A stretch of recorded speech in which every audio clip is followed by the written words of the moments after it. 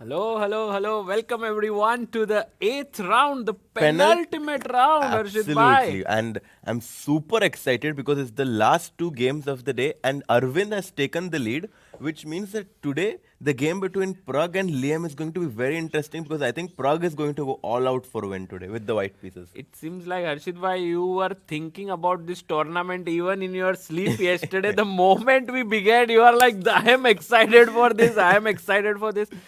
Did you get good sleep? I got very good sleep, but the weather changed a lot and I made a very Rookie error. rookie error of keeping the window open. Oh So my whenever as soon as I woke up, I felt a little unpleasant, but I'm very excited and which I'm sure is going to make It me also feel better. shows in your dressing today. A very nice shirt. Oh, thank you, bhai. Yeah. Arre, but look at you, bhai. It Arre. feels like you are going to some cocktail party. No, I'm here for commentating. I'm here. I brought this suit with me, but I never wore it. So I thought might as It looks well very today sharp, and tomorrow I can wear it and then show that I'm a professional. Bye, bye, bye. Also, it's a nice vibe, no? Like I'm more professional, you are more chilled. Just by our dressing code, yeah. Yes, dress code. No. Otherwise, so you are amazing. Guys, let's have a look at the standings of the Masters section. As Harshit Bhai was saying, Arvind Chithambaram is on the sole lead with 5 points out of 7. Fantastic performance by the youngster. Pragg is within a shouting distance, actually. Yeah, I mean, just trailing him by just half a point. But Shankland is 1 point behind Praggnanandhaa, which tells me that only Aravindh or Praggnanandhaa have a chance of winning this event. Very possible. Unless Arvind loses both the games and then someone else wins 2 games and moves ahead But of today them. Aravindh is playing with the white pieces against David-Navara. Oh, yeah. I think he's going to try and win this game as well. He's on a roll. Well, it could very well happen. We will see. let's have a look at the pairing for this so that we know. We have Aravindh, as you said, taking on David-Navara and Pragg taking on Quang Liem. Yes, I think that's those two games are definitely going to be very, very interesting. At the same time, Anish lost his game yesterday with the white pieces against Aravindh, Yeah. which tells me that his game today is also going to be very fighting. I don't think that he's going to go for a draw because he wants to come back to 50%. Right. By the way, Himang Ghosh in the chat says leaders are not immune to losses. We saw that at Tata Steel. Yes, Gukesh losing. And Pragg losing, both in the last round. So who knows what will happen. So these are the pairings. Maybe we can also later on have a look at the standings in the challengers section. Yeah, I'm very curious. Oh, there we have it. Bjerre and Nodirbek are just completely running away with it. 5.5 points out of 7. Marc and Marc Andria Maurizzi are trailing them by 1.5 point. So I don't really think that anyone besides Bjerre and Yakkuboev have chances in the challenger section. So I think it's well established. In challengers, it's Bjerre and Yakkuboev. And in the masters, it's Aravindh and Pragg who are going to have a shot at winning the championship. Very likely. This is how things will pan out. But there are always surprises. And there we see David-Navara taking fort in the background. He is always there whenever I meet him. If we can have a look at his camera, he's around there. I think Harshit, David-Navara versus Aravindh is one of the main battles that we will focus on. For today. sure. I mean, David is a very, very fighting player. As nice of a guy he is, he's very, very fighting on the board. Yeah. And Aravindh, on the other hand, yesterday was very, very passive. Oh, and there's the handshake. And I think this is definitely going to be a big battle. Aravindh was waiting for Anish to be aggressive today, and then he took his chance and never let it go from there. I think today we might see a different approach where with the white pieces he might try to press. Yeah, David. and also David always likes to fight, so draws are unlikely here. Quite possibly. And I think the game should begin any moment now. Yeah, and I'm looking forward to Arvind's first move. What is your call here? I have a feeling he will go for the king's pawn. I think, yeah, very solid. E4. Because, somewhere Aravindh also knows that a draw will do him fine. Yeah, so I think he wants to keep a position very, very solid and under his control. He doesn't want to make it very, very complicated. So I think he might go for Catalan. Could be. So he'll start with D4, that Yeah. means. Okay. And by the way, we have Quang Liem there waiting for Pragg to arrive. Pragg also has the white pieces today. So Pragg will go all out. Like today, Pragg will have nothing that he will hold back. Well, in some sense, he's not going to go completely all out because even a draw today might still make him have chances tomorrow. But definitely wants to win today with the white pieces against Quang Liem, who also lost yesterday. Oh, yeah. Which means that the momentum is in Prague's favor. I definitely. agree. Quang Liem had perhaps one of the toughest losses yesterday because he simply blundered and had no chance after the opening against Sam Shankland. So let's see when Pragg arrives. He always comes a bit late, yeah, Pragg? Yeah, I think he's taking a feather out of Magnus's hat because he's always just coming right before the game starts, and there he comes, the handshake. It's 2:59 p.m. when this happened in real time. And the games should begin any moment now. Who got the game of the day? It must be Aravindh for sure yesterday. Let's have a look. I think they will give it now. If we can go to Arvind's board, maybe there the award ceremony could also be happening. Let's see if... Guys, can you give your predictions? Do you think Pragg will win? P for Pragg win and A for Arvind's win and PA for both of them win. Arey. Wow. Let's see what our chat has to say. In the background, we see the very experienced journalist, Dirk Jan ten Guzen. He is the editor of Nguyen Chess. And the entire chat is like P. Papa. P-A. Papa. A. Oh, P. and there Aravindh gets the game of the day Not for a his surprise. yesterday's brilliancy. And look at David's gesture. He was also appreciating that. Yeah. Very, very nice sportsmanship shown there by his opponent before the game. And I think this is going to be an exciting clash. Absolutely. Chess pa. Arey bhai.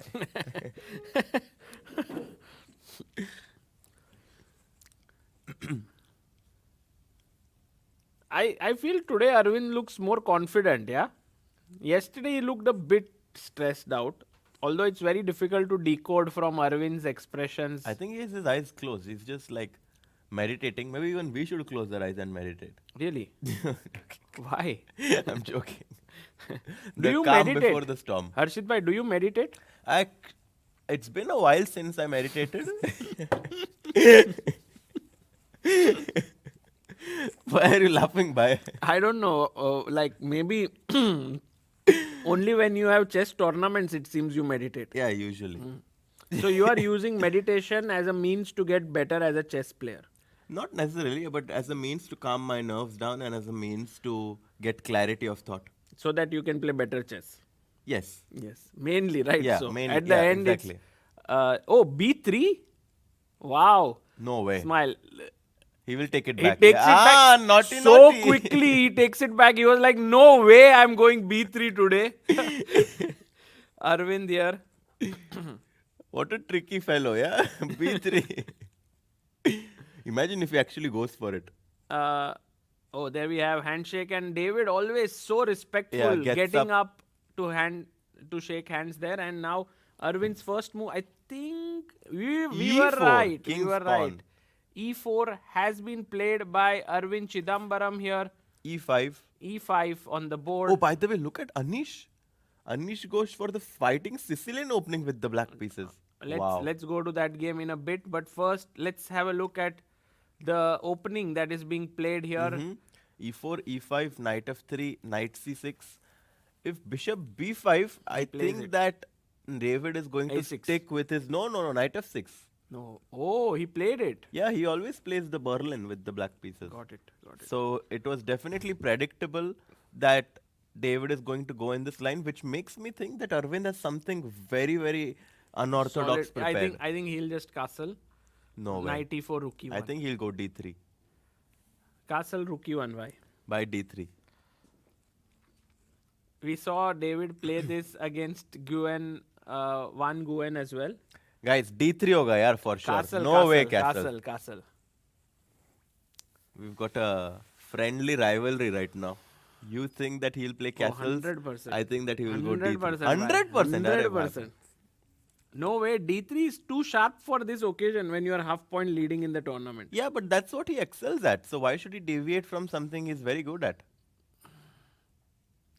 Oh, arey yaar. Sagar bhai. Well played. I'll Thank get you. you back, bhai. No, now you have to do something. for What? this. We did that. Harshit bhai just trying. Now what do you think? D4 or rook e1? Again. What important. do you think? D4, really? Rook e1. Rook e1, yeah. Yeah. It's Wow. just the vibe of today. You think he'll just make a draw? No. He'll try to press for something here, but I think he'll be okay. You think about it. Even if he draws today, he's in the lead joint if Pragg wins or else Sol. Well, actually, I think he's also inspired by the opening of Nguyen Thaidai 1 against David Navara because from the same opening, Nguyen actually had gotten quite a decent advantage. Yeah. He was pressing a bit. He was pawn up in the endgame. So let's see if Pragg, Arvind... Can we actually, I know a very bishop f1 and can we actually go to that game because I've noticed a very, very interesting point from that game of Nguyen versus Let's see Navara. if they play the same line, then we should go there. Rook e5. I would love to know this. You prepared something? Yeah, there was like something I was discussing after Nguyen at the end of after his game, and he pointed this incredible variation out that we were analyzing, and I would love to show that if that variation has happened because it's possible it happens again. Well, we can even show it on the board here. I have the game, so it went. It didn't. There was a big difference here. Oh, here, at this moment after castles, knight c3 was played by Nguyen. Okay. And Arvind, whether he'll go knight c3 or d4, we will know whether he's following the Nguyen game or not. He plays d4. So he's not following that game. Following but it, can you show us? Yes, so it was knight c3, bishop f6. Yeah. Rook e1. Rook e1, rook e8. Yeah. Rook takes e8. Yeah. I think he took back with the knight. Yes. Knight d5, bishop g5, d4. I think c4, no, first? Oh yes, you're right.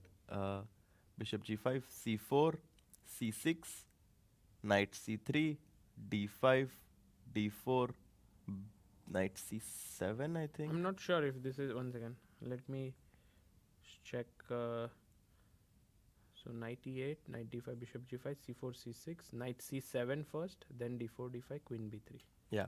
So Queen first c4, c6. It transposes, Yes, but it does. went this way. Queen b3, b6, bishop g. Sorry, he didn't take. Can I? Yeah. b6. And then there was the move queen a4, bishop b7, queen g5, bishop g5, queen g5. Yeah. And now, c takes d5 was played. Knight takes d5, rook e1, knight f4, knight e4, attacking the queen and trying to jump to d6. So queen goes back to This e7. happened in the game? Sorry, no, but so rook e1 happened. So cd5, knight d5 happened, and here after cd5, knight d5, he took knight takes d5, and it led to an equal position. But here he could have gone for rook e1. This was the line that I was discussing. Knight f4. Now black is threatening to go knight h3 and knight f2. So we go knight e4, protecting the f2 pawn. Black has to go back to e7 so that he controls the d6 square. Queen e7. And now, just one Rook e3. second. No, and now is the most insane. White to play. Can someone find it?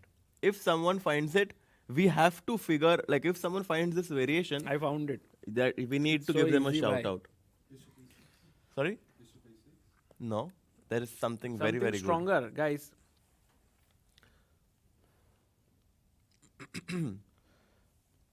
Himang says the only top level game where the result is not a draw in Aravindh-Navara line seems to be Magnus Aronian from 2018. good. Yes, Where and in that line, Himang, White had gone for d4 and d5. I distinctively remember watching that game. Rook e3 is possible, but White has a better move. That was your move, huh? No. Okay. By the way, someone has said Queen A3, Arnav Agarwal, which is not a bad idea actually. It might come in some positional books, Yeah, it's.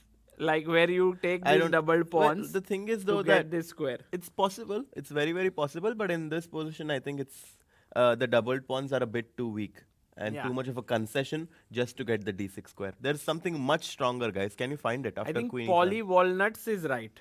Is not. No? No. I thought that move. The move I thought was d5. Knight Oh, takes d5, just simply. This is not easy at all. Sorry? Rook takes. And then knights 6, but there's just gf6 and then. Do it the other way. Your idea is great. Exactly. Check, Knight f6 take. first, and now queen takes a7. Absolutely insane variation. Well done. That could give white a small advantage. Very, very easy to miss. And this is why I wanted to really show this, because this is insane. Knight f6, queen a7.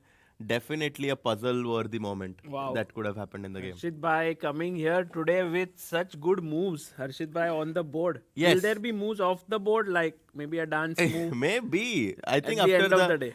at the end of the stream, we might do something fun. We'll go to the live position because Arvind chose a different approach.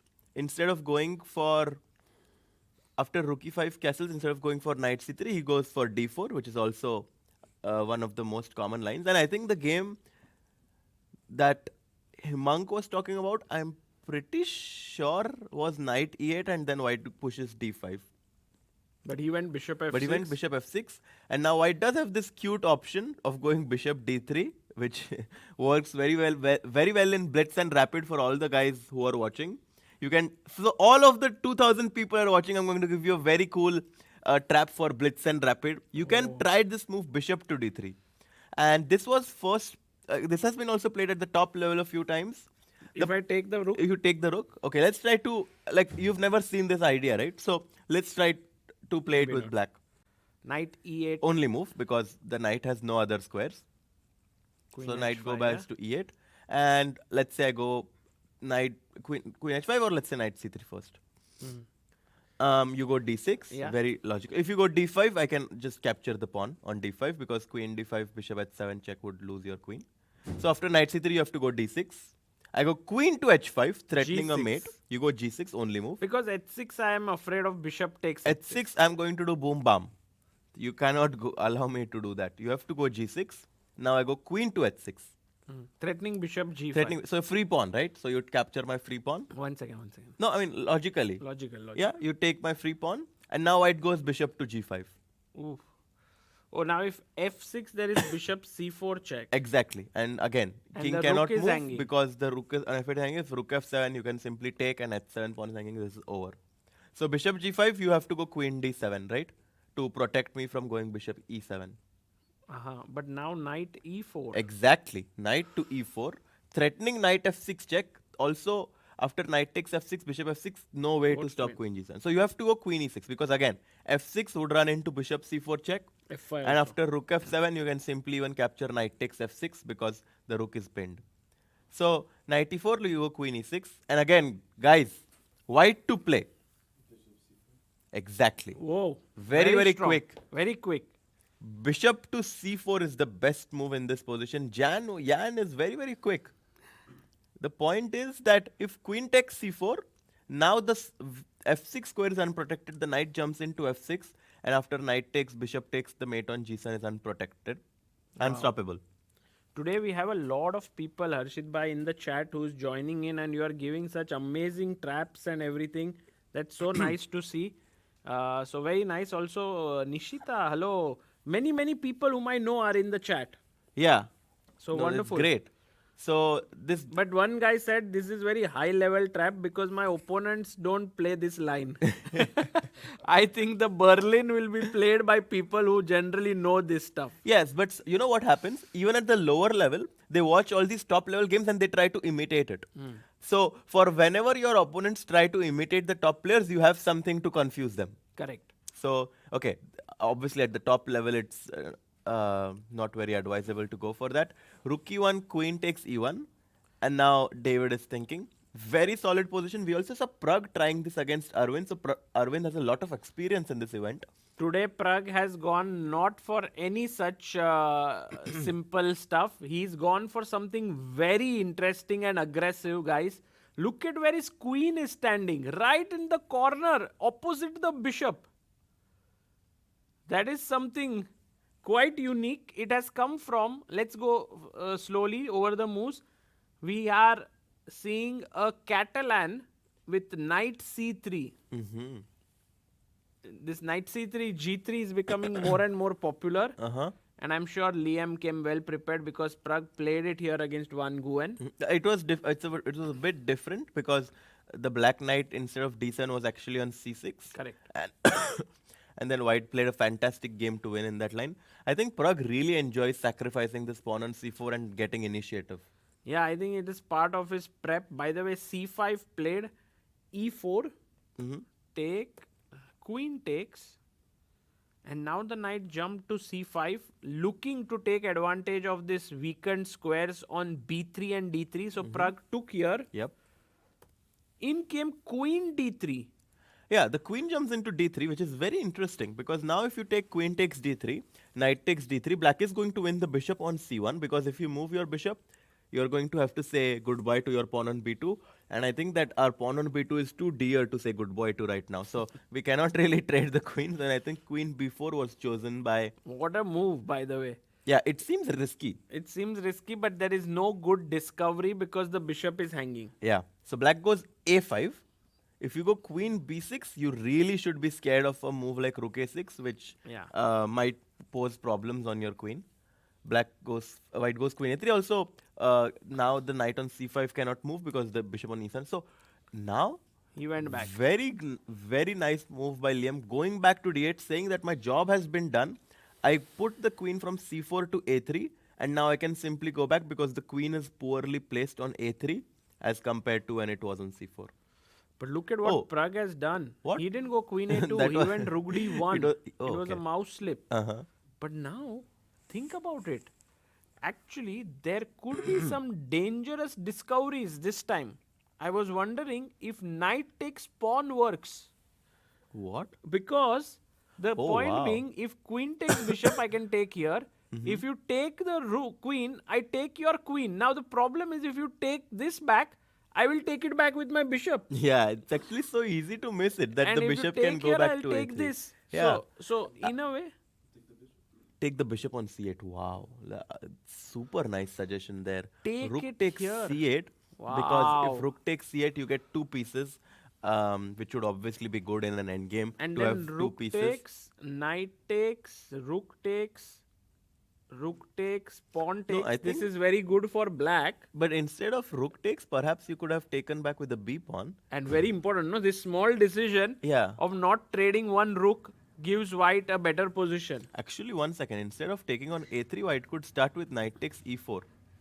Knight takes e4 and now take b takes a3. That's also Because these pawns are actually doing a very good job of making the b pawn weak. Rook b1 is gonna come next, bishop e3, and these 2 bishops are going to give white great winning chances. So I don't think that taking on e4 is a possibility right now, which makes me think that queen e8 or bishop d7 might be 2 logical moves that Liam considers. Yeah. So important moment here for Liam. I think he's out of his prep already, it seems, Harshit Bhai. And it seems like Pragg has looked at this because he still has 90 minutes on his clock, which is obviously a good sign in this very important game. Pragg is one of the best prepared players in the world of chess. He's always so well prepared. By the way, look at Arvind's game. The queens have been exchanged already. Oh, it happened queen e7. Aravindh quickly took, played bishop f4, and now David says, I'm here for a Whoa. small fight with g5. Wow.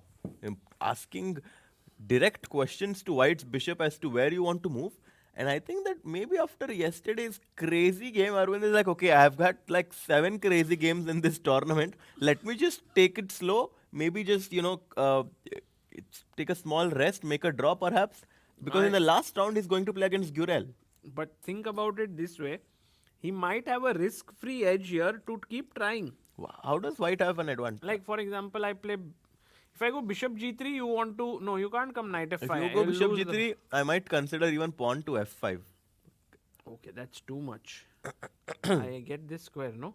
You go back to bishop e5. That's an interesting But point. maybe yeah. there's something even better. Maybe f3? Yeah, f3. Or And f4. maybe the pawns on f5 are too weak. And this looks kind of good for White. It's also wondering if f4 makes any sense, but it weakens this square a lot. Yeah, I think h4 is a very good move. h4? Hmm. Giving up a free pawn. Yeah, and now I go bishop f4. And Wow. I've got very good control over the position. Okay, so I guess that there is still some... I mean, obviously, the material is equal, but, these positions can always lead to a result if one of the sides is playing for a win. By the way, let's go to Anish Giri game versus Shankland, because we are seeing the open Sicilian happening, and we have no Najdorf. Anish goes for classical Sicilian, because Anish feels that Najdorf is something that everyone knows that he plays. And also, Sam Shankland is a very big expert in the Najdorf. So Anish deviates slightly, goes for knight to c6. Yeah. And bishop g5, e6. Obviously now, instead of queen d2, I'm just trying to show some opening concepts today. So in this position obviously is a very big theoretical battle. It's known as the classical. Bishop g5 is the most testing option because It's white called is... Victor Rauser. Yes, and white is ready to go queen d2 long castle, but recently, a few years back, there was a very cool concept of white playing queen to d3. The point being that white can now swing over to g3 in one move. And this was very, very interesting and novel idea that people were playing. And if a6, which is one of the most common moves, white is already much better. Oh. Because white takes knight takes c6, b takes c6, long castles, and the same line that we have in this position, the queen instead is now on d3, which means that after a move like bishop e7, you can swing your queen to g3, and white is just doing very, very well. So after queen d3, the best move for black was actually to go bishop to d7, so that taking on c6 would be met by bishop takes c6.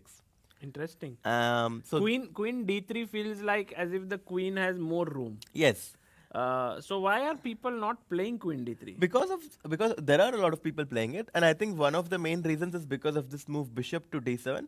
And the thing with the queen on d2 is it does also protect the bishop on g5. So there are many variations in which the bishop on g5 needs protection. So that's why the queen is better placed on the d2 square. Also, in many lines, when queen a5 comes, for example, like I can just illustrate this: bishop e7, long castle, short castles, king b1. Let's say, I don't know, knight d4, queen d4. In a position like this, bishop d7 would be a big mistake. Can players find it out? Yeah, let's White ask to our play. chat here. White to play. There is a better move. Better move. So in this position, actually, just to tell you, bishop f6, even though you win a pawn, like even though you win a pawn, black get like a position like this, black gets excellent compensation because these two bishops are doing a great job. The rook is going to come to d8. But yes, you're absolutely right. I didn't want to stop my thought. Yes, you're absolutely right. Bishop d7, knight d5 is the best move. Many people finding it because now if queen takes d2, the king is on b1, which means it's not a check. And now you have the intermediate knight e7 check, following it up with rook takes d2, and white is doing very well. So that's why the queen on d2 has its own perks of being placed there. Actually, some people have also said in this position, which was tempting, but is wrong, is the move e5. And their thought was if d takes, then they would take here and win the bishop. But the problem, of course, is that after e5, the queen would swoop in and take the pawn. Absolutely. So that doesn't work. By the way, in the game, queen d2, a6. So again, amazing insights there by Harshit Bhai. I think you guys are all becoming stronger opening experts thanks to Harshit Bhai. Harshit Bhai, what if they all use these traps against you? But maybe I have something prepared that I'm not saying here. Tricky. Always tricky, Harshit Bhai. To the core, queen e1 played What? by Sam Shankland, where What? the engine evaluation drops. How? Anish What? goes- It drops so much? I think just 94, does it work? No, it doesn't work. 94. Sorry? E5 instead of queen e1 looks very natural. Yeah, e5 possible. E5 is 97. so when I play these positions, like obviously e5 is something you want to do, right? Because after knight d7, you can exchange the bishops on e7, and it feels like the dark squares are super weak. The problem is that black sometimes pushes c5, brings rook to b8, and his attack sometimes is very quick. Because it's a bit difficult for you to push f5 because your e5 pawn is always going to be a bit weak. So, although e5 is tempting, it does like release the tension which you always had on the d5 pawn. Exactly. Which means that black can now push c5 and get his quick counterplay.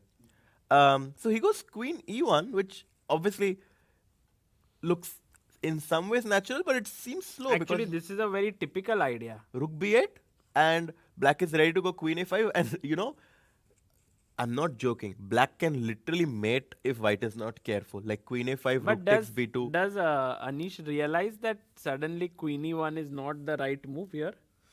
Like, I don't think, because in many lines I've seen queen e1 happening, queen can move here, you are defending, the rook opens up. So, but maybe he will just play the natural move and still be better. Like, Rook b8, there is queen a5 also possible or not? queen a5, there is a very cool trick possible for white. Oh, that's the idea of queen e1. Yes, he's setting up a trap. Wow. Guys, what's the move? By the way, Harshita, one of the finds of this tournament is, of course, Arvind. Yeah, absolutely. But in the chat, we also found a mod this time, Pepsi Cola, who has been wonderful and mentions that they are from Seattle. Really? Yes. Oh, that's amazing. Is Seattle near Yeah, where you stay? it's only 2 hours away from where I live in Portland. So if there's ever Actually, today I shared on my Instagram stories a chess club being formed in Seattle. Where Yes. people are meeting. Prasanna Rao, who is an IM, went there, played a simul. wow. So it's like chess this was Community. a chess gathering community, and maybe if you have someday time, Harshit bhai, you can take that 2 hour journey and meet all of them. Yeah, definitely. One of the weekends I can try to plan it. Right. Can you go knight d5 again? Exactly. Or are you scared of queen takes? No, That's, knight d5 is absolutely correct. That's what I thought. Because if queen e1, you have the intermediate knight c7 check. Yes, with queen takes a2. Oh, but you know something that even I just noticed is that after king f8, rook takes e1, rook a7, and your knight on c7 is trapped. Oh my That God. would be an unpleasant surprise to. Also, queen a2 was a decent option there. Queen a2, I was a bit scared of losing my rook on a8 because now the king cannot go on this file because the rook covers But it. if I go king f8, And I knight just a8, take the rook, queen a1 check. king d2, and King it does d2. look scary, but I think that since I'm going to get bishop d3 next. Sorry? The bar says that white is winning with this position. Yeah, Yeah, white is winning. white is winning. That's yeah. absolutely right. So maybe it's not knight d5, queen a5. There is some, maybe e5, just simple chess. Break their castling. Yes. Or it's possible that it's ed5 first and then knight takes d5. Harshit bhai wants to play knight d5. Yes, because of the king being on e8, I think that tactically it's a very strong possibility Let's that you see. can make it work. Right. So let's say ed. Okay, it's froze. cd5 and knight d5. But the thing is that even with capturing the pawn on d5, my knight on c7 is still going to be trapped. Which is, I've never seen the knight being trapped on c7. It's such a cool tactic that one should be Also, careful the about. pawn on f4 stops the bishop from coming back and defending it. Someone mentioned knight takes f6 check, but the problem with GF. knight takes f6 check, yes, it's very important you ask this because after gf6, the bishop on g5 is en prie, and after you take on e1, black will simply capture and will be winning. So, I think after queen e1, queen a5 seems to still be possible. Yeah, e5. E5, knight d7, that's the best way to show it, yeah. Just take, no? Take on e7 and knight takes d5 check, exactly. And the queen on a5 is hanging. But okay, let's see what Anish comes I up think rook with. b8, no? I mean, He hasn't played, and I think he senses it because he's all well prepped up. He always knows the way to play. Harshit bhai, do you need something? I'll just actually be right back. I'll just Yeah, clear please. my nose and be back. Please. Harshit bhai, of course, you can switch off your microphone. um, The bar says that black is better. yeah, black is better because last move, queen e1, was not at all a good one by Samuel Shankland. So rook b8 is a good move here for black, putting pressure on b2. And I think Anish Giri might be looking at his first win today. Already too early to say in the opening, but not good signs for white if after 10 moves you're already in a bad position. Quang, Liem and Pragg suddenly, after rook d1, Liem goes queen b6, which has led him into a difficult position slightly, it feels, because of bishop e3 pinning the knight here, and there's also a pin here. So very nice position here for Pragg. I like it. You know, he is in a must-win game today, but this seems like the position from where you can press a bit. Also, what should black do here is pretty unclear. Maybe there's one idea to just move in with your queen, trying to trade.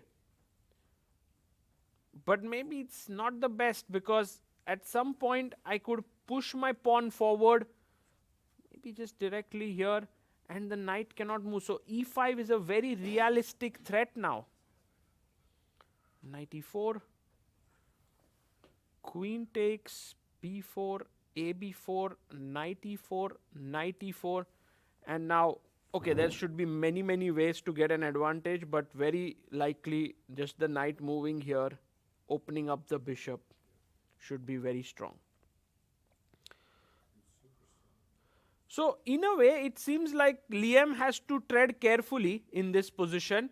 He is looking a bit in difficulty. Let's go to the other games. There is a game between Ediz-Gurel, who scored his first win yesterday in a super tournament, taking on Vincent Keymer. And this is a big clash because Vincent would be looking to win today with white, while Ediz would be trying to be very solid. That's what he's done with the Petrov.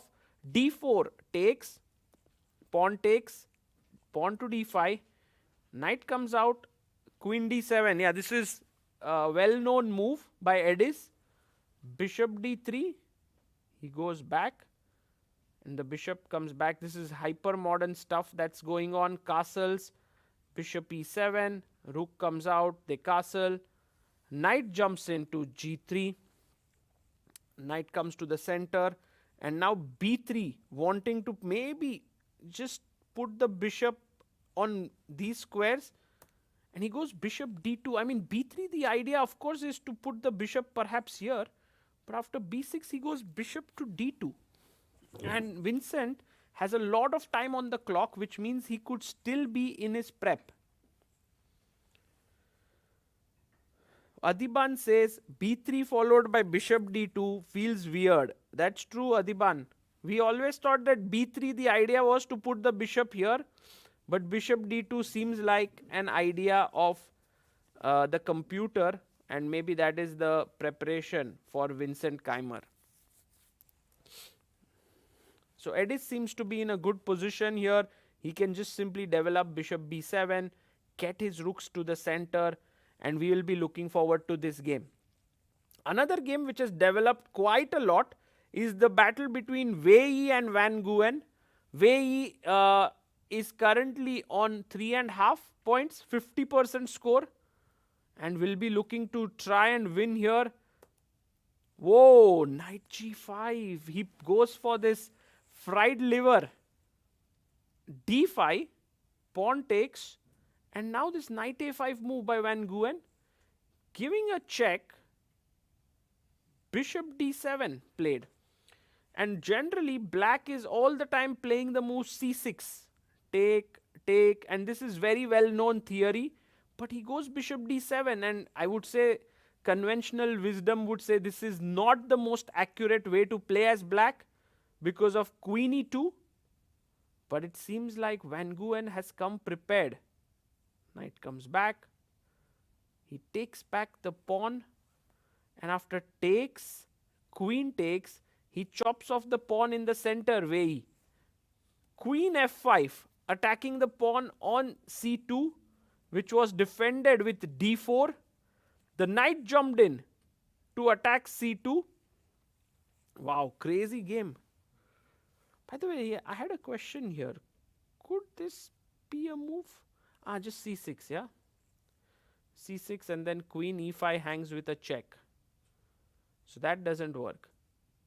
So d4, knight jumps in, attacking here. What's the way to defend this pawn? Knight d... Yes, knight a3 was played in the game. He played knight a3. And castles... This is the position. Oh my god. Look at the clock of Van Nguyen.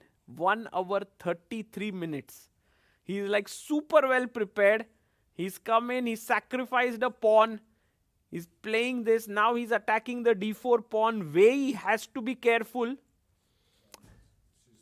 Yeah, c3 looks like the best move.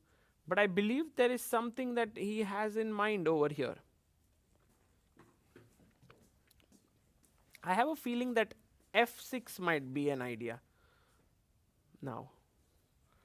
Because it does look weird, but I am fighting for the d3 square. Yeah, it's the right move. I'm getting better, Harshit, at chess. Really? Yes. That's amazing. It seems like without even using the engine, I'm able to spot some moves. Oh, are you okay? Yeah. Oh, wow, what an interesting position. Yeah, this is the live board, and c3 was a suggestion here, which is natural. But then f6, and if you take, I take with a check. Wow. Pick up the knight, and if you play knight f7, I have at the very least knight d3 check, putting you in big problems. If king f1, can we just continue that? King f1, bishop a3 maybe. Wow, yeah, that's a cool move. Bishop a3 followed with rook e8, right? But he will take one of the rooks. Which one? Or maybe there's something stronger. Oh. Wow. I think bishop a3 is good enough. Bishop a3, knight h8. And I think just save the bishop. This knight is trapped anyway. no, Oh knight no, f7 bishop is d6 coming. is knight f7, so maybe bishop f8. No, knight f7. I don't think you should allow. No?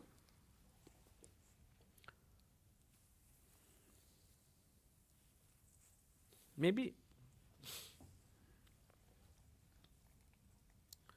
c1, rook c1, bishop f8 seems like Maybe bishop f8. Maybe, yeah. Bishop f8, knight f7, rook d7. That's no, but no, it doesn't work because Oh, queen because e8 of is made. check. Yeah. What's the okay? Let's try to figure it out. Yeah, black to play because there is a way for black to win knight this. f4, I think. No. Oh, bishop f4, sorry. Maybe just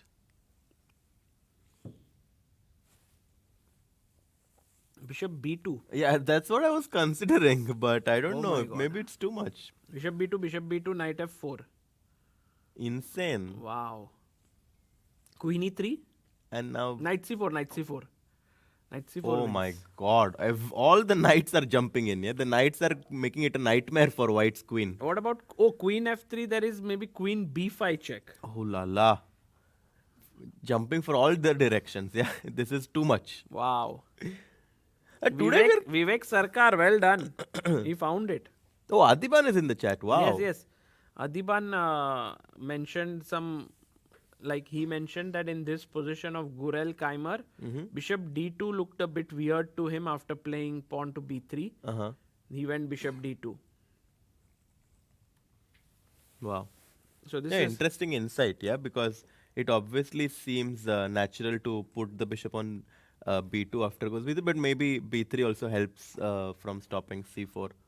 But I think today Vincent is definitely in a very, very aggressive mood because he's pointing his bishop towards the black king. He's already gotten all the knights. The cavalry is set, you know. The attack is about to proceed now. yes, everything is set. The only thing is someone has to just start it off, like enter the enemy territory, and I think it might be the knight who will do the honors by coming to f5. But it's a very, Vincent is very, very classical. He knows that before starting an attack, he needs all of his pieces in the perfect position. He doesn't want to start an immature attack where one of the pieces will go forward, but the opponent's king will be like, come. You know how in, is it Kho or Kabaddi. Kabaddi, yes. Where if you go too much inside, they will trap you, yeah? So Yes. he knows that he needs to be very strategical about it.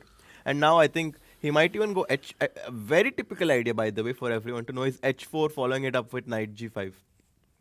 So I'm By the liking way, Vincent's position. Anish Giri has found the move rook b8 Yeah, this and is he has played it. And as we have discussed, this can get very dangerous for white right out of the opening. It's interesting that yesterday Shankland won out of the opening, and today he's already in a slight difficulty.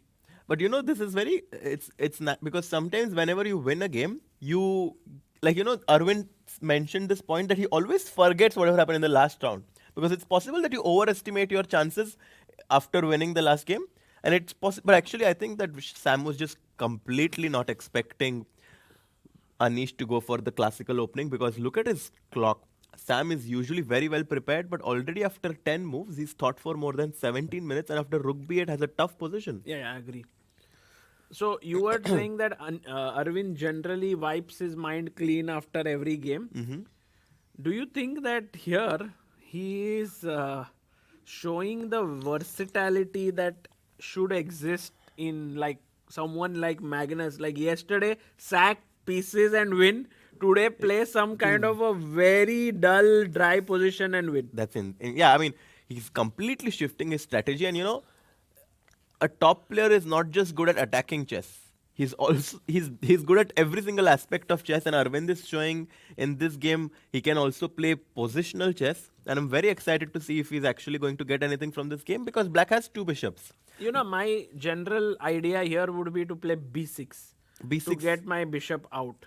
Yeah, obviously this And is if you try to jump, attacking here and here, then I just simply drop my bishop back and ask you like. so in this position. The only thing that White is fighting for right now is E file. is with his quick development. Or a4, a5. Yeah. He can even try to put his knight to f5, knight g3, and then after bishop b7, he'll put his knight on f5, which looks like a very, very good piece. Yeah. And then follow it up with rook e1. Very important to take control of that file, because I don't want your rook to come to e8. Bishop c4 is going to come next. And with my knight on f5, you do feel a little uncomfortable, right? You have to... Maybe I'll come here and just put my a bishop. very nice move. Very nice move. Sorry, And Harshit just to illustrate that knight e7 check would be a big blunder now. Oh, Because wait. Let's ask our chat Yep. and people here. Why is this terrible? Takes and then bishop e6. exactly. You are not a good host, yeah? You are like inviting the guest into your home and then locking them up. That's not nice. Bishop e6 and the rook, unfortunately, is gone. Wow, Arav Gupta found it. Very nice. Yeah, well done, Arav. Because it's bad move. That's Oh, the best by the way, a answer. big mistake it seems by David. No way. Look at Ru- this. Knight f3. What is happening with Aravind here? He plays anything, he gets great positions. Oh my god, it might be knight f3 that's the No, best no, wait, move, wait, no? wait. Let's think, Harshit bhai. This is like, look at this, guys. This was the position. The bar is just like here. He makes the move bishop No f4 way. and it climbs up to almost +1. What? In a completely like In a jiffy. How is it I possible? can't believe that a player like David can make such a move. Well, because I mean, if you go knight c4 and then followed by g3. Knight c4 runs into d5. I was a bit afraid that black would be able to develop with the tempo.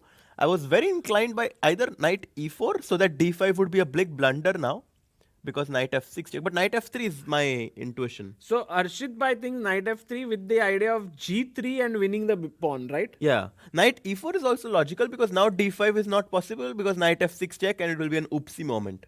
So knight e4, pawn push, you jump in, give a check and win the pawn. Yeah. Okay. And knight e4, oh, maybe Look it's- at Adiban says knight e4 exclamation. Oh, okay. So if Adiban says it, we should probably believe it, yeah.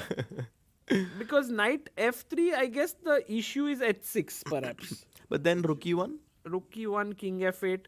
Are you able to progress? Yeah, well, the somehow? g3 or also knight bishop f4 is so weird because it allows white to develop g3 with a tempo, no? I don't even know what David is doing here. Like, okay, let's see. Knight e4, by the way, is the best move here. Let's see if Harshit's knight f3 is also strong. Well, it drops the edge. I think f6 might be the move, Harshit bhai. Oh, that's Because it takes away this, and then king can come. Oh no, but it opens up this diagonal. Someone mentioned g4, and after g4, I was very curious if I am in. Okay, maybe I am not. Yeah, I thought I might be in time to go g3, and my idea was that if gf3, gf4, I might be able to pick the f3 pawn. That was my idea, like h3, king h2, and I try to pick up the pawn. Like let's say h3 now, and king h2, king g3. But I think black is in time to get bishop f5 and. You put the Actually, bishop here. but I can go rook e1, no? And I'm still doing quite well. Bishop e6. And let's say even a move like rook e5 to threaten f5. It looks, I mean, it also has some interesting strategic ideas behind it. But I think knight e4, the move that has been recommended by Adiban, is a very, very powerful move. Because d5 is not possible d5 now. not possible, and d6 will trap your bishop. Oh my god. that is unfortunate. That's terrible. That's just not what you want. And if f5, well, obviously that's the move that we should consider. I think knight f6 check now. Do you want to give check here or do you want to give check here? I thought knight f6, yeah? Check. King f7. Not g7 obviously, because then I'll have knight h5 check, and then I'll capture the knight bishop on f4, and then rook e1, and I think it's over. It's white is winning this position. What if I go b6? I mean maybe rook e7. 7, not 8. Yeah. Because then bishop b7. Mm-hmm. And I've managed to convert my lead in development into now material advantage. You make a very interesting point there when you said that how you converted one advantage into other. People are so used to the fact that there is only one kind of advantage, which is material advantage. But that's not the case. That's not true, even in life. By the way, Harshit, knight e4 Arre bhai, on bhai. the board. Oh, he played He it. finds it in a jiffy. And I think this is definitely going to put Navara in a lot of trouble now. It could very well be that today Arvind, Join us again. That, I was saying he might well win the tournament. Well, yeah.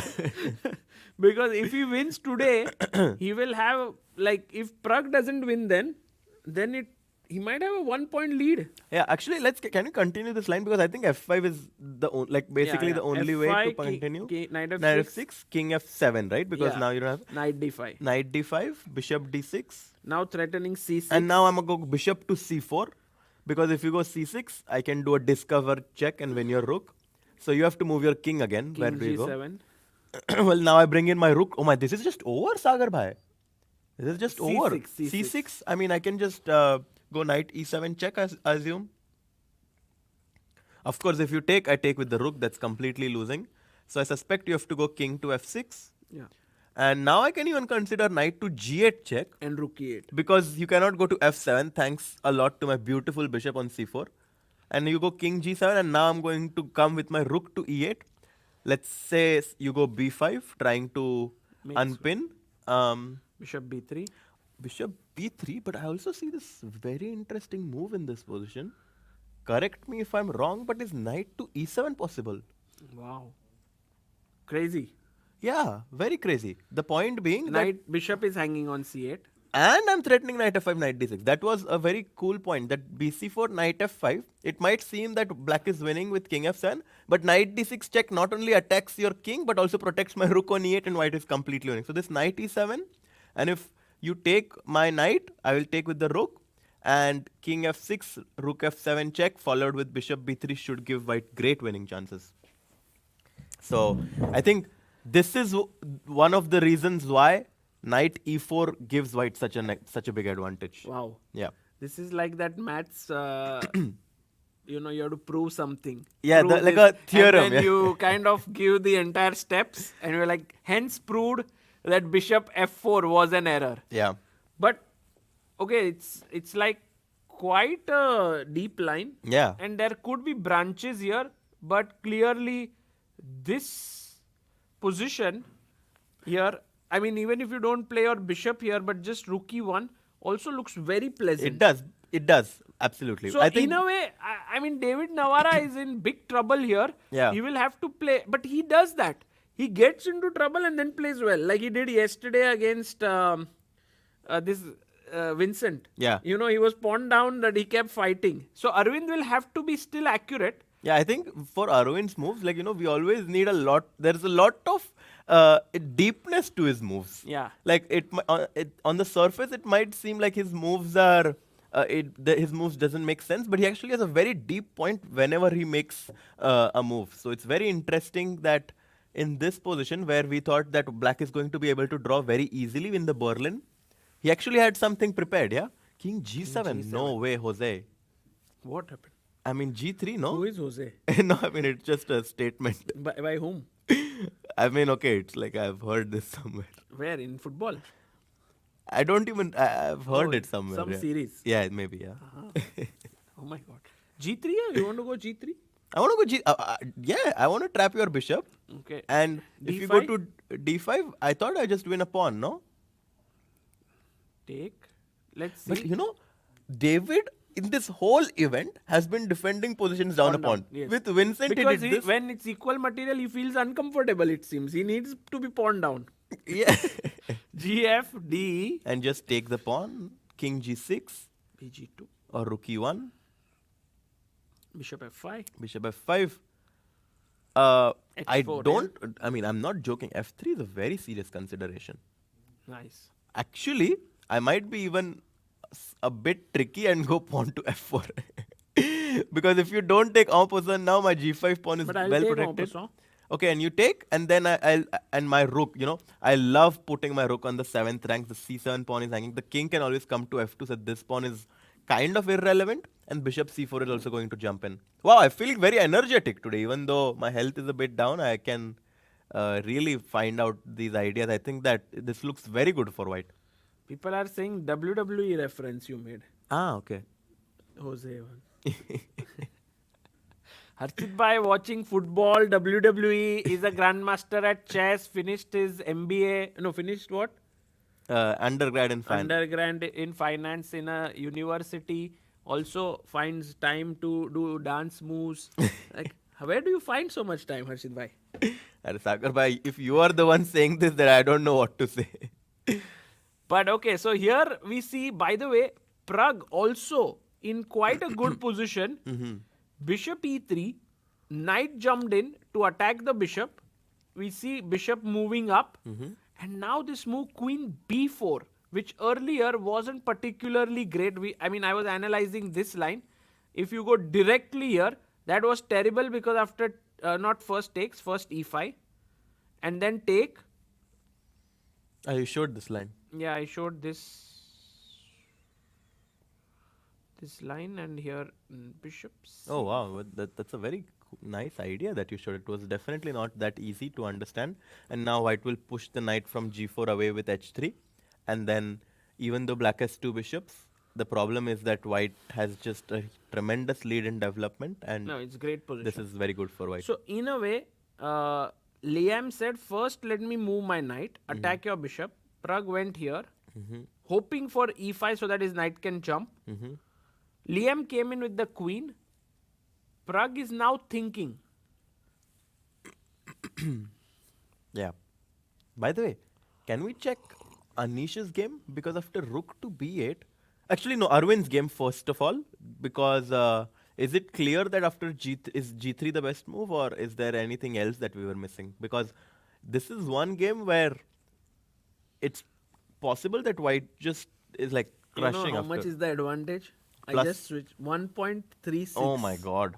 That's huge. That's almost like 1.5 pawns up. Yeah, and I think after, I just don't see what black can do. Like g3, the line that I mentioned might just be happening by force, no? Because bishop d6 you can never play from the right mind, because I don't even No, need take to on capture D6, on take on D6. exactly. I'll capture on d6, cd6, And rook rook e1. This is No, if someone told Arvind that if you play this rook e1 in move number 5, and you'll get this and position. on move number 20 you will play rook e1 and get this, he would be like, No, yeah. thank you so much. I think then I would be the one saying, I cannot believe what's happening. Yeah. So, as you said, g3 there is just nothing much. Maybe we will see the d5 line. f5 is another way to attack the knight, but I don't see why this would change anything. Yeah, it's fg5 very and similar. In fact, D5. now the bishop is even close. So d5, let's actually look at this. Do I still go f3? Or f3 or f? Do I still go for this idea This of is f4? very weird. Yeah, f4. F4 is very smart, because now I can go EF3, king bishop f2, D3. king e3. Yeah, and if ef3, Oh, bishop ef3. d3. No, I just bring my rook in, and I'm jumping with my rook in. But I thought bishop d3 stops his king g6. That's very, very smart, Sagar bhai. Very nice. Rook e1, king f2. That's very nice. h4, h5, h6. Yeah, very nice move. Bishop d3. Prophylaxis against black entering from king g6, also preventing bishop f5. Fantastic positional idea to just dominate black's king. You know, if Arvind wins this and comes here, he will be like, I don't know what's happening. And this time, it won't be like, I don't know what's happening, I'm winning. But like, how can Berlin give such a big advantage? This rook e1 line. Maybe it's something I should delve deeper into, because I was of the opinion that black would just going to make a draw easily. No, I mean, clearly it's David's error to go bishop f4. Yeah. But then, let's see how that goes ahead. For now, Anish, after queen e1, rook b8, Sam has taken.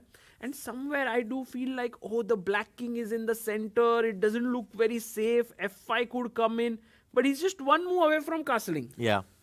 Yeah. No, it feels like something is going wrong for white, you know. It feels like black's pieces are very well coordinated for launching an attack on the black's king. And whenever there is an opposite side castling, we've always talked about how it's the race about who attacks first. And I think that black is already it's like a race. It's like a car race, and black is already like 1.5 seconds ahead.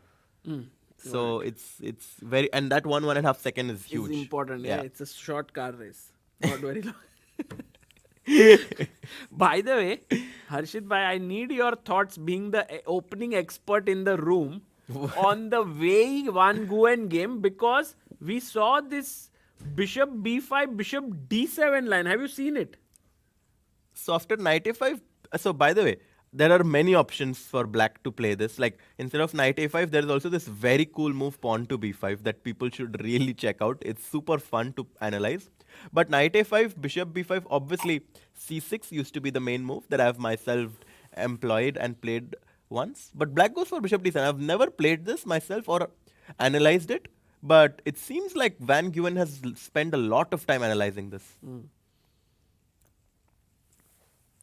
But Queen e2, look at the speed bishop at e7. which he's Oh playing. my god, he has I'll just quickly take us through the game. Bishop e7, Yeah, we knight saw it. f3. Okay, so in the live position now after No, the last move we saw was long castle here, and Van Nguyen at 133, bishop e3 by Wei Yi, and instantly played knight c6. What I find here is Wei Yi seems to be not prepared, then works really hard on the board, finds all the best move, and at some point collapses. yes. Today I don't know if it will happen. Yeah, I mean, I don't think black is playing for an advantage as such, but if black is able to equalize with such ease against someone like Wei, I think Van Nguyen should definitely pat himself on the back for preparing so well and surprising Wei from the opening. Yeah. And also, like, now once you put this pressure, there is this pawn hanging. How do you defend it? Like, you could go long castle, but Oh then no! this just... Yeah, I definitely don't want to long castle because bishop takes a3 is really going to spoil my pawn structure. Even c3, I don't like that this is... Oh, like, this looks really sad. what sort of... Yeah. I mean, this is really bad. so weak. So, I'm expecting knight takes c6. okay.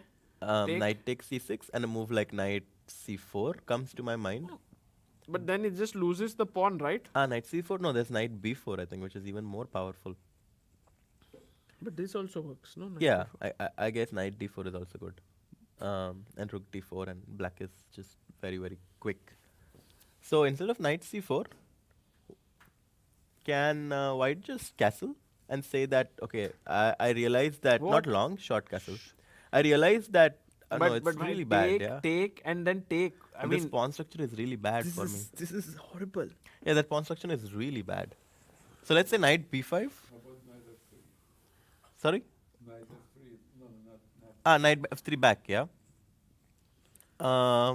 Yeah, that seems like a good move actually. I was scared of bishop a3, but I guess now... And then controlling the c4 square with queen d5. And then knight c4, and then rook e8. This might be his idea. And then at some point launch an attack with f6 g5 and white can't really launch an attack, yeah. Wow. By the way, Adiban writes in the chat that Aravindh is one of the nicest person. Very humble and down to earth. Almost like a brother to him. Seeing him win the Chennai Grandmasters was awesome to witness. Yeah. In fact, Adiban was our co-commentator Oh, there. wow. He was commentating, and we saw Aravindh winning there, beating Levon Aronian in the tie break.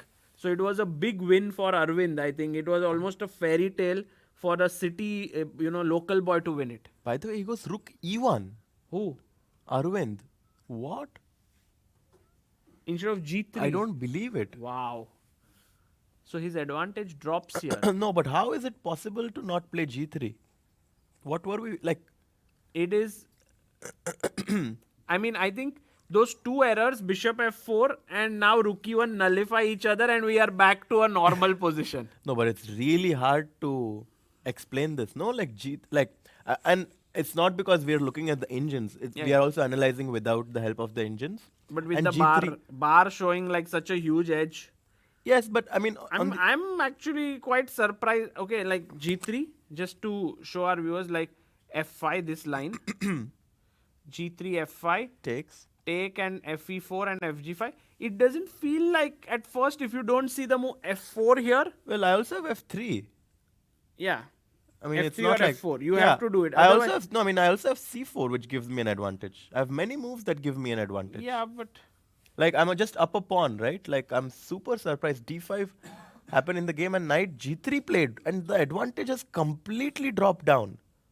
by the way, Adiban says that after g3, if we can look at his line, Yeah. f5, Just one. Sorry. gf4, g3 f. Okay, Yeah, okay. sorry. Bhai, you can just take a shot. You can take some hot water. There is Yeah. hot water here. I got some tea, yes. Ah, nice. F5, GF, FE, FE4? FG, and he thought King G6 was the move which he may not have liked. But F4 still? King F5, you mean? Ah, okay. But F3, okay, I'll go F3. F3, take. And now Rook E1. I mean, whenever I get Rook E1, I'm jumping on my chair.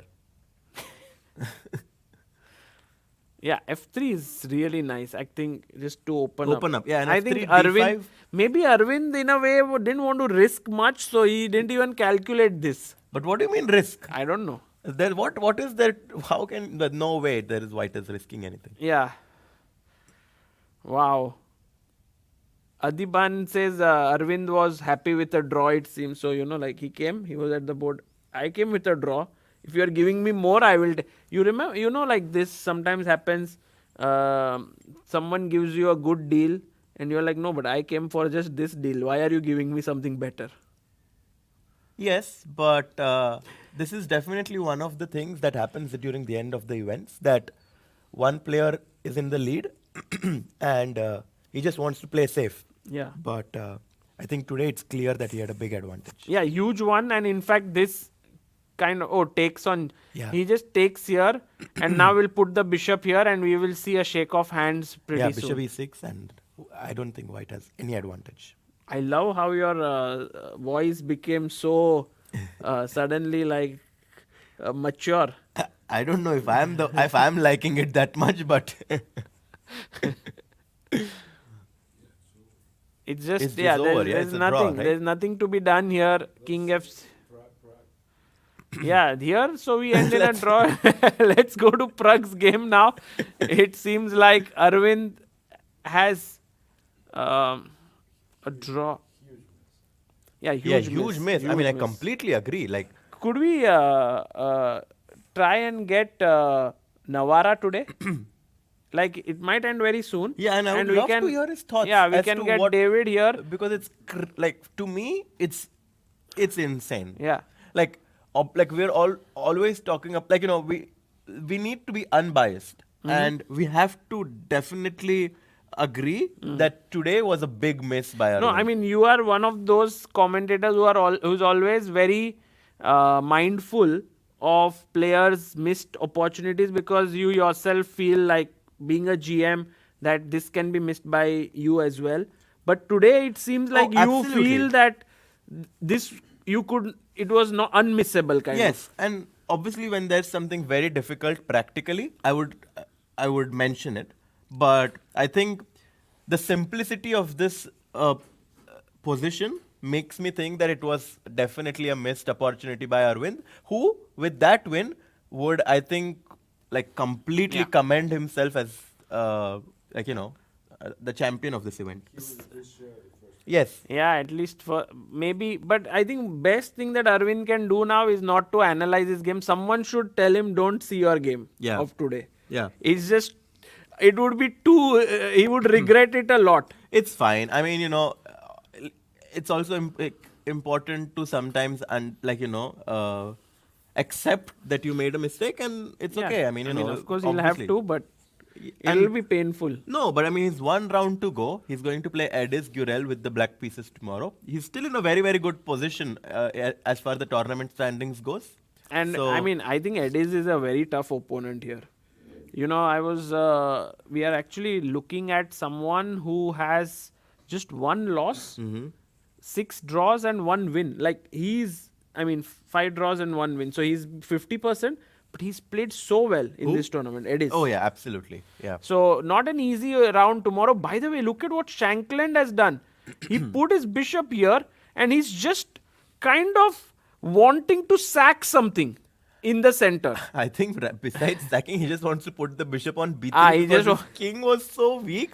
He's like, okay, I need another defender. So to if I castle, you just want to put it here. Yeah, and obviously you are right that white at some points wants to go f5 or like somehow open the position up, because right now it feels that it's all black.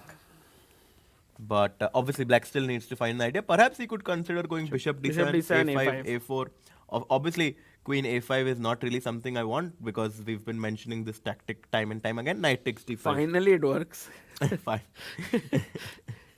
So bishop b3, and I expect something like bishop d7, trying to go for a5, a4, and generate attack towards the black king. Yeah. Yep. Okay. Yes, Kimaya, let's hit 1,000 likes, 3,500 people about watching. Today is the penultimate day, so we want as many people as possible to join us to witness this incredible action at Yeah. Prague Masters. True. By the way, one Nguyen versus Wei Yi did clarify a bit. Wei Yi took the knight, knight takes, and then played c3, defending the pawn.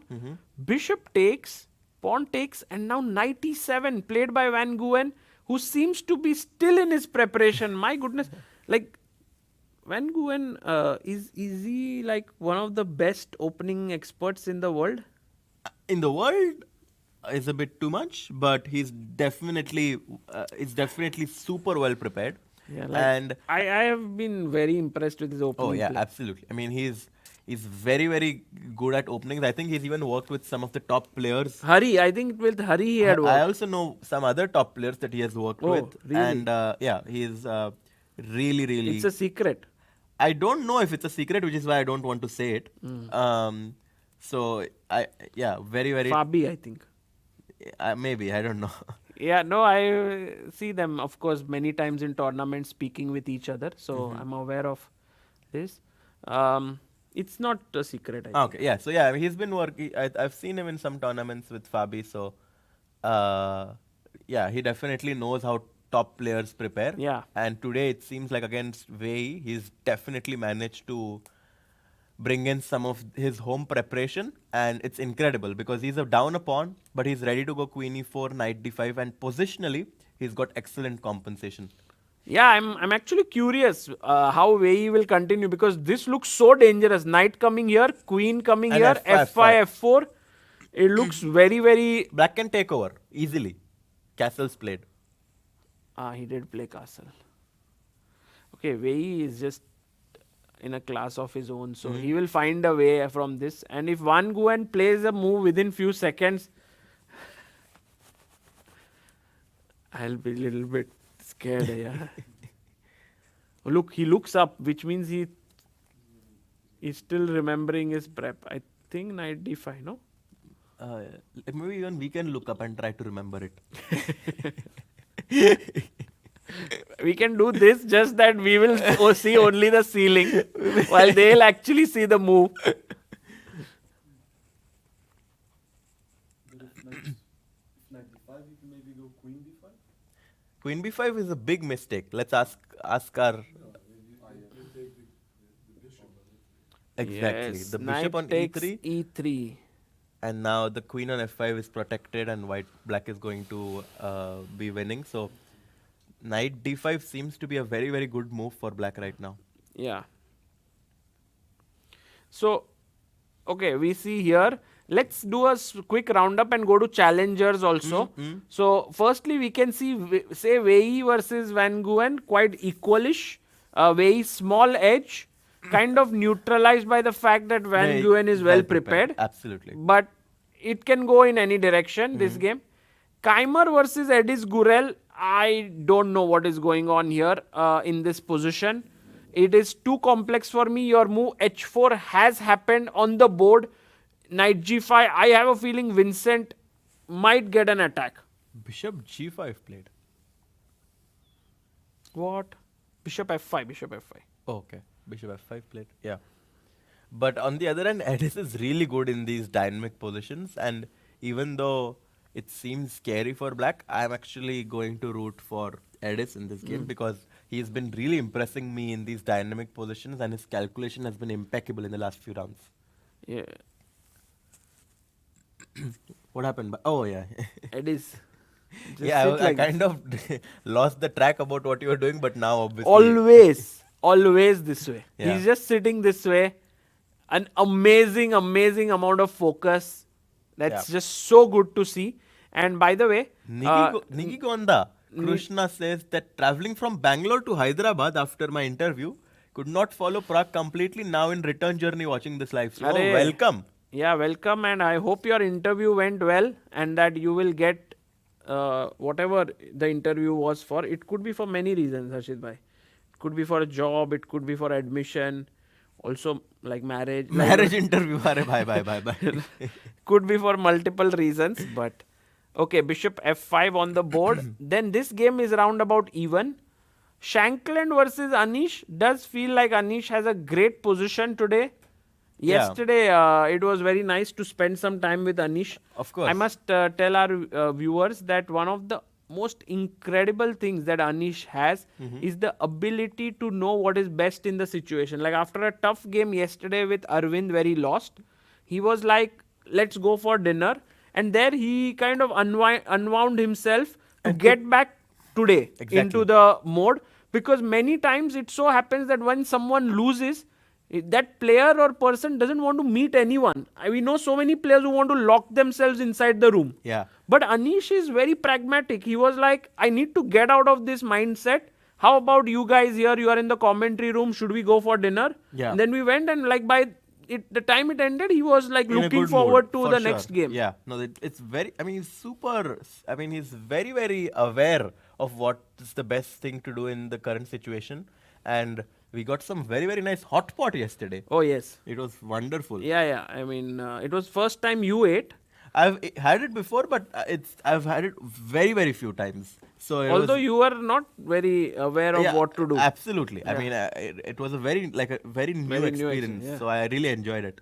Yes. I had it recently twice in Singapore. Oh, wow. There is a vlog on it. You don't watch ChessBase India vlogs. No, I do, obviously, but it's yeah. So it was a nice meal we had. And now today, in the Naiya, it's Naiya. What was the name of the place? It's just 15 minutes from here. It's a Chinese place called Naia, I think. Okay. Yeah, I don't remember the name, but it was fabulous. So Yeah. I would definitely recommend it.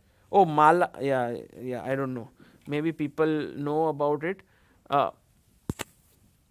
By the way, so this one looks slightly better for Anish. And now Praggnanandhaa, he pushed his pawn to e5. It seems like this is the most exciting game of today. The knight has to move away. It could come here, but this would not have been good, right? Yeah, because you Take- get yourself an isolated pawn and white is just going to be pushing for a very long time. So he goes knight, he already played knight of d7. Can we go knight b5 now? Yes, I like that. I like that move a lot. Oh. Knight b5 is definitely a move to be considered.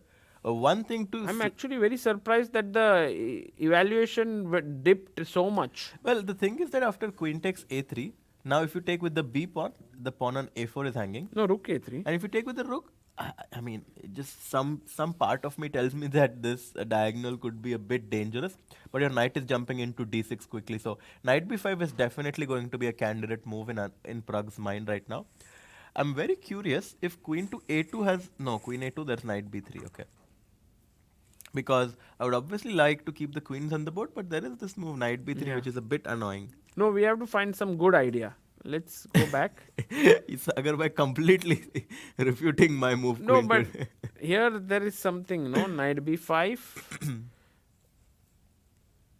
is not good, right? So black has some good move here. Mhm. Did you find it? Be knight b3, no? Directly. Should be okay. Yeah, knight b3 looks like a possibility. Attacking here. And and here. attacking the bishop on d4, yeah. So not knight b5. He has to play Queen something a2 else. is not that bad. And rook c1, is that a possibility? Rook c1 also possible, but also knight b3 is the one thing that you need to be careful about, because that's what black is currently What threatening. move did you suggest? He suggested rook a No, c1, you. and I suggested knight b3 against it. No, for white now. I thought queen a2 has some merit. Queen a2. But because knight b3? Knight b3, I just move my rook to b1. Oh, knight Because b4. if you take my bishop on d4, I am going to jump in with my rook. And I don't exchange the queens with your pieces being so underdeveloped is definitely something that I would like to do. So queen a2, good idea. That's a good move here. yeah, just taking the keeping the queens on the board basically. Okay. Okay. Maybe there's something else, yeah, Harshit bhai, that we are missing here. That is a good move for white. Could it be just to chop off the knight? Bishop takes c5. No, Chop. I don't think so. I mean, it's just knight. Other knight will come in. So Yeah, I don't think that you should take on no, c5. no, take. Anyone here? What should be a good move for white? I don't even realize. Oh, rook b1 played. What? No way. And it's Crazy. the best move? I'm not sure if it's the best. No, it's actually just played against knight b3. Yeah, he's stopping knight b3. Mm-hmm. It is the best move. Rook a b1 is the best move. Insane. Insane awareness by Pragg, and Pragg. Liam was looking in the air like, what is that move? Now he can just say, what can he do now? Because bishop is still hanging and the queen is also attacked. You can still go queen a2. But then what's the point? You just give up your... We saw this. Yeah. Like, but there must be something, no? That you save. After knight b3, you can just go bishop e3 actually. And then... And if queen a3, ba3 or knight on b3 is hanging. So I think that's the idea. Yeah, love supreme is right. How bishop to e3 is the reason. Rook a b1 is a nice move. Very, very Keeping that small edge. classy. And by the way, guys, Aravindh versus David-Navara is Dead heading draw. towards a very quick draw here. Yeah. And we are hoping to have David here, if he is free, to join us after the game. Yeah. We can ask him also. He's always so good at chess analysis. Who? Yeah, obviously. So let's go to challengers and then maybe we can take our first break Yep. before we get into the next bit. Jonas Bjerre has played a slightly risky line in this Bogo Indian with black, and Well, he wants to win. I Yeah. mean, he's even with the black pieces, he's here to win because he knows that with playing against Finek, he's 200 points higher rated than, he definitely should take his chances because Nodirbek in his game against Stalmach is also already better. oh my god. So These two players are going to win today as well, it seems.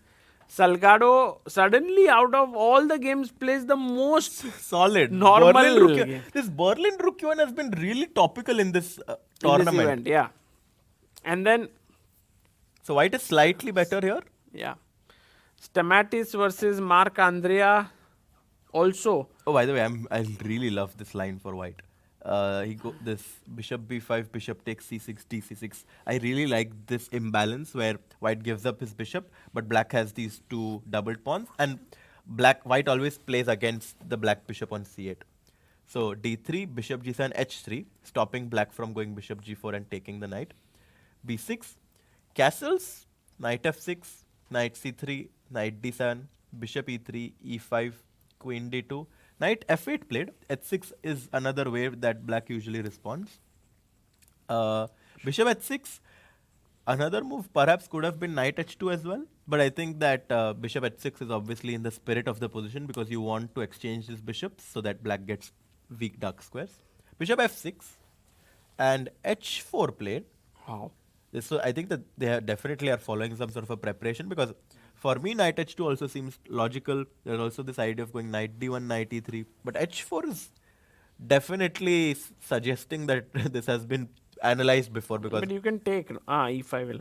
No, if you take, this is terrible because takes and bishop g7 is there. And then you pick up the e5 pawn. Right. So, knight e6 played, g3, protecting the pawn, rook g8. Wow.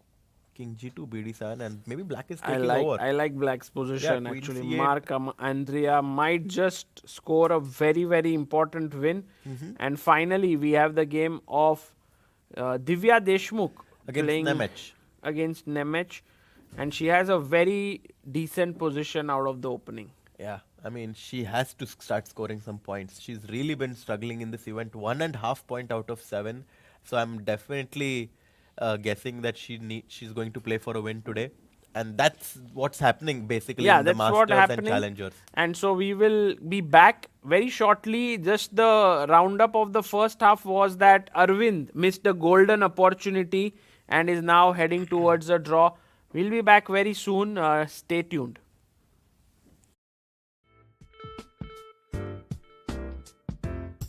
Stay still by my side. So pretty and so kind. I love your leather eyes, reflecting my clothes bright. You've got to be under your skin. I'm flying in a dream. I love your leather look, reflecting my love's good. I love your leather look. So pretty and so kind, forever. Chess is a battle of minds, a game where every move shapes destiny. For centuries it has endured wars, revolutions and the test of time. But in today's world of instant insights, one challenge remains. What if one game could change a tournament, but no one saw it coming? At the Chess Olympia, teams fought for medals, yet the Swiss format and tiebreak system left everyone in the dark. Fans, players, even commentators. Other sports thrive on real-time stats. Chess? Not yet. A team of engineers, data scientists, and chess enthusiasts ask, what if you could change the game? What if AI could bring real-time clarity to chess? What if you could predict outcomes, calculate winning chances, and even foresee future parents? Now, we can.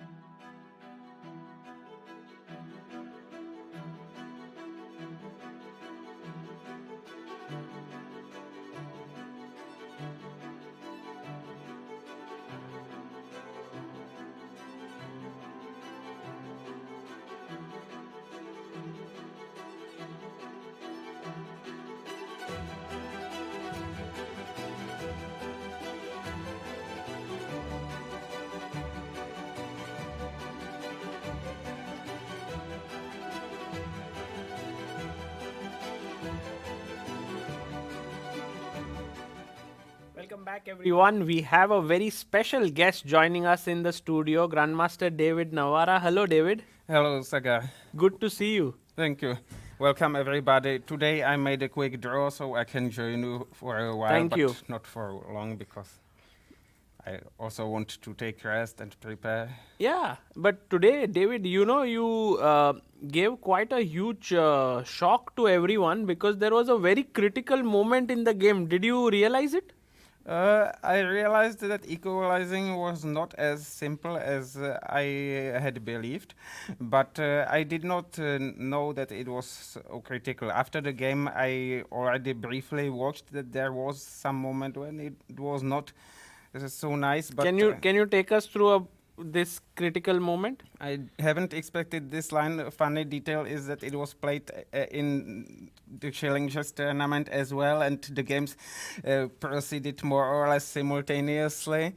I mean, I know that knight e8 is a move, but when I look at lines like this, it somehow seems to me that, okay, maybe I'm not even a tempo down compared to this, but there are also lines where white takes and then black plays d5, and this seemed to me like a worse version that I'm like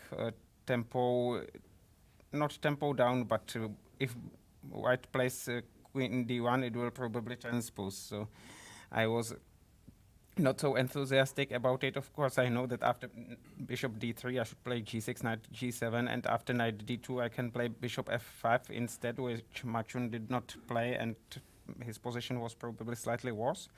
But I was still a bit skeptical, did not remember what to do against d5, for example, here, sorry. So against the d5 and so on. So I decided to play queen e7 because I remembered that it was also playable. I had briefly looked at it. It was like equal, but over the board I had no idea how to equalize suddenly because I wanted to play something like bishop e7 or king f8, but then white plays, I don't know if bishop d3 first But or rook d5 e1. now? Okay, I mean it can become very unpleasant very soon because Bishop e6. bishop f5. And if black takes and plays rook c8, there will be rook e5. So it can become very bad very quickly. And so I thought I would probably play h6, but then white has bishop f5 either immediately or after rook e1, like this. And if I play d5, for example, I mean d6 is slightly passive and white can also play d5 sometimes, and this can be really unpleasant with the knight coming to f5 with my d5 pawn weak, h6 weak, white still controlling the e file. So black indeed equalizes after bishop e7, but it requires some precision, and I was not You up didn't to want the to task. go there. So that's why you played bishop f4. Yes, I calculated some lines and thought that I should have enough compensation for the pawn, and maybe it would be slightly worse, but I mean, I had already defended 3 and games the pawn down here, so Yes. I thought that this was not the worst one. I mean, against Prague, it was very tough at some point, and against Vincent, it was lost, technically lost, so I was optimistic about my chances to hold, but still I am surprised that white indeed has something special here. I don't know, rook e1 or FG. fg. I understood there could be some problems, but f4, yeah, here. yes, Or f3. I don't know. Yes, f3 I- might be stronger. yes, f3 Take, and now because after f4 I have king f5. You are right. yeah, f3 take rook e1, I think. Yes, I even saw something like this, but okay, bishop e6, rook e5 perhaps, although I take on a2 and then bishop d3, rook e7. Yes, it's nice. I missed this particular sequence, but no, maybe I even saw something like this and thought that after h4, f6 I should be fine, but probably it's not true. Looking at the evaluation bar, this looks somehow wrong. Yeah. Okay, I'm not too surprised that there is something. And I was surprised that white did not go for the critical line, maybe rook e5 here, because f5 is hanging. So that's the problem, perhaps, with the rook on c8.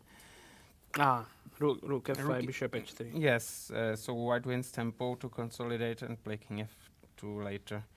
Or maybe h4, depending on what black does, perhaps h4. And then king f2. So Yes, if white plays several accurate moves, he gets clear advantage. Yeah. If he doesn't, black will We, probably we were equalize. actually thinking G3 is quite Natural. so he would do it. But when he played Rook E1, I think then it was equal. Like Yes, actually, I for a while started to believe that Rook E1 here could be a problem, but okay, it probably just transposes. But Yeah. my idea was Bishop G2, but then I have G4, and white Oh, cannot nice. take because of Rook E8, whereas this could be because of unpleasant. F3. Yes, I mean maybe not too bad because I have some Bishop H3, King F6, some. Or maybe not necessarily Bishop H3, but Bishop somewhere, King F6, and later maybe Rook G8, Bishop H3. If I exchange the rooks, I can probably hold some fortress, but I don't even have to exchange. But okay, G4 is here. Yes, I agree that it's. I was a bit surprised that white had a relatively big advantage here after the game. I did not expect it, but You went and checked. Did someone tell you, or you checked it? After the game, I went to my room and checked just like for 1 minute that there was something without really looking at what was there, because then Tadeusz asked me to come here. So I did. I was surprised that white did not go for something more critical, but perhaps Aravindh wanted to play solid late today to maintain the lead. Yeah. I mean, if Prague wins, there will be a tie break. I mean, Aravindh surely has a better Sonnenborn Berger, but I think it's a playoff for for first place there is playoff. So yes, exactly. And can we get your thoughts on the Pragg-Quang-Liem game? What do you think? Does Yes. Pragg have any chance? Or here there was nothing, right? Here I expected at least Rook E5. maybe Rook E5. I would have played C6 because this FG. should not really be. Sorry, not here. Should not really be problematic with me having an active king and Bishop E6. So it should be very much fine. And if white plays something else, I can play F6. But still, it looked like a more critical tie because white can take and maybe play Bishop F. Oh, sorry. I mean, after F6, take on E8 and maybe even play Bishop F5 to restrict my bishop. And somehow this is a slightly worse version for me because with the pawn on C6, my bishop is not so mobile and the pawns could be weak sometimes. Maybe Bishop F5, Bishop C8, B6, B4, and okay, should be a draw anyway because I have just one weakness. But at least white could pretend that he could sometimes activate his king through G4 and like this. But okay, white probably already accepted a draw in his mind, so he just. That's why I made some think moves. he did not try much, and also Yes. I think it's a great result for you with black yes, pieces. exactly. And just going here to the Pragg game, if we click I on will. it. Yes, I will. So we see that it started as a Queen's Gambit, sort of orthodox, and transposed to Catalan, not so orthodox Catalan. I even played this with black after Queen D3. Black can play B6 or A6, which are both fine. And white sacrificed a pawn, but has decent compensation. I even maybe remember how to equalize with black safely here, but I don't want to show it. And maybe don't really remember it. C5 is one of the moves, maybe not the critical one. I don't know, but like Quang is generally very solid. And so probably he knows what he is doing, although I'm not sure if C5 is the best choice for black, but it makes sense for sure. I like how Pragg put his queen on A3. Yes, it looks very strange, counterintuitive, because white's queen looks exposed, but in fact black's queen is no less exposed here, and this pin is good because black needs some time to protect his bishop, and white can attack black's queen. So probably it works. I would not go for this if it were not preparation, but it most likely Maybe was. Liam was prepared. I even think that maybe Pragg was. I don't know. No idea. It So looks both like had a lot of time. Yes, hard to say really. Yes, it will be very interesting. Bishop d4, and it looks slightly better for white, who has more active pieces. But on the other hand, uh, I don't know. There are those weaknesses on b3, b4, b5, so it might matter who occupies some of those squares. Black cannot occupy b3 now, I mean, I would like to see white's knight on b5. Sometimes there is bishop d7, of course. I would like to see black's knight on b3 after the queen exchange, but this is easier said than done. And queen b4 is also an option in some lines, but currently black's pieces are a bit more clumsy than white's pieces, or maybe a bit more passive, like this rook a8, bishop c8. I'm trying to explain what this evaluation bar might mean, but okay, even if I evaluate it on my own, I would probably Slightly better for white. I hope I would have evaluated it correctly, but of course I might be wrong. I don't know, because here I see the evaluation and I trust it. Yes, so white's pieces remain more active, and Quang is very solid, but yesterday he surprisingly lost to his white. I mean, Sam Shankland plays very interesting chess here, unlike me. Unfortunately, I have to admit this. That it's remarkable, but in this tournament I probably did not have a single better position. I mean, maybe for some very brief moment in the opening, if I find the best moves, there will be a little something, but okay. What do you are you happy with how the tournament has panned out because you were able to hold some tough positions, or you are not very happy? Oh, honestly, I'm rather happy. I mean, of course, not with my game against Wei Yi, but otherwise, I think I played well, and I defended some very unpleasant positions, like against Vincent Keymer, it was technically lost at some point. Against Prague, it was very difficult and very tiring. And I had played another tournament right before this one, and even fell ill at its end. So it was tough. I mean, I managed to recover more or less before the start, but I mean, if I had not played another tournament before, I would have had more energy, but I would not have visited a new country. I would not have. Which tournament did you play? I played in Djerba. It was quite Masters, interesting. Djerba Masters in Tunisia. Maurizzi. And there were, Marc, Andria, Maurizzi won it with 7.5 out of 9, played superb chess, and there were many other players who played many interesting games. I cannot unfortunately say it about myself. I mean, I was more careful. Generally, I have become more careful in these round robin tournaments, and it's not because How do you explain that you become, because I know you as a very dynamic and aggressive player. Yes. Okay, I became older, and even before I used to be good. I mean, I was good in the end games, but I was just playing very sharply. But also, chess has. Okay, I became older, and then I have slightly less energy than before, especially if I play 2 tournaments in a row and fall ill during the first. Also, maybe I'm more afraid, but also. It's more practical when every opponent is younger than me, and some are younger by 20 years. Maybe it's not the most practical thing to go into complications too often. Maybe it more makes sense to play more solidly. Basically, I am ready to grind. I'm ready to defend tough position for a long time. So it's not like complete lack of fighting spirit, nothing like this. Just also, there is problem with the opening theory, that it has advanced a lot, and at this level, if I exaggerate it a bit, there is plenty of theory and everybody remembers everything, which is of course not true. I mean, you see players like Gukesh, Praggnanandhaa, Nodirbek, Abdusatorov, Vincent Keymer, playing very daring chess with Arjun Erigaisi, with many fresh ideas and like this. But I mean, you need a lot of energy for this. You need perhaps trainers who will find a lot of ideas for you.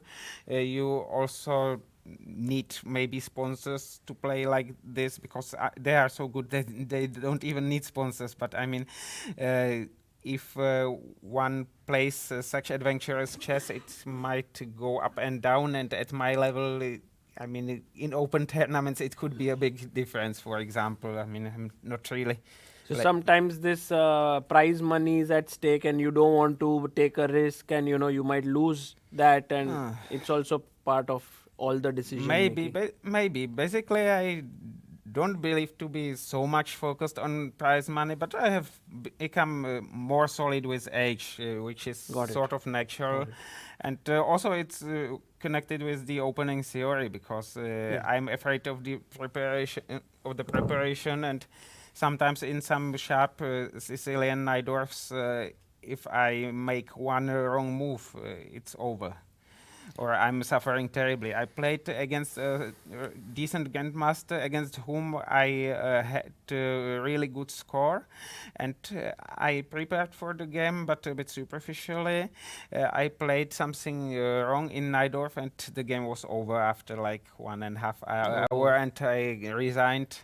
And so I mean, I also won many games in Najdorf, often even from bad positions, but somehow this is difficult when I tend to confuse my opening preparation from time, no, maybe not just from time to time. Then it's difficult to play such openings, whereas here, for example, even if I confuse something, miscalculate, I can still get a defensible endgame, maybe a pawn down, but it's not such a big tragedy. And in many lines of my repertoire, if I make some inaccurate move, I will get a slightly worse position and need to defend it for long, but it's not lost. It's not outright lost. Right. Very interesting thoughts there, David. Thank you for sharing them with us. One question last I had was, I always see you so respectful of your opponent. You get up to shake hands. Also, when the game is done, you get up. Is this something that you learned from somewhere, or how is it? Maybe I think I learned it, and to some extent it's natural for me. I mean, when I was young, I studied these books on etiquette, but I unfortunately forgot some things, and somehow when I'm eating spaghetti, then no theoretical knowledge helps me anyway. But I mean, no, I mean, I like other people, and to some extent it's natural, but okay, it's maybe it's sometimes okay. I mean, I want to be polite, like to be polite, and sometimes I need to try to be polite also. And I mean, maybe not everything is as ideal as it looks. I can also be unpleasant, but I'm trying. And I have only great things that I've experienced with you. Thank you for coming here, showing us your game. I know tomorrow the round is early, so please get some good rest and good luck. thank you. Have a good afternoon, and all the best. Thank you. We'll be back in a short break with our commentary.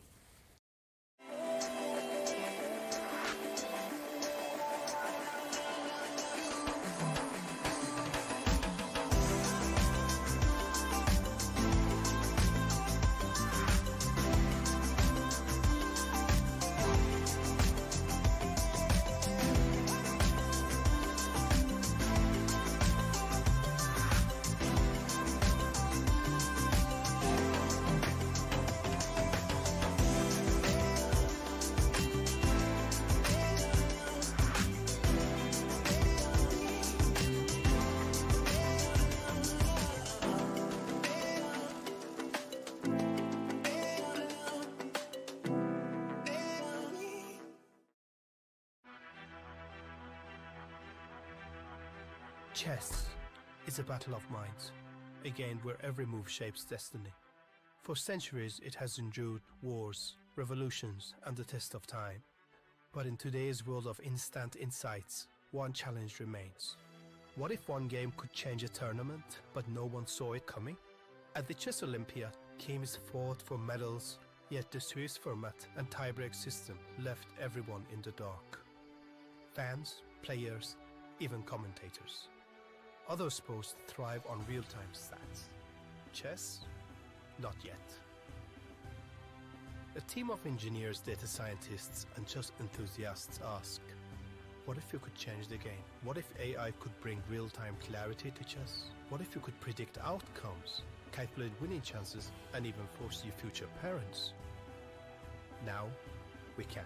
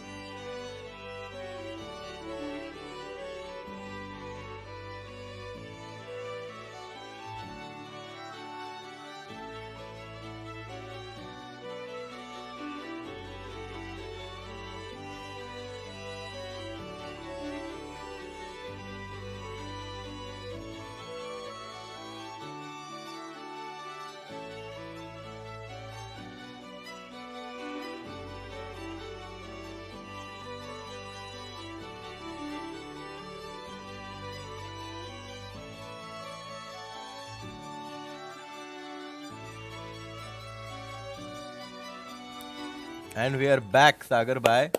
That was great to have Navara with us because he's such a gentleman, always so passionate about chess, and it was great to get his insights about this quick Yeah. draw that he had. That, and also like he gave a lot of insights into the theory that's going on at top level. Yeah. And also he spoke of, I asked him about his, like, you know, this very kind mannerisms that he has when he always gets up and so on. And he said when he was young, he read a book on etiquettes. Which was it? What was the name? I don't know. But he read a book and he kind of follows it till date, which is so nice. Yeah, absolutely. Yeah. So it's great that we are back now, and it feels like Pragg's game has had some developments, and the knight from f3 has moved from e1 to c2 to attack the queen here, which is so nicely nestled. And if you take, I believe Pragg wants to take back with the pawn, Absolutely. opening up the rook. And also setting up a nasty threat right now. If black plays a move like h6, there is a very dangerous threat that white has. Oh my god. Can we ask our viewers? Yeah, chop chop. Okay. Guys, what is the best move here? Do you want to start with rook b3 or do you want to start with rook takes d7? Because if you take rook takes b3, knight takes b3, rook takes d7, don't forget that your knights are not rook f8, rook a8, and your knights are suddenly hanging. So you need to be careful. You need to be careful. Wow. It was a trick question. Amazing. That's why instead of rook b3, you need to take rook takes d7, knight takes d7, and now take rook takes b3, where your rook is very nicely protecting these two knights, and white has a big advantage. So Fantastic. that's what white is threatening right now. So after knight c2, I'm expecting queen a3, b3 and a move like rook ac8. I think this should keep equality. Sorry? Rook d7. Well, now rook d7, knight d7, rook takes b3 is less tempting because I just have a feeling that something bad is going to happen on this. Maybe knight c5. Yeah? Knight c5, knight d3, knight c1. Wow. Knight c5, if let's say the rook goes to b1, knight d3, and if rook b3, knight c1. Very nice way to make Rook sure. b1. And now I just take on c3, rook c1, rook f c8, Bishop and you're e4. super sad about having this pin. Bishop e4, well, Rook a3. black at least has a draw with rook c4, rook d3. Yeah, You can a3. even take rook takes a3, which I don't really think you should. I think that you should just keep the pin. I think the best move is rook c4 to try and dislodge the bishop from e4 and try and capture the bishop on e2. So black, I think, keeps equality after the move rook a8. So I'm expecting something like this to follow after the move knight to c2 from white. Yeah, crazy position, but it feels like Pragg somewhere lost his edge. And because Did he have? bishop c5, he seemed like slightly better, very slightly.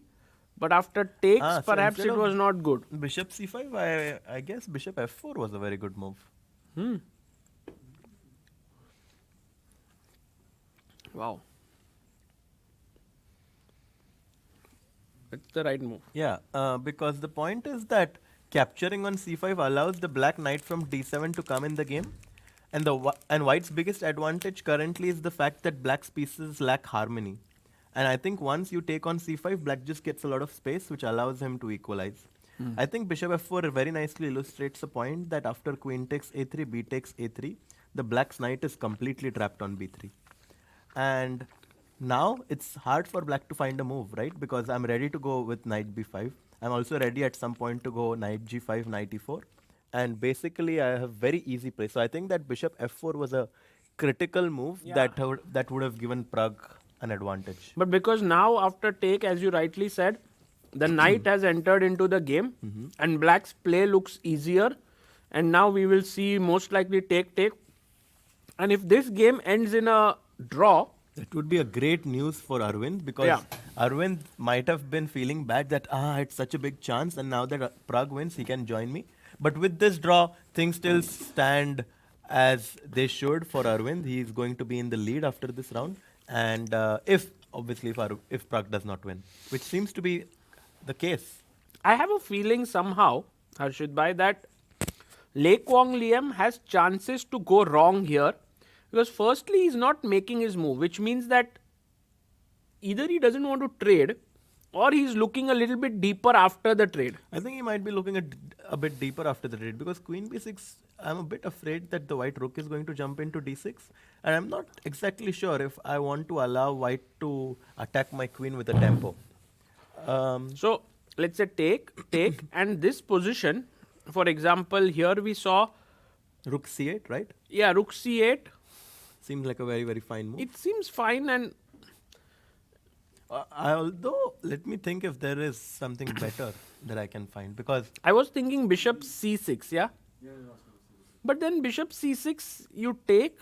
yeah, but why would white ever be better with these doubled pawns? Because of these knights supporting each other? Yeah, And that the knights cannot, like, they are very poorly placed. Maybe that Exactly. could be one of the reasons. that's the main. But I don't know. I just don't think white has enough juice in this position to squeeze out of. By the way, as this game is going on, F5 has been played in Anish Giri's game. Whoa. So this is really heating up. We left The it most somewhere exciting game of today now. here. A5. Now black is at some point going to try and open the position with A4. King B1, bishop D7. White is like, I know you want to go A4 and like really put my bishop on B3 on a tough spot. So you know what? I'm just going to go A4 myself. Yeah, and that actually weakens white's position a bit. It definitely does, but it stops black from advancing A4, which was a very, very crucial threat of black's attack.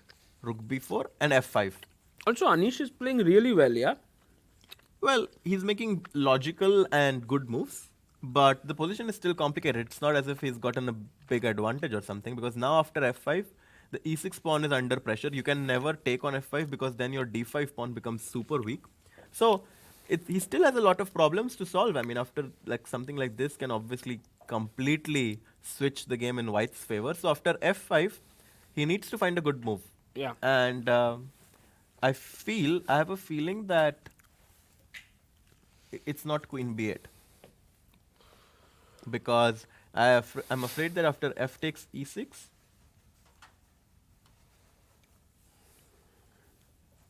yeah, f takes e6, bishop takes e6, and something like bishop takes f6, bishop takes f6, knight takes d5 might be leading into some sort of a simplification with opposite colored bishops, where white is a pawn up, but black would have great compensation with his bishop on f2, but kind of steers towards an equality. Yeah, so I think, Harshit bhai, that f5 Is a great move. Anish has to find the way to deal with it Mm-hmm. and keep his chances alive of pressing here. Yeah. Because it's quite possible that the game might just peter out into Oh, equality. by the way, this has happened in Prague's game. Queen Wow. takes a3, b takes a3. Wow. And Liam is thinking now around 40 minutes each for both sides. Yeah. For people just joining in, Aravindh drew his game against Navara. We also had Navara joining us to explain his thoughts. So you can check that out. So that game was a draw. Prague's game, he was a bit better with the move bishop to f4 on move number Couple of moves ago. 18th move exactly. He could have gone bishop f4, and now it seems like the current position is around equal. Even Steven Sagar bhai. Looks even, but I feel this is the key move for black. If he finds the right move to equalize, it will be a draw. But I think there should be many moves, no? Like rook a c8 is definitely one of them. Bishop c6, as we got a suggestion from our audience, is also one very, very decent move. I think that, yeah, I just think that black is doing very, very fine. Do we have something on YouTube by chance? Is it like buffering or something? Maybe if we can check the live stream. It's good? All good. It's good, yeah? Yeah, so this game currently seems to be around equal, but still there are some chances for both sides in this position because these pawns are doubled, so black might be ambitious himself. It's possible. And if black is ambitious, that will give white counter chances. Yeah. Okay. So, interesting moment here. I will come back and I want to see. Let's check Keymer versus Gurel. Oh, by the way, Anish made a move. Queen b6. But doesn't that do the same like fe6? What do you do? Fe. No, not fe, no? Because I thought, really fe? I was afraid there will be some knight d5 business. But knight d5, knight d5, right? Bishop e7, Knight e7. rook d7. You can't take that. So, ed, yeah? What is Anish is? Oh, rook b. No, wait a second. Ed, queen e7. Oh, no, wait. Rook b3, cp. Bishop f5 check. No, that doesn't seem to work. But you can start with bishop f5, I think. No, it's a... No. Yeah, rook e8 is the simple, yeah. Yeah. The queen is Wow. almost trapped, yeah. Wow. And if bishop d5 check, you don't take on d5, but you just go king h8. Wow. Very Incredible nice. move. Yeah, and now b2 is also hanging, queen is hanging. Great idea that Well done, stops Arnav. knight takes d5. Also in the chat found it. So, Yeah. Anish really tactically making this move queen b6 work. And fe, you were talking about bishop takes. Maybe bishop takes means then, as you said, this kind of trades. Simplification, yeah. Bishop Trade. f6 and knight takes d5, I think. So, that is- he doesn't want. Yeah. So, he will basically take back with the pawn Absolutely. and yeah. try to say, I can fight here. Yeah. Wow. Okay. Do you think Vincent Keymer, and what a complicated game between Vincent and Ediz Gurel, because look at the black pieces all huddled in the center while the king looks a bit weak. Black king, as you rightly pointed out, this move queen e4. Yes, but the problem with this move is knight takes f3 check and black goes knight g5 next, stopping the mate on h7 and at the same time attacking the queen on e4. So I'm expecting after knight d4, bishop takes d4. And if you take with the c pawn and queen e4 now, which stops you from going knight g5 because my knight is beautifully stopping it. And if you go back knight to f8, then you have to be careful about your d4 pawn hanging. Yeah, this looks really good for white. So maybe knight d4, he might have to take... Knight d4 now runs into queen c3, by the way. So you have to be very careful. Yeah, but even like I don't take knight d4. Yeah, you maybe just I just play bishop d3 Yeah. And with then the rook idea of rook c1. Also bishop c4, at some point knight f5. This looks very good for white. So would you say that Vincent is slightly better here? Yeah, I think if he finds this idea with bishop He d4... took. Oh, he took. Yeah, okay. Then I think he is better. And after queen cd4 is on the board. If we can just go to live. Yeah, this is the live board position. Yep. And it does feel like all black pieces are huddled together but not doing much, while white pieces are nicely positioned. I love how the pawn on h5 clamps the black king, and this diagonal, which is super open, can become very dangerous. Absolutely. I think queen e4 is the move that's going to be played next, followed by bishop to d3, making sure that the pawn on d4 is not going anywhere. And I do think that white has gotten a small advantage from this position. Meanwhile, if we see Wei Yi versus Nguyen, we saw that Nguyen was super well prepared, and we looked until castle's rook h e8. Pawn came up, queen e4. Threatening rook takes d4. Yes. Very important. d5, knight f5, now threatening to win a pawn on e3 perhaps. No, knight h4 is the nasty threat. To mate, huh? Yeah, Nothing if you go less. rook a d1, knight h4 is finito on the spot. Because What do you say, finito? finito la comedy. What does that mean? The comedy is over. It's time to But he went rook a e1. protecting the bishop on e3, but it seems So like that black if is knight taking over. h4, f3. because the bishop is protected. Exactly. So But black obviously can go knight d4 now, which is another idea. no, bishop d. Queen e2. Yeah, exactly. So knight Oh, wait a d4 is an second. idea. Knight d4 just moves the queen, no? Oh, knight d6 is also another idea. I think Harshit bhai, you are underestimating white's chances, but also black seems to be doing good. Oh, rook d6 might be the best move. Trying to Nice. bring the rook on Interesting the idea. other side. Knight d6 is also obviously very, very c5, possible. no? c5, well, but then your d5 pawn becomes very And weak. knight c4, yeah. Yeah, your d5 pawn is very weak. So black has a few options to choose from right now, and Nguyen is taking his time. Definitely has equalized in this position. I'm just wondering. Oh my god, can he go c5? Oh no, en passant, I forgot about that. I forgot about that option. Wow. Harshit bhai, you are a GM. What? You forgot en passant. I mean, The rule. No, I No, don't. generally people who start out chess forget about en passant. Yeah, I mean, I just wanted to put my pawn on c5 No, I was and just then... joking. You are now explaining why you have forgot it. But it's just, yeah, okay, so c5 impossible. Yeah, c5 is not really good. So there must be something. Do you think g5 makes sense? Could it? Is there any world in which b5 is a move? No. That world doesn't make sense to me. Yeah. Seems like it's quite fine actually. No, I mean cb5. I mean, But I who? get the d5 pawn and I'm ready to jump with my knight. My rook is well placed. It's interesting. It's interesting. I was surprised that the evaluation only shifted this much.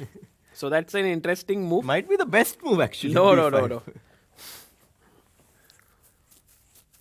Guys, what do you think should black play here? Any idea? I like that suggestion, Knight h4, f3, But but f3 and now the e3 bishop is protected. Maybe white can go queen f2 next and attack the knight and the pawn on a7. So not that easy to find a move. I was wondering if rook e5 makes sense, but it just feels very artificial. h5 is very interesting suggestion. Trying to go h4, h3. It does have some merit. What about queen h5? I think now he'll just want to go rook h8 and switch. But yeah, it's a bit too much maybe. I think b5 is a crazy move, yeah? Clearly. Jash Haria says rook d7 with the idea of rook e7. Wow. Maybe Jash, you are right. Yeah, that's the best move according to the engines. But why not rook d6 is also a question because you can't go to Okay, Yeah. interesting. So rook d7, rook e7 seems like the best move, but it's not easy to But find. if Nguyen kind of outplays Wei Yi from this position, that would be some impeccable opening prep. Absolutely, yeah. Okay, so we will come back to this game very shortly. Going now to this happened. This FE, happened. FE. FE, And that tactic which we were talking about cannot happen because of Queen E7, Rook E8. So guys, Anish Giri. By the way, Anish Giri is not seen so much on the video. He's always I see so little of him. Well, he's putting pressure on his opponent. And now Time-wise, 20 minutes. And also there are some people who calculate much better when they are not on the board. I know one player who used to do that Nihal. amazingly. Nihal is one, but now he doesn't walk so much as before. But there was a player called Michael Krasenkov. Ah. He came to Mumbai once. At that point, he was 2700. And he used to, and I was like a little kid. And he used to make a move, get up, and keep walking. And the moment opponent would make a move, he would go there, immediately make a move, get up. And he was not sitting. And later on, I don't know, I couldn't ask him because I was not a journalist back then. But I felt like he was doing it more from the perspective that he didn't want to sit too long on the board. It could be health reasons. It could. I didn't figure out. Even I am someone who actually loves to walk. And I think like sometimes if you sit on the board for too long, it's possible that you get too much stress. And like when you're walking, you're more relaxed and your mind can calculate with more ease. Because I think I'm someone who can calculate blindfolded much better than looking at the board. Really? Yeah. You are one of them. You know this scene of the movie Search for Bobby Fischer. I don't know if anyone has seen this movie, Search for Bobby Fischer. Yeah, brilliant movie, by the way. In that there is a scene where Bruce Pandolfini, who is a great trainer, gives a position to Josh Wetskin, who is the main little kid and he's trying to solve, and at some point he just removes all the pieces and tells him, now look at the board, and he finds solves it yep. immediately. So sometimes its pieces can just be distracting. That's why we see Ivanchuk often looking here and calculating. Little do you know, they've put a chessboard on top of the ceiling. Yeah, next time I think, Harshit bhai, if you are playing, we would love you to also... I'm actually very excited now that when you will be playing, we will be commentating, I will be commentating. And if you reach the top boards, we can commentate on your game. And of course, if you win or lose, you have to come to the commentary room to share your thoughts. Yep. Okay, by the way, bishop c6 is what we were imagining, and it has happened. It has given maybe white a very small edge, this last move, which may not be very material, but I'm always curious to know what is the best way to press. I mean, bishop takes c6, bc6, rook d6 is something that comes to mind. Rook d6, yeah. I was thinking also knight d4. Oh no, you definitely don't want to exchange pieces. Well, the point being that if I take, I thought my rooks are better positioned. Yeah, I think rook b8, for example. Yeah, so this is one way. You said rook d6, also interesting move to get in with the rook, attack this pawn. And guys, believe it or not, Praggnanandhaa is the player who loves such positions with white. This happened? Oh, no. No, it hasn't happened. So he's waiting now, he's thinking. And I'm sure Pragg has seen that Aravindh has drawn. So he would be really because today is his last white game. Yeah.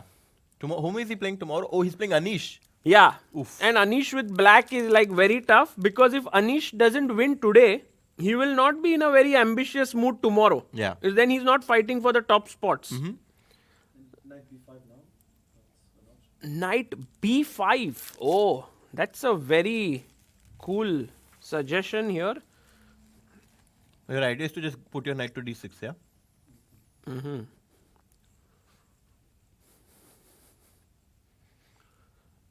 Let's say rook d8. I was thinking the other rook, Harshit bhai, so that we have the f6 plan sometimes, Yeah, I think Both are okay. Both are okay. Like if knight d6 now, I was thinking f6. So this you have to be careful about. Yeah, don't forget that you're. Uh-huh. Why don't you take the bishop first and then do Okay. Why don't I take the bishop on g2? Rook a d8. No, rook a d8. Bishop c6. Bishop piece c6 first and then knight knight d6. Yeah. But I mean, with these pawns being doubled, I just somehow find it hard to imagine that black can be worse. Yeah, I don't know.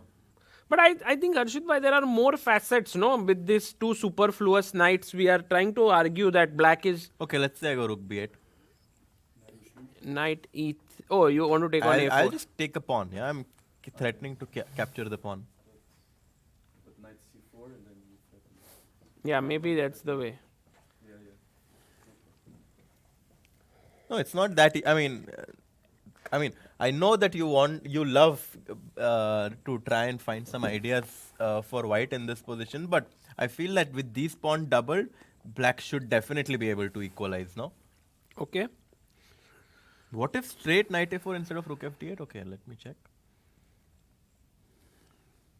So you are You saying can go back here. Take. So he's Knight saying that after b5. knight b5, why not knight takes a4? Who's asking this? No. But rook b3? What's the idea? Bishop b5, Oh, rook bishop b5, b5. knight c3. But in general, you don't want to give two pieces for a rook. Yeah. Especially in the endgame. For example, if white can set up a bind, and also attack the b7 pawn, I think white has very good winning chances. Like, this is definitely something that black should avoid. Yeah. So after bishop c6, Pragg is trying to find some way to put pressure. By the way, you know this freestyle chess has generally one spot, like a qualifier spot, in every event, which they give to the winner of the biggest tournament that has happened in the past month. And it's Prague Masters before So April. they are giving Praggnanandhaa the spot for the Paris leg because he won the Tata Steel. Does that mean that for the New York leg, no, I think for New York leg they are going to choose from Grenke. Okay. So I don't think this tournament Is going victory to, yeah. might have a spot. But And if when it is did New have, York? I think New York is in June or July. But if they did have a spot for this, and if Aravindh would have won, that could have given him like an entry to face Magnus and in Hikaru. freestyle chess. And I think Aravindh actually might be very well suited for freestyle chess because he loves playing unorthodox positions. I agree. Let's see if Aravindh is destined to win Prague Masters, because just winning this tournament on its own puts you in the company of guys like Nodirbek, Abdusattorov, Hari Krishna. Yeah, I mean, Gukesh played in this event and was unable to win it, which just goes to show how difficult and strong of an event it is. Because he played this, couldn't win it, and the next event he played was the candidates and won it. Yeah, that was crazy. Yeah, that was huge. So, okay, this one we'll come back to this. Anish, Shankland has not made a move. Anish cannot be. Oh, we see him. Yes, but look at Shankland's clock. He's down to 16 minutes to make 22 moves. And Anish is like sort of moving around back and forth. He's finding his flow today. It seems like he's very happy. Yeah, and Shankland is wearing a light blue shirt and Anish is wearing a dark blue shirt. Oh. I don't know why I said that, but interesting to note. Yeah, that's a great. Oh, we have some question or Yeah. suggestion. No way. No. You're joking. Oh, no way. Here? Oh, my what? God. How did you know? No, the right answer is you can see the future. What is this move? And look at Anish. Anish is like, yesterday my opponent shocked me with knight g5. Today this guy is going rook d5. मेरे साथ हो क्या रहा है भाई? What is happening? Can we break this move down? Isn't He firstly broke the pawns down, Sagar bhai. but okay, let's take ED. Okay, yeah, let's It's the capture same rook. idea. If queen takes e7. Wait a second. Yeah. After rook d5. Okay, let's break it down. I know, Harshit bhai, you will find the move, but what do you think? So after e d5, what's the problem? Queen e7, right? Or knight d5 first. And after...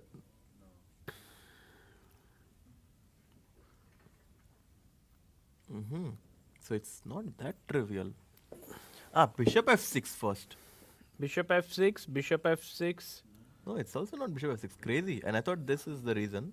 But oh my god, there might be rook takes b3 now. Wow. Crazy. Knight takes queen. b6, rook takes check, b2, king and rook c1. takes b6 is the reason why this is completely winning for black. Wow. But he found something. He definitely has an idea in his mind. What is his idea? Rook d5, ed5. So we can take, by the way, the rook in two ways, right? We can take it with the pawn and the knight. Yeah. Are if you both take with possible? the knight, knight takes d5, e takes d5, and Bishop e7 or queen e7? What do you want? There are so many possibilities, it's and I crazy. think Sam Shankland got a bit confused, or Anish will get a bit confused because you can take here, you can take with the pawn, and also don't forget you have Then- an intermediate move of rook takes b3 also available. and then there is intermediate move bishop takes f6. No, but then b2 and- is fouling. No, I mean there are too many Yeah, it's intermezzos, so I can clear. And look at Anish there. He's like, What? He's He's like, what? 1 second.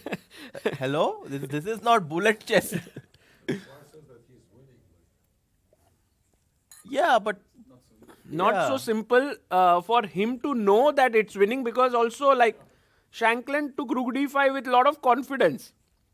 But he thought for like 20 minutes, and you know, Kramnik once said that if someone thinks for more than 10-15 minutes in a position, the chances of him going wrong are very high.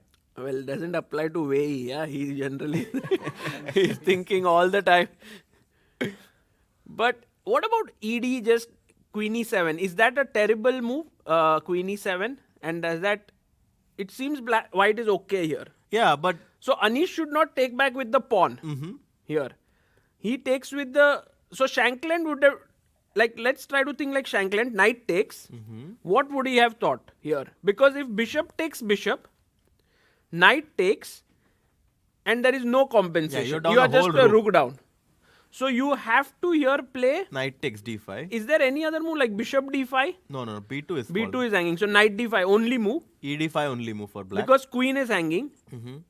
And now you can take e7 with the queen and the bishop. Yes, you can do something like this, but black. And now bishop f5, no, right? bishop f5 is a huge blunder. Oh, okay. Bishop Okay, f5, I get bishop it, I get d5 it. would check be- and you lose the rook. Exactly. Okay. But maybe bishop e6, bishop f7 simply. Bishop e6. Or how about queen e6? Trading. my- Because when you are ahead in material trade. Oh, it's terrible move. Yeah, it's not a good move. Why? Because queen e6, bishop e6, bishop e7. Oh, Harshit bhai, too quick. You have to be quick against this counterplay of white of rook takes d5, because if rook takes b3, wow. Wow. And if cb3, This is amazing. Now what? Okay, just got rid of a important you know, bishop. as Tal said, sacrifice first, think later.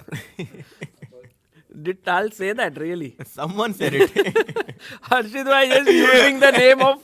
Say it first and think later. Or maybe bishop f5 now, yeah? Bishop f5. King a2. King a2, rook b8. Yeah, but I mean, is there no way to defend Bishop it? c2 is also an option. Oh, bishop c2. This might be deadly. Oh, wow. No, this is so tough to calculate all of this. And also, we didn't see one small nuance here. Instead of queen takes, what if bishop takes e7? I think it's the same. Rook takes b3, Yeah, c takes b3. yeah. And rook e8, do we pin it? We can, I think maybe we just pin it, yeah? Pin it, threaten the b3 pawn, and if you go something like king a2, even d4 looks very tempting. With the idea of bishop e6. Yeah, and attacking the b3 pawn. This looks very bad for white with the bishop being pinned to the Opposite queen. colored bishops. And what are the chances that Anish goes wrong here after rook d5? I think after having that hot pot yesterday, he has no chances to go wrong. Oh. Do you think the hot pot was the secret? What if he had it on day one? He could have been on so many more points. Yeah. But yeah, this does feel like here he needs to. But this just goes to show that Shankland is someone who loves going in, like he's not afraid of anything. You know, there is this What? thing. Shankland has this academy, online academy called Killer Chess Training. and there is something known as the weekly homework. And there you have to calculate, like they have 6 positions or 12 positions every week, and Shankland solves them every week. So my thinking is Shankland really prides himself in his calculation, like he's training it every single day and so on. So right now Rook d5 is a matter of like calculation for him, and he like, oh, I've seen all the variations, I'm going for it. But That's definitely something he's missed. Yeah, I mean, with no, the I mean, evaluation being completely against whites. let's go slowly here, Harshit bhai, because knight Okay, d5. firstly, Rook b3 is also a candidate move. It is a candidate move. I mean, It's actually best move. yeah. I mean, you take off the bishop Oh. on b3, CD. and like that was the first move that I was drawn towards, and Because if you don't take the rook, b2 is hanging. So Yeah. you have to take. you have to take. And now I was thinking about e takes d5 But e being takes an option. d5, queen e7. Rook e8, still interesting. Yeah, and this is kind of evened out because Oh wow, white has a Knight- very nice move. Knight takes d5 here. d5. What a move. Wow, Take, this is hanging. exactly. Otherwise, This is queen crazy. hanging. Yeah, Okay. so rook e8, maybe not, perhaps. Yeah, maybe white is doing No, but fine. rook, Yeah. rook b3, And knight- cb3, and now knight takes. Bishop e7. Bishop Oh, e7, knight e7. you're a piece up. Okay. So knight d5, only move, right? Only move. And e d5, and again we get that opposite colored position. Yeah. Oh, it's just going there all the yeah, time. all the lines, It's all just roads lead transposes. to Rome. Yeah. All roads lead to this position, which is difficult to evaluate. Maybe Sam thought he's fine here. Yeah, I think that Sam thought that, okay, I'm a pawn up. I'm going to go king a2 next. What can go wrong? But bishop f5 check and bishop c2 is really going to put his calculation in a tough spot right now, because rook b8 is going What to if come next. queen a3? I come here and Oh my. looks bad, but rook b8 maybe, yeah? Rook Just b8. another attacker. It's finito, yeah? Okay, you win this pawn, but it's. I mean, not if I like- win the b3 pawn, then your king is no shelter.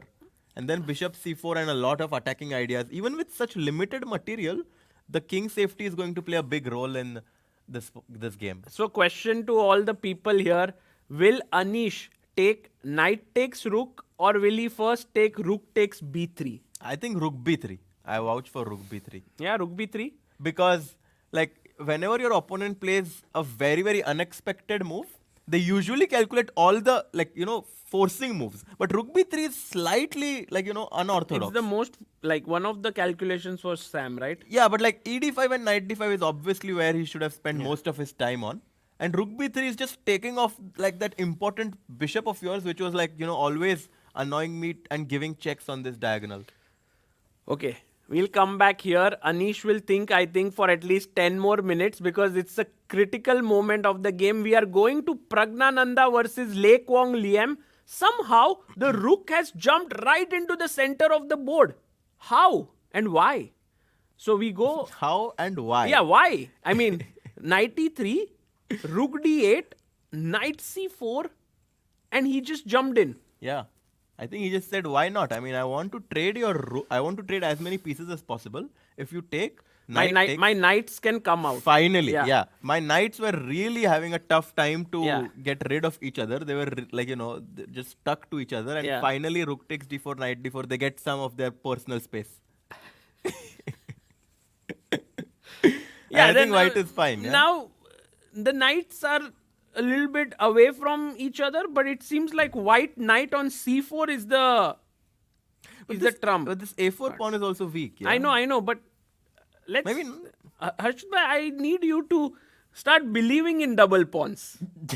You have not been believing in white's position at all. Well, the thing is that Like you're I looking really- at this position with a eye of like, it's so ugly, those two I'm double pawns. obviously Yeah. looking at this with some sort of a bias, because I care You a know, lot I about fi- pawn structures. What I realized once, and this is like a big eye opener for me, just to show our viewers, I was talking once with GM Suat Atalik, and it's not exactly this position, but just to give you an idea of what we were discussing, is somewhere takes No. happened.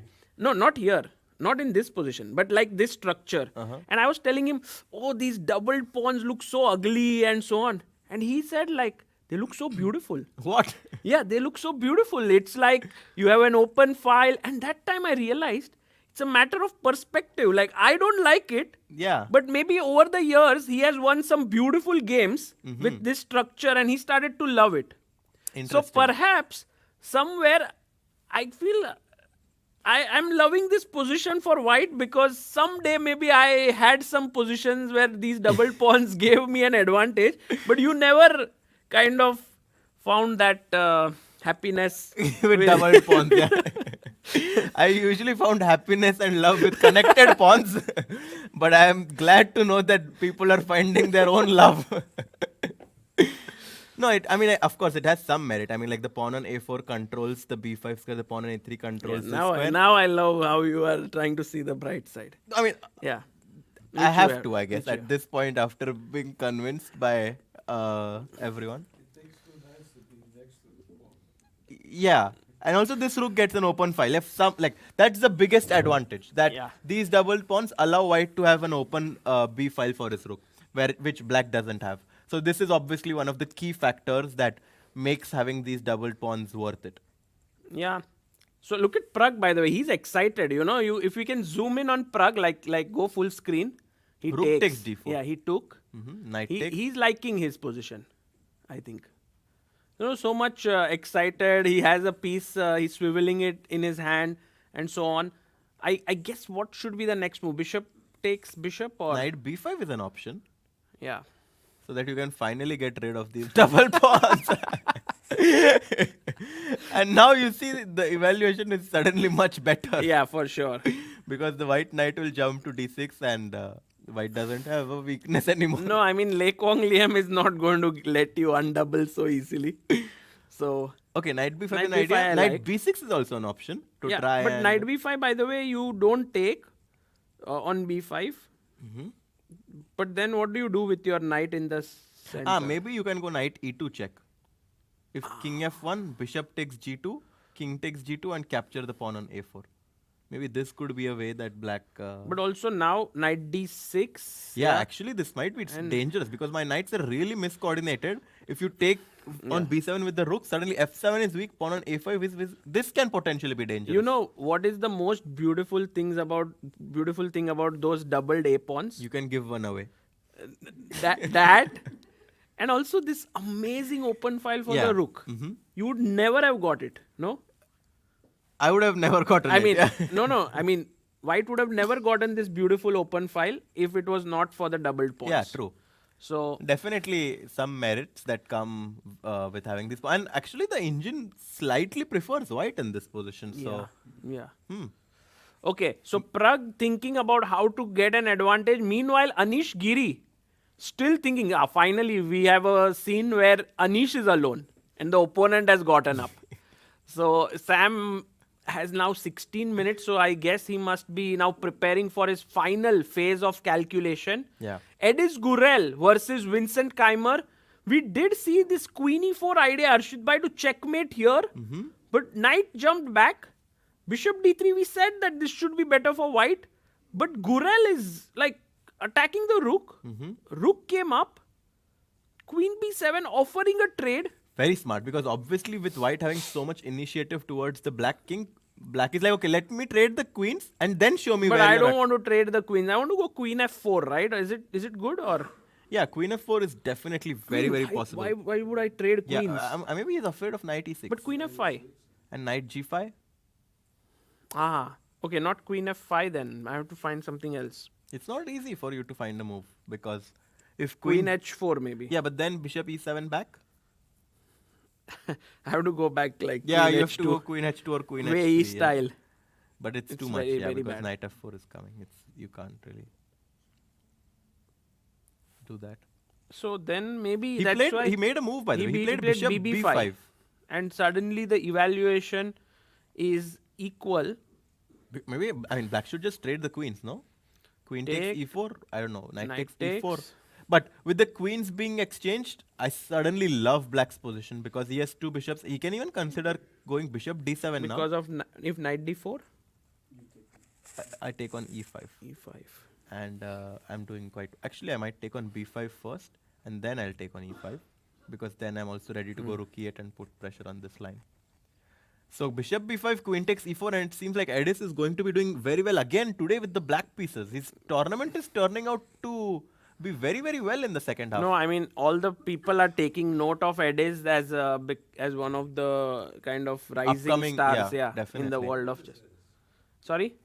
He's 16 years old. Yeah, he's born in 2008. Mm-hmm. So he's very young. And he's already 2-6, 2-5 or something. Yeah, and also maybe gaining like 7-8 points in this event. Incredible. Yeah. By the way, bishop takes c6 played by Pragg. Best move. Is it? Yeah. I'm not sure. It was the best move. Bishop takes c6. Oh, wow. Wow. Pragg grinding here. Now pawn takes might be good because if you take knight takes, your b pawn is Oh, still why weak. it is actually... Take a5, no? Because back. Oh, back rank. Mm-hmm. Amazing. But maybe... No. Why? Why do you want to give up? Is there some tactic like at 6 then? Yeah, that's what I was considering. So let's say knight a4, h6 or g6, h5. h5, and now both the knights cannot be saved. Mm-hmm. Wow. You thought I blundered. No. I saw your face. I know your when you blunder, when you don't. Generally, you don't. So very strong. Yeah, so BC6, but actually, I mean, I'm very surprised. White like the engine actually evaluates this as better for white, and it seems like after a move like rook d1, asking the question to this knight where he wants to go, white actually might be pressing here because the rook on a8 is stuck to defending this pawn on Knight a5. b3, no? Again, you come back. Well, now rook d6. Suddenly the position has changed completely, and now And doubled a pawns don't matter anymore. no, they do, but A5 pawn is also weak. now. Exactly. Yeah, very weak. I think the biggest reason is that these knights are just so poorly placed. Yeah. Wow. Okay, this is very interesting. I think it will open many eyes today. I think right now it's like 30% Pragg wins and 70% draw. Yeah. I think that's how I would rate the that's chances. the right way to look at it. Also, if Pragg wins, it sets up an incredible finale tomorrow. Oh my god! And I if just want tiebreaks. I don't want anything else. Like in Tata Steel, when I was there, the last day was so mind blowing because Pragg loses, Gukesh loses, Nodirbek does not win, and then they both have a tie break. It goes on for like 7 or 8 hours this entire day. And I think if that is what is going to happen tomorrow, you definitely need good sleep today. I was there in Vaikansé as well. Yes. No, you woke up very late. If Arre. you remember, you came like super late. It was 8 a.m. for me, but it was very late. Yeah. Now here, I think you should wake up tomorrow. Oh, on time. tomorrow is early round, Yes, by the way. 11 a.m. 11. Okay, that's very good to note. Yeah. Format for the tiebreak. 5 minutes plus 2 seconds increment, 2 games. And then in case of 1-1 tie in the tie breaks, then we have the Armageddon with 5-4. Who will get white or black? I think there will be a toss. Let's see. I mean, tomorrow, by the way, Anish Giri, I'm interested now to see, is he feeling good? Doesn't look like it, yeah? Now suddenly I mean, the thing is, not very happy. I think after yesterday when Arvind played knight g5, which was a shocking move, today rook takes d5, and he's about to make a move. No, he's not playing rook b3. No, he's like,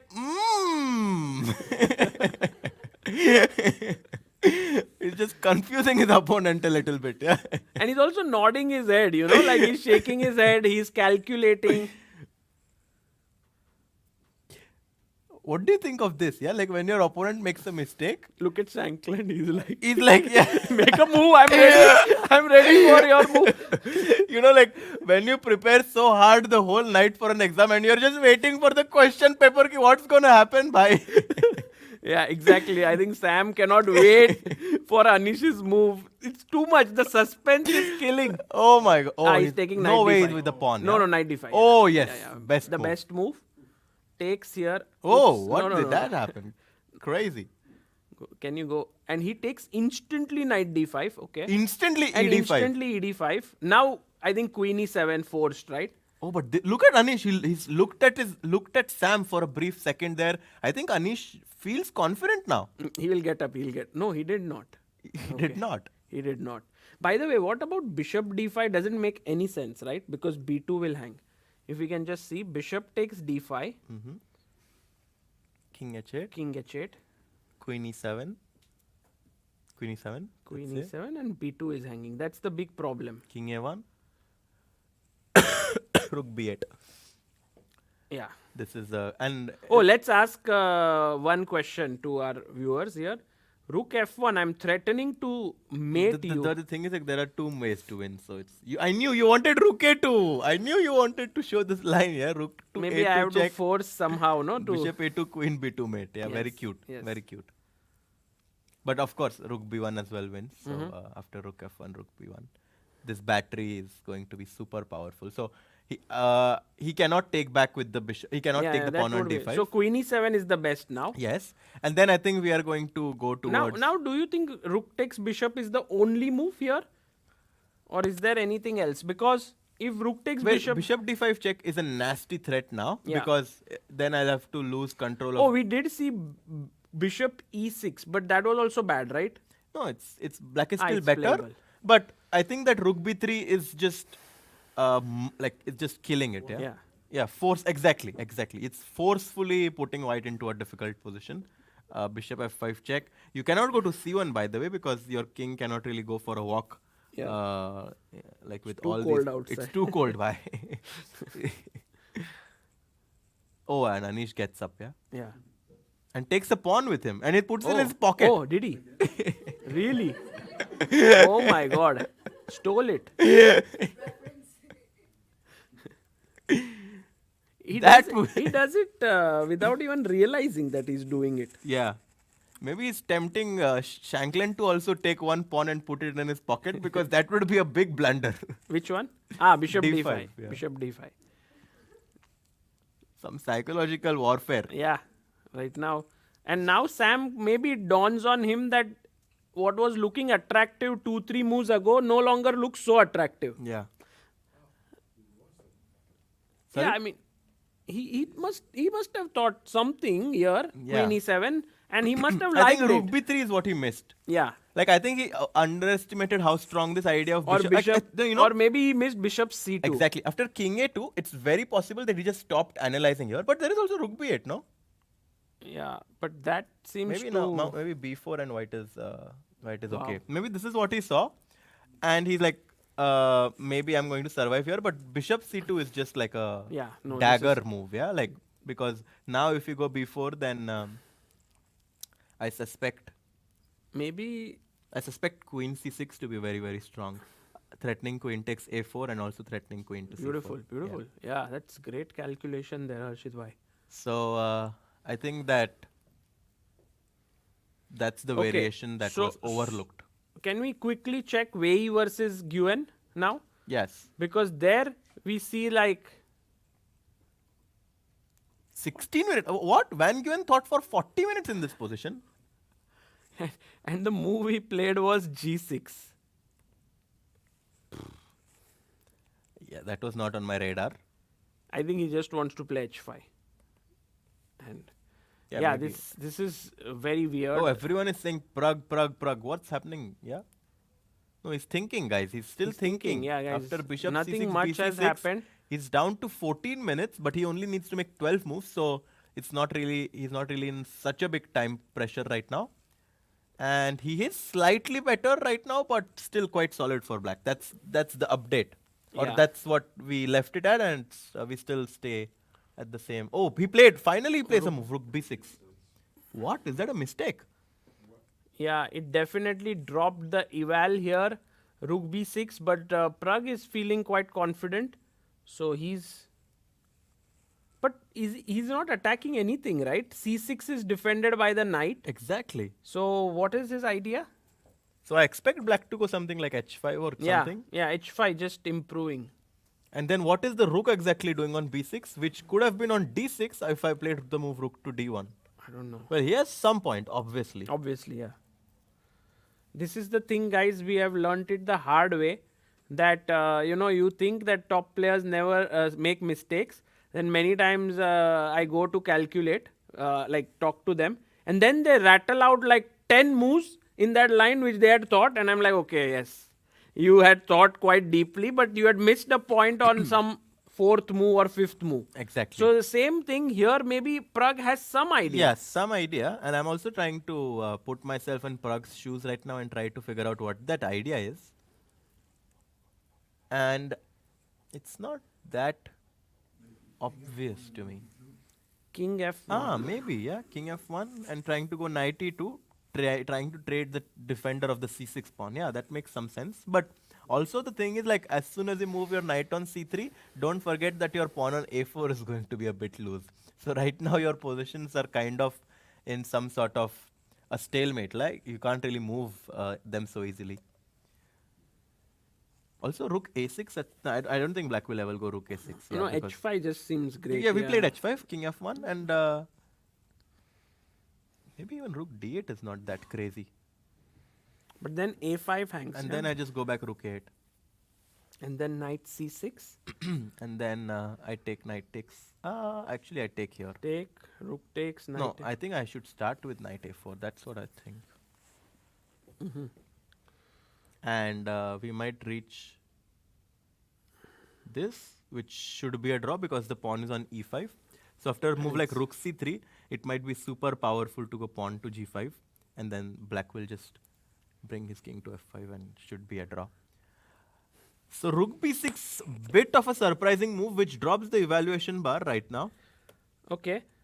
Should we quickly see here? Queens have been traded in Vincent versus Ediz. The rook swings over to e1. So yeah, bishop b5. He took on e4. Rook e4, bishop d7. All of this happened. Bishop takes, rook takes, and rook d1 played.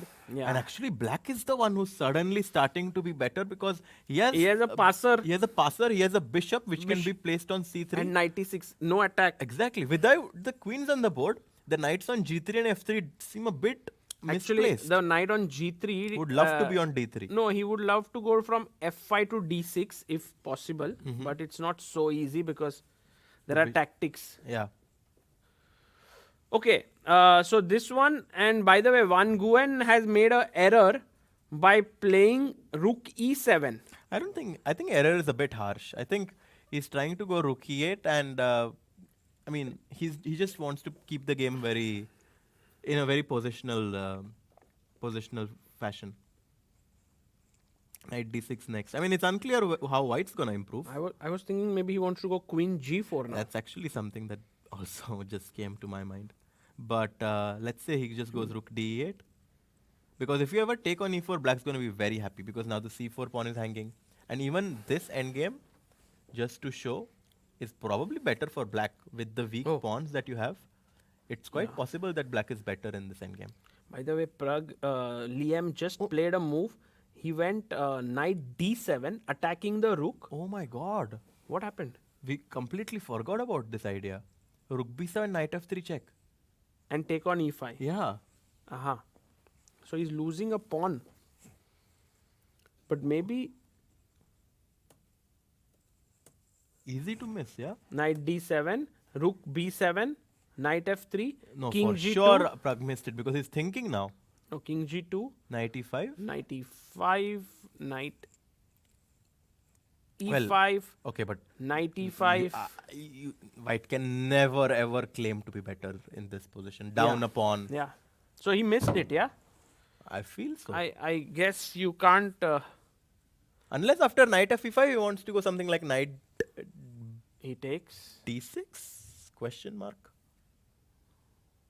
And trying to go for... No, look, Pragg is definitely unhappy, yeah? Yeah. Yeah, I agree with you.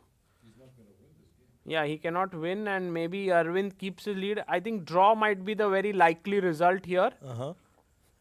Unless Pragg tries to overpress or something and things can go wrong. Yeah, I mean, let me not exaggerate Oh, that. by the way, guys, just a second. Harshit bhai, Anish has just Oh, taken bishop on F5 b3, cb3 and bishop f5 on the board. So just, and then we'll come back to your point. Will we see this bishop No, c2? absolutely. We are absolutely going to see it.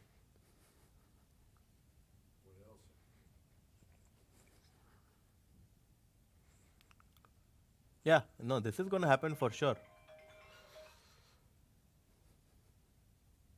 Can we see the Wei Yi game? Yeah, one Yeah. second. Let's just see if Sam plays his move and Anish blitzes out bishop c2. Because then, Yeah, then that's going to mean that Anish might win his first game of Wow. the tournament. wow.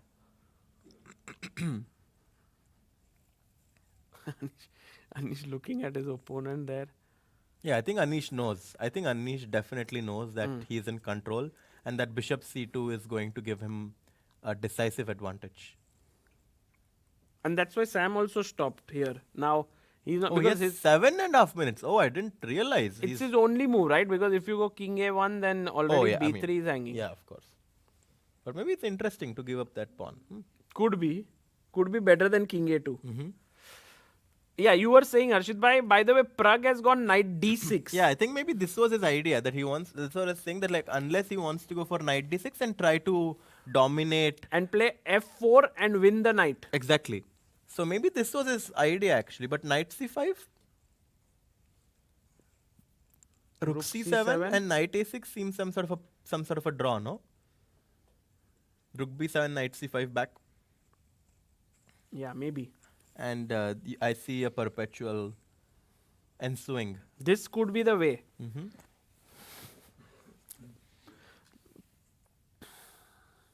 Liem Le will show the way. Oh, by the way, king a1 played in Shankland game. Oh yeah, you are right. And now just take the pawn on b3, right?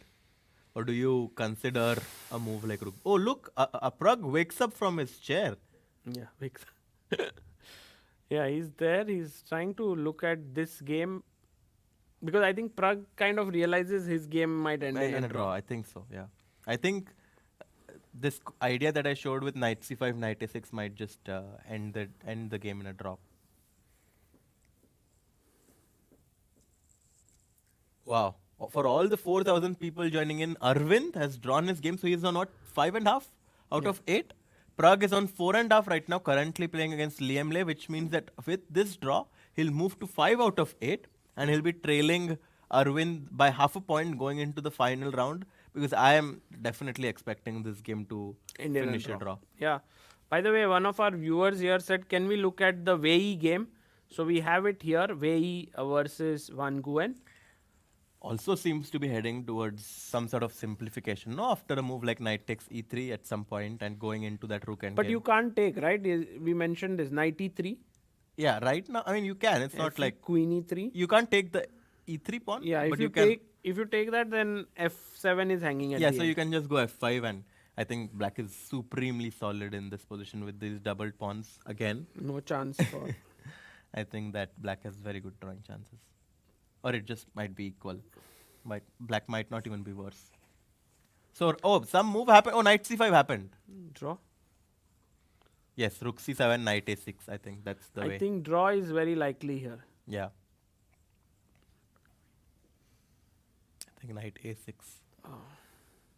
I mean, there is a delay of 15 minutes, so it's possible that the game has already finished.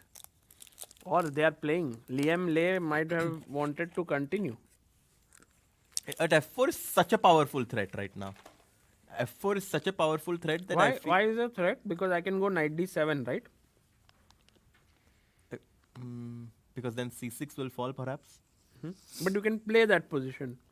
Yeah. Let's say, for example, rook h5, for example. Mhm. f4, knight d7,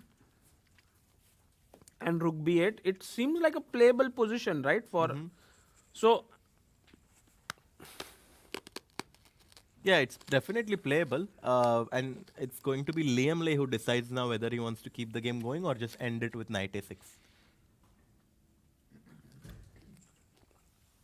Oh, queen takes b3 played by Anish. you saw it in that camera, yeah? I saw it in the camera. Queen takes b3 was just played. threatening queen takes a4 now, so I guess queen a3 back must be a only move.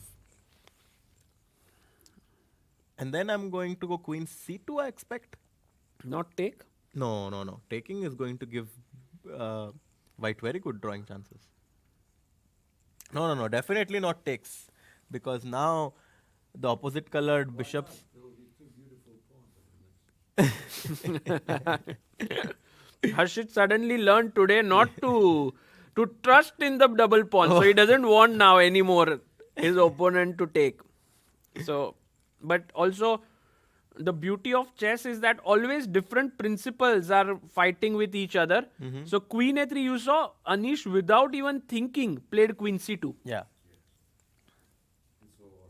Oh, actually, queen c4 was another way to play. Because then you could put your queen on e4, and now after queen a2, queen e4, I think this looks really powerful. So then what is the problem with queen c2? Because somehow it shows like it was not the most accurate move. I suspect it allows rook f1. No. Queen g2, right? That- One thing is clear that Anish believes that he's going to win this game. Yeah. And with his opponent having 6 minutes, I definitely would agree with that sentiment. Do you Because- think bishop e7 is a sort of a pesky move here? Oh no, there's queen g2 also, right? I just go rook b8 and rook b3. I have a very simple plan of going rook b8, rook b3. Okay. So you need to do something. I will rook c1 actually. But Queen g2. now bishop e3, bishop trying to go rook g1 and trying my own counter play. Could be a way to do it. But I think that queen c4 was definitely more accurate. Yeah. I definitely think that this was the best way to do it. Because if rook c1, there is maybe even bishop c2 there, right? Yes, it's possible that bishop c2 is a very powerful move, going for d4, d3. And also, rook f1 is a powerful threat. Yeah. Rook f1, because if you take, this is going to be checkmate. So rook c2, queen c2, and Shankland down to less than 5 minutes. He has 16 moves to make. Yeah. Taking a lot of time. Meanwhile, Pragg versus Liem game. Liem is thinking. He hasn't made a move, but I think he might repeat with for sure. knight a6, knight c5, and we will see a draw there. So let's stay here and see what Sam comes up with. He Bishop comes e3. Bishop e3. And also the queen being on c4 protected this idea of pushing your pawn from d5 to d4. So I do think that queen on c4 was like just a better placed queen. True. Now after bishop e3, Do you think rook b8 still works? yeah, still rook b8. For sure should be a move to try and go to b3. I do want to stop you from going rook c1 somehow. So what other option does black have? Queen g2. Greedy. Yeah, and then queen e4 because the queen cannot move because the a4 pawn is hanging. Wow. So I think you can just be greedy now and take the g2 pawn.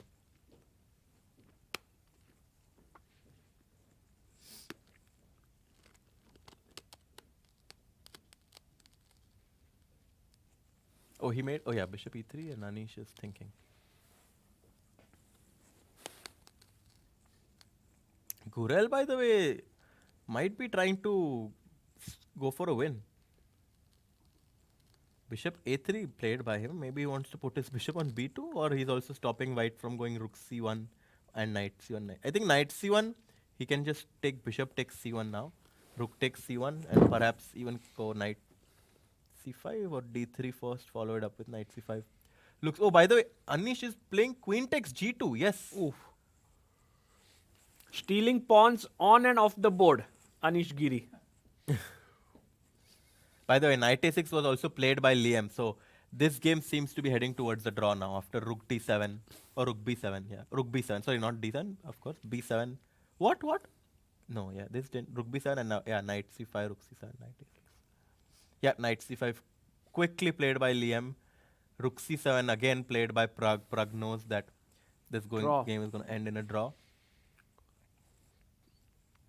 Not a very happy game for Pragg, I guess, because he did get his prep in. He had that small edge, but didn't get much. But it's not such a bad game as well. Tomorrow he still is within the striking distance of winning. But you know, he might face Anish, who would be in good form by beating Shankland today. Might be very tough to beat Anish with black. Yeah, that's going And to be. while Aravindh will have black against Ediz, actually, I cannot say that Ediz is not dangerous, because if Ediz beats Vincent today, he'll come in good mood tomorrow, and Aravindh would be a little bit low on confidence. No. I do feel like, you know, No, last round title is so close. I don't think so. I think Some knows. No, I think Arvind is too mature and experienced to get affected by that. I think that Gurel might be the one who's more, who basically might feel the nerves more, because it's his first super event, and I think a draw for Gurel against Arvind would be a great result even with the white pieces. Okay. By the way, Liam is having doubled mind, it seems. Yeah, You he's know, like, he wants to play on. He's like, draw, you know, my tournament, I'm already on -1. If only I could get a win with Pragg, I would be so happy. I mean, and also Pragg is, you know, like one player that he's like so well known and well renowned as one of the top players in the world. He hardly loses, yeah? Yeah, He very didn't rarely lose here. loses. He didn't lose in Tata Steel until the last round. Yeah. So this is going to, no, actually he lost to Anish as well. He lost 2 games, huh? Yeah. Anish and, Anish Vincent. and Vincent. Vincent. Okay, 2 games.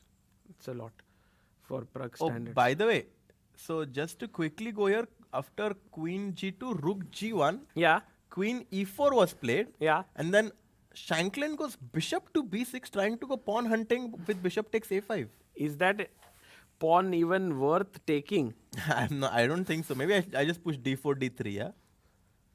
Arjit bhai, you have to be Roughly careful. because this Yeah. Queen G3 suddenly can swing, and maybe White can get his own counterplay towards But the G7 BG6, pawn. no? Yeah, I mean, Black is obviously always better. Maybe there is something else. Like D4 and some move here which is very powerful. Queen B3 check? No. Should be 6. Not so simple. Yeah,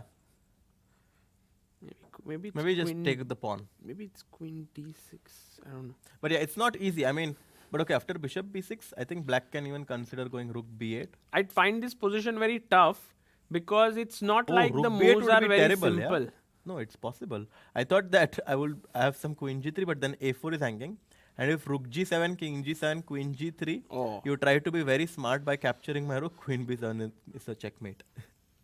So, Nice Rook one. B8 seems to be the best move for Anish in this position.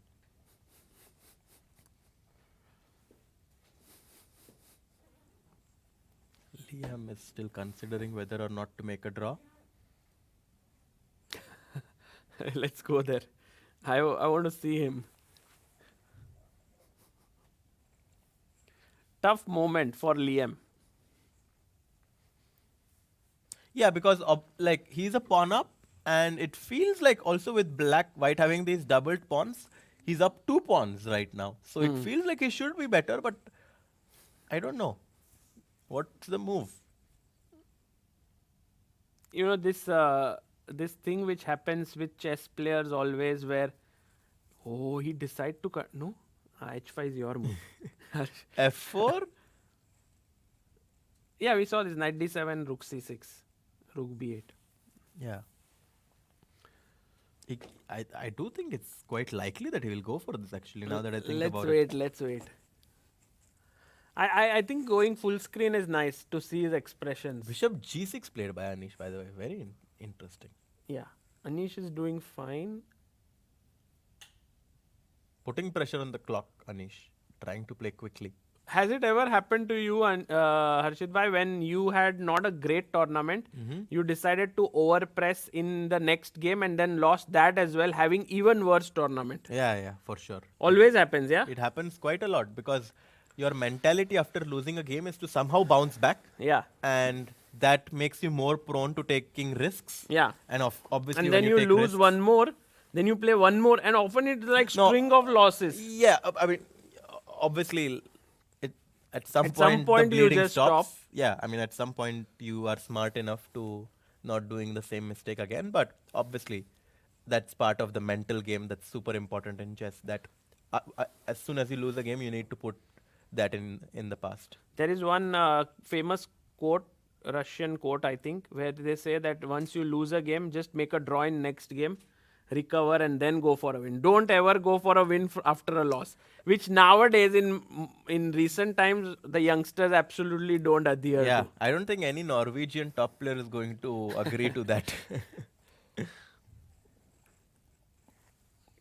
So, okay, Liam is really considering strongly to continue playing in this position. I think And I think he has all the reasons to. I mean, he's up 2 pawns, and even in this line that we just saw, rook c6, rook b8, even though the you material can't is say he's equal. up 2 pawns. He's up only 1 pawn. Yeah, now he's up 1 pawn because white captured No. the c6 pawn. No, What? this is equal.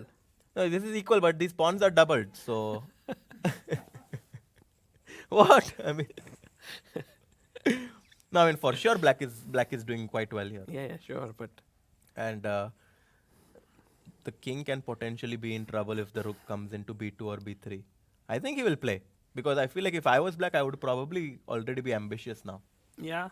Depends also on when he makes this move, because you don't want to be going too low on time. But also a psychological difference now is that Pragg was playing for an advantage the whole game, and it's very difficult to change that psychologically, going from always being like pressing for an advantage to defending. Yeah. And I think that's one of the key reasons why Liam should continue playing, to test Pragg psychologically. No, he's not going.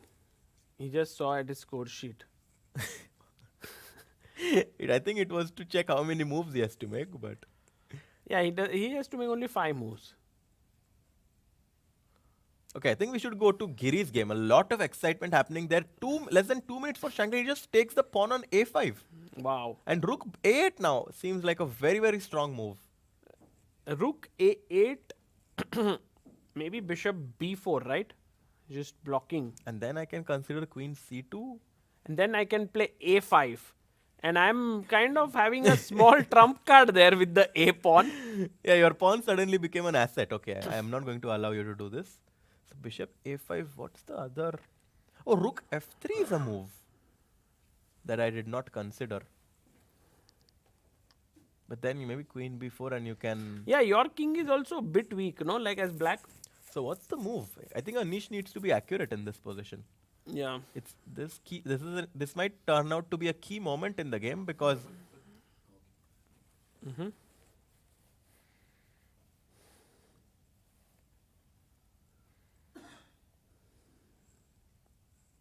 what to do? Ooh, queen c4. No way is that the best move. Trying to go rook f1 check. Because bishop c3 would be terrible, yeah, now. Because rook f1 check is lights out. Karthik Kamath says a very nice comment in the chat. He says there is a Russian story. Father is angry with his son, not because he gambled, but he decided to recoup his losses from gambling. Tal mentions it in his book. Oh, very interesting. Very nice. It's okay to gamble, but not recoup your loss from gambling. Like, it's okay to lose a game, but not try to again make the same mistake again, yeah? win. What's that like? There is also another saying, yeah? Yeah. I mean, I forgot what Slightly it's... funny one. But Yeah, but it's kind of like, when you go to a movie and you don't like it, but you still sit there to finish then because you bought the ticket. But obviously the best thing to do if you don't like something, just walk out. But the fallacy... Like there is sunk cost. Yeah, fallacy of sunk cost, exactly, yeah. Okay. Coming back from all the fallacies to what's actually happening on the board. People here didn't buy a ticket, so they can leave any. if they don't enjoy the commentary. But what? What about rook f4? Rook f4. Oh, going for the a4 pawn. That's a nice Ah. move. Yeah. And if bishop c3, it's important to note that queen a4 doesn't really exchange the queens because queen takes a4, rook takes a4 is a nasty check because it's checkmate. Wow. So rook f4 is a nice move, yeah. Yeah, good one. Good suggestion. But it's not easy to find it. Yeah, but a4, then it's not easy to defend a4, right? Or Yeah, I mean, you obviously can never go b3 because queen d4 check and you lose yeah, the you rook. lose the rook. So rook f4 actually is... So here Anish is thinking and here Liam is thinking. Man, Liam now down to 10 minutes. Mhm.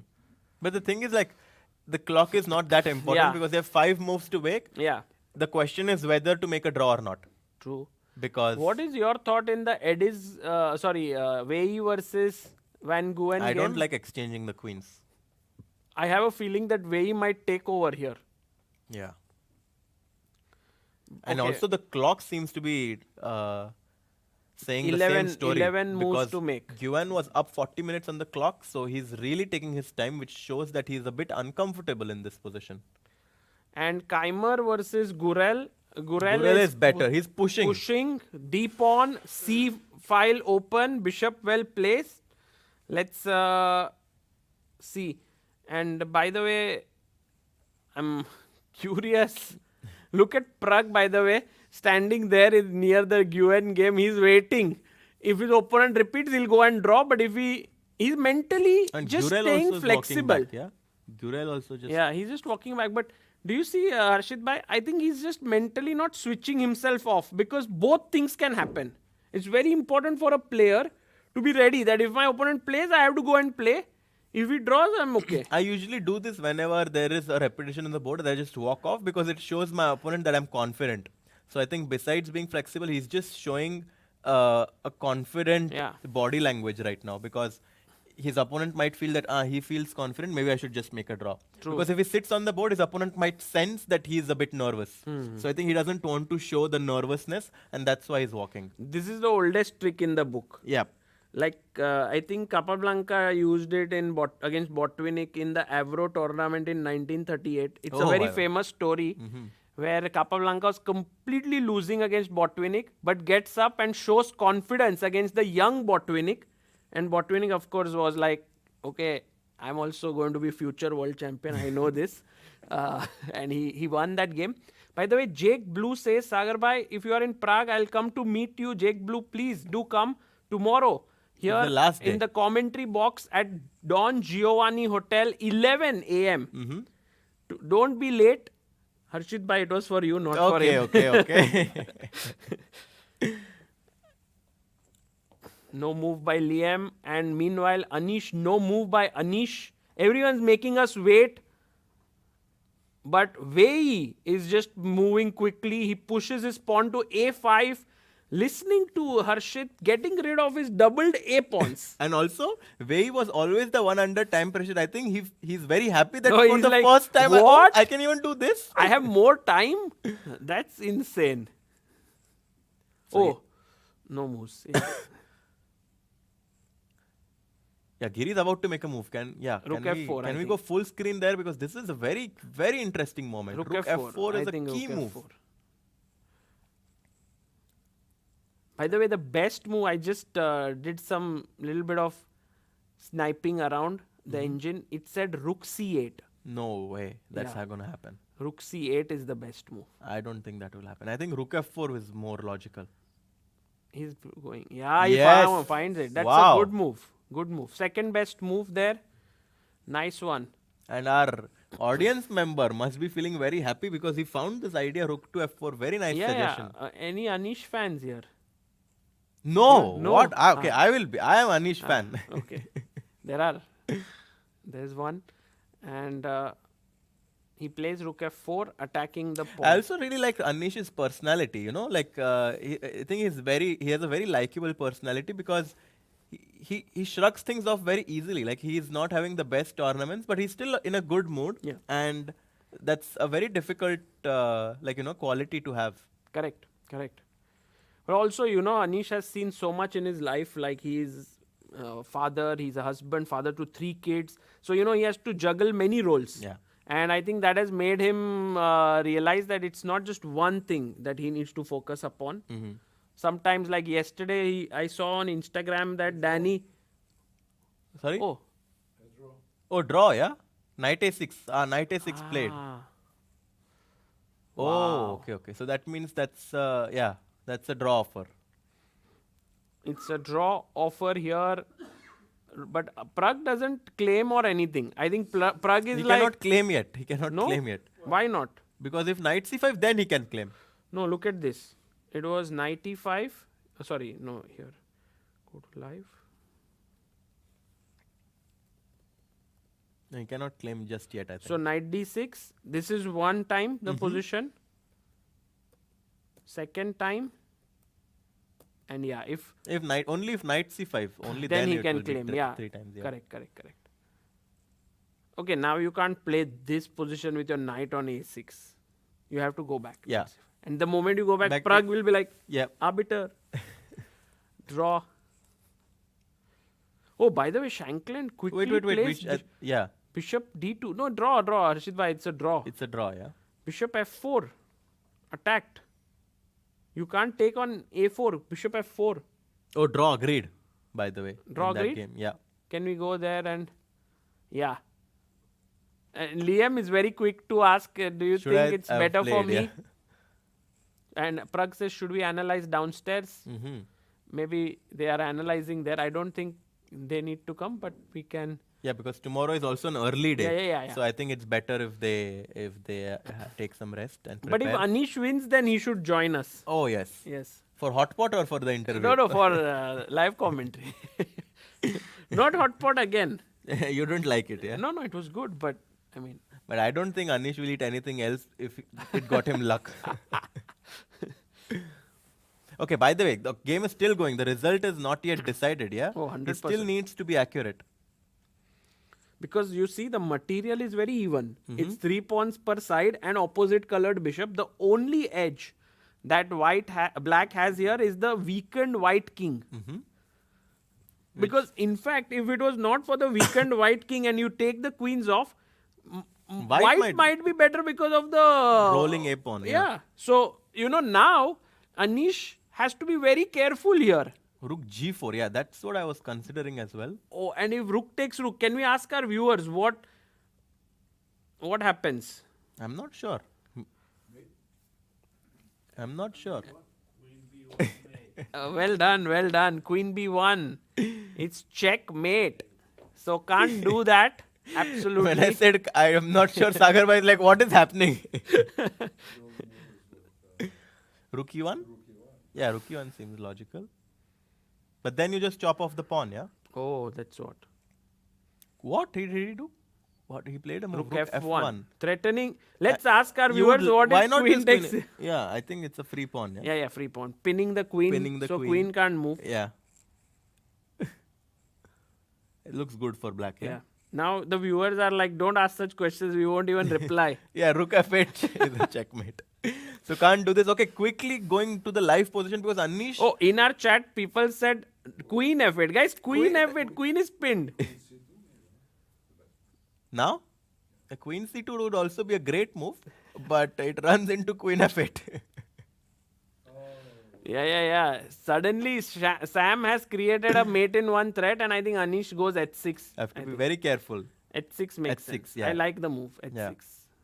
Or h5. Oh, h5. Yeah.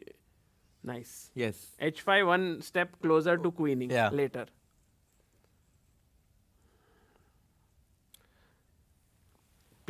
One guy in the chat says, good night, Pragg lost Prague championship. Actually, Not yet. not yet. Not at all. Tomorrow is Actually, the final day, guys. It's a very exciting final day. Anything can happen. We saw in Vaikanze that the leaders can have a lot of pressure in the last round, Yeah. which can lead to a lot of crazy results that we would True. usually not expect. What was played? H3, yeah?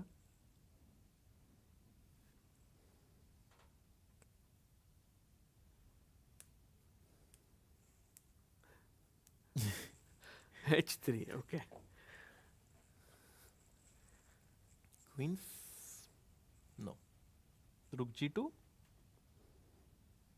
Seems logical, yeah? Trying to put the rook on the 7th rank.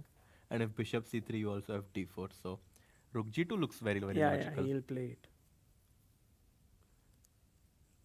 Yeah, rook G2. Yep.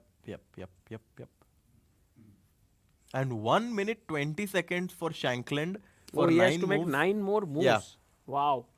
And meanwhile, it seems like Ediz-Gurel game, Is heading the towards the draw. engine says equal, but I have a feeling that black still looks quite good, no? With this queenside majority, bishop, rook here. It does, and the knight on D4 cannot move because the F2 pawn hangs. Yeah. So it feels like black is definitely pressing.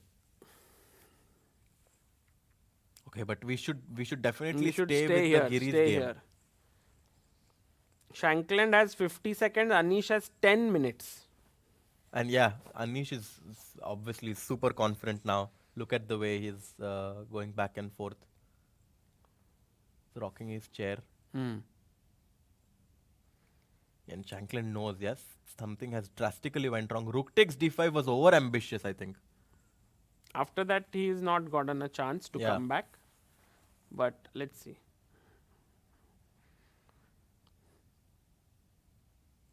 The check doesn't make any sense. Because just king h7, right? Yeah, if we can have the board here, check, then he goes What did he do?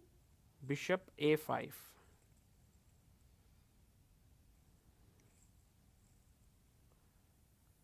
So bishop a5 played again, and it's a big error because now Rook f2.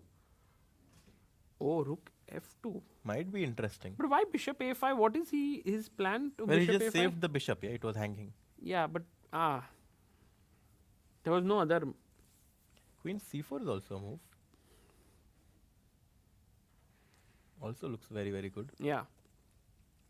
But I guess rook f2 is the most tempting right now, so that you also threaten rook to not f4 but f3.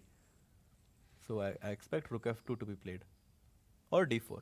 Anish has all his moves ready. Yeah, he's playing pretty quickly. No, when He's going for king h7. Useful move. Classy. Yeah, no checks later. Yeah. And just asking white a question with 30 seconds on the clock, it's very difficult to not make a blunder. True.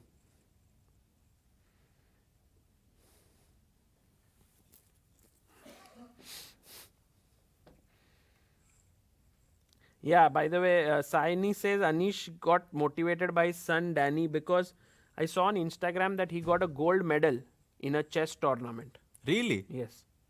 Wow. Or maybe something I else. knew Danny is he felt very, very talented for sure. I, I'm not at all surprised. I think more than chess talent, he is an amazing commentator talent. What a commentator, Harshit Bhai. He will take our spots very soon. Queen b4. Push him. Time to push the pawn. d4. You mean D? Okay. Or queen c2? Maybe just. Also possible. Yeah, queen c2 also a great move. I think the biggest problem is that black is not winning directly, but the fact that white's king is so weak that at some point is going to break through. He played d3. Queen d3. Attacking the rook. Again, 30 seconds for Shankland to make a move. Rook e1? Maybe. Rook c1 played. And is there a blow for black? I think rook c2 might be a blowout. What exactly is rook c2? He moves the rook away. No, Nothing rook is c2. helping, no? You don't want to trade rooks. I thought that queen b1 is dangerous, but king a2 and white might survive. So maybe not rook c2. Harshit Bhai, you don't suggest such moves. Generally, they listen to you. He might play rook c2 now. No, of course not. I mean, No? Anish has 9 minutes on his clock and he has plenty of time to figure it out. He doesn't have to rush. He can even make a move like d4 and like his position is still going to be completely winning.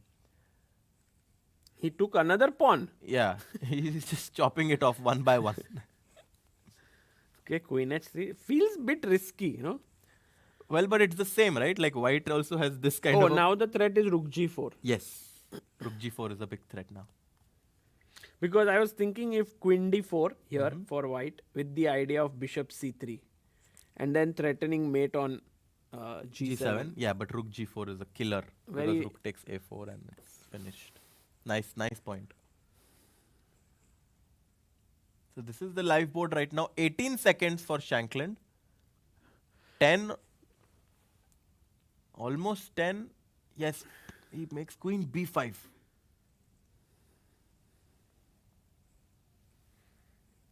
Queen B5 played. Shefali Singh says he will show this game to Greedy VD because there's an ongoing joke that Vidit Gujarati is very greedy. He always keeps on chopping pawns. So there's a name that is given to him, Greedy VD.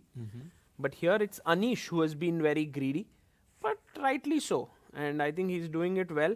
Should we look at any other game or stick here? I think time I think trouble. we Yeah, can let's stick, stick yeah, here. for stick at here. least until they reach the time control. D4, yeah. If you have a passed pawn, why not push it? D3, D2 coming very, very quickly. I think by the time they reach move 40, the result is going to be decided. Yeah. I think it's already decided that black is going to I win. don't know. Yeah, I'm a little bit nervous when such open board. Like for example, let's say bishop b6, Okay. D3. d3, a5, Okay, D2. d2, rook d1. Queen F3. Oh, he and- played by the way oh. queen d5. So, I guess D3 will happen or no? Yeah, D3 looks possible. Queen D3 also possible. Trying to... What? What? Oh, rook is rook hanging. Rook is hanging. Yeah. So.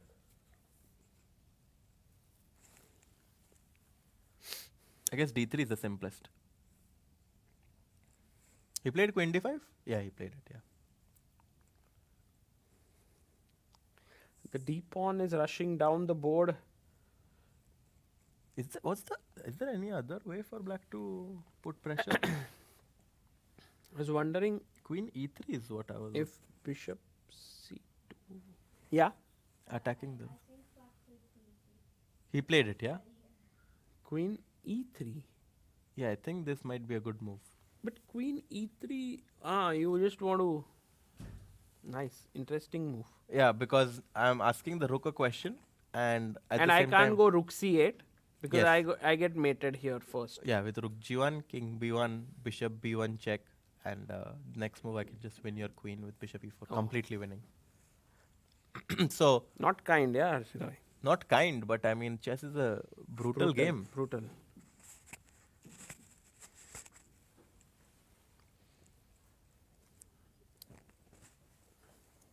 By the way, Wei versus Nguyen game seems to be also very interesting. Nguyen having 44 seconds, but he's holding on with his 40 moves dear done. life. 40 moves done. Oh, okay, okay. So here, Wei White is is a pawn up, but black is somehow solid. Yeah, could end in a draw. And Gurel also, we are on move 38. This game never really came under time trouble. So f3 played, and Ediz is thinking now. I think White's idea is to go at some point G4 and then knight E2 because of course after a move like A5 you cannot go knight E2 because rook A1 and suddenly you're completely mated. Yeah. So maybe White's idea is to go G4 to put a square for your king on G2 and then come back knight E2. Oh, by the way, Anish is about to make a move. Queen E3, yep. He plays Queen E3. I like it. I like this move a lot. Just forcing things, threatening rook G1 and asking Shankland a very difficult question. This was a very smooth game by Anish actually. Yeah, Right yeah. from the opening, he was always slightly better. And to win with black is quite huge. Oh, absolutely. Rook D1 played.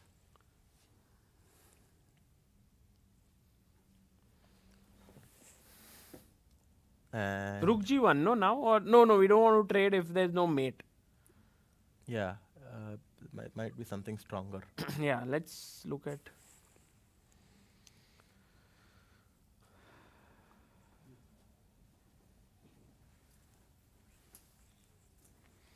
Making a comeback is also an art, yeah? Like in Oh, such wait a events. second. There is also rook g5. Oh, attacking. Whoa. I did the not bishop see is that gone. move. Yeah. And queen d8 is the only move, but then queen b3. Oh. Wow, wow, wow. Queen g5. Queen a4 is mate. Oh my god. Yeah, I think this rook g5, queen b3 idea is incredible.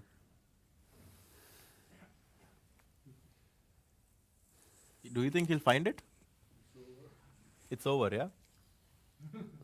If he finds it, they'll resign. Yeah.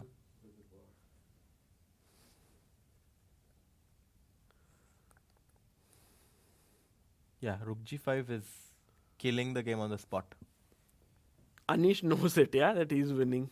He's not even getting excited, like, I know. Yeah. Oh no, he's moving the queen. What? Queen e2. Ah, also completely winning because queen d4 there is rook g4. And rook a4 is hanging. So queen e2 also ends the game on the spot. This is over. No, if yeah. Because b2 and rook both are hanging. Yeah. And if rook d2 Then queen e1. and then king a2, You just lose. Just take. Yeah. Oh, actually, you know what? I just Yeah. realized that I have queen f1, king a2, bishop f7 as well. So I think this is over. I think there might be resignation. Oh, he played queen d4. Yeah, but rook g4. That was the idea of queen e2. Yeah, to go rook g4. And rook d2, rook d4, rook e2, rook a4 is a nice way to end things. Queen d7. Still fighting. Bishop e8. Check. Ugh. Don't allow checks. Queen c2. Yeah, that looks good. Yeah, exactly. I like this move, queen c2. Queen c2 is Attacking rook very takes strong. a4 and I think queen c2 ke baad it's over. yeah. Also, it's going to happen on the 40th move, yeah, like queen c2 and resignation.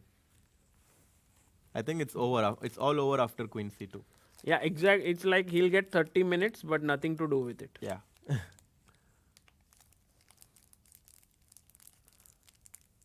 Sham is like, yeah, it's done. Yeah.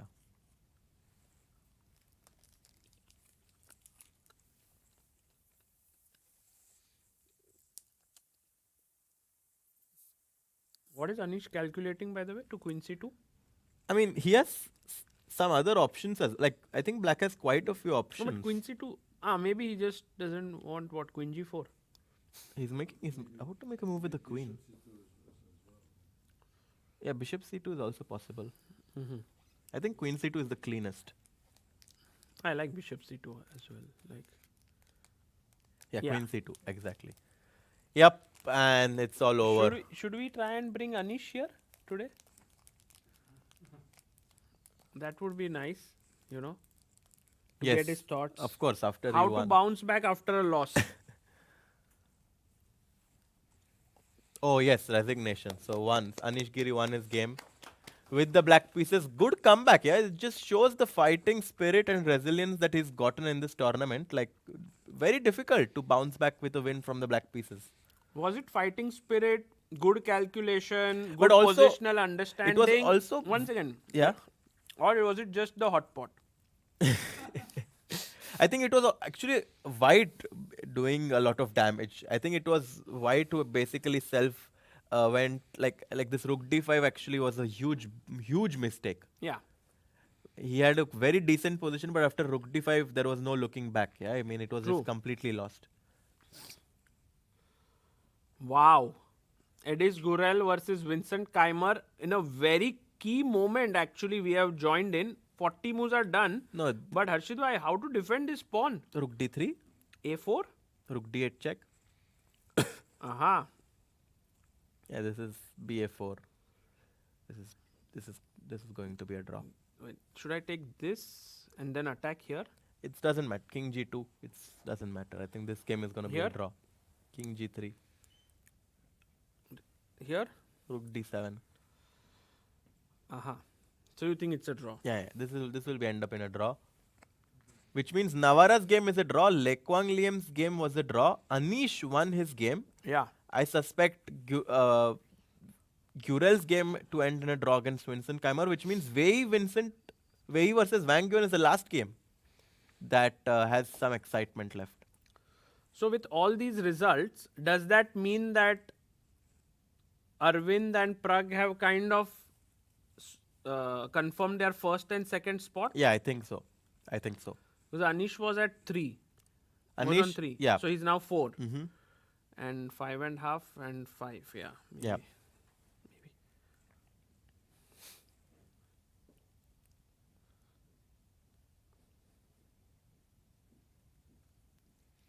Jake Blue says, I will try and catch you tomorrow evening in Praha. Oh, nice. Look forward.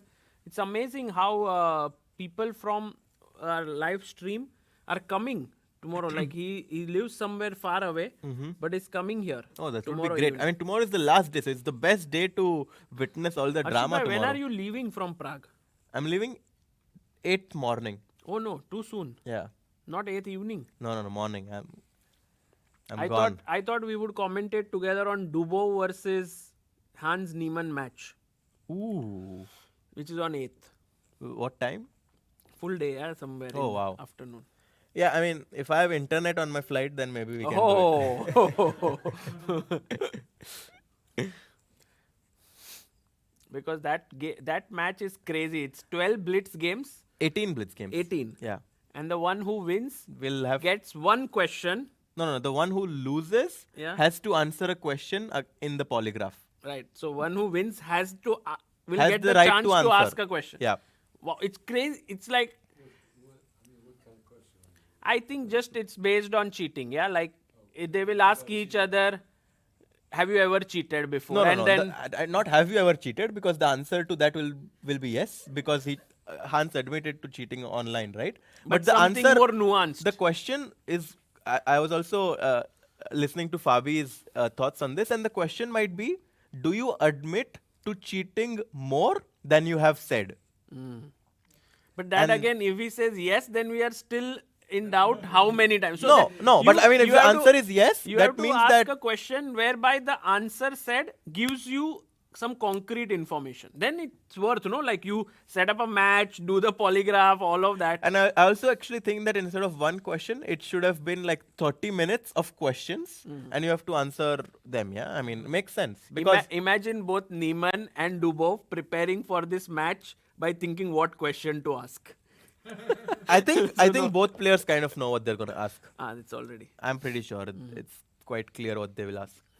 very interesting. Like, this is the most weird kind of prize that you can have for a tournament. Yes, but it will definitely bring a lot of clarity, because there are so many questions revolving in people's minds, like, what exactly happened in that fiasco 3-4 years back, or like with the whole... But that Netflix documentary is also coming. So this question might might just make that more interesting. Who Yeah. knows?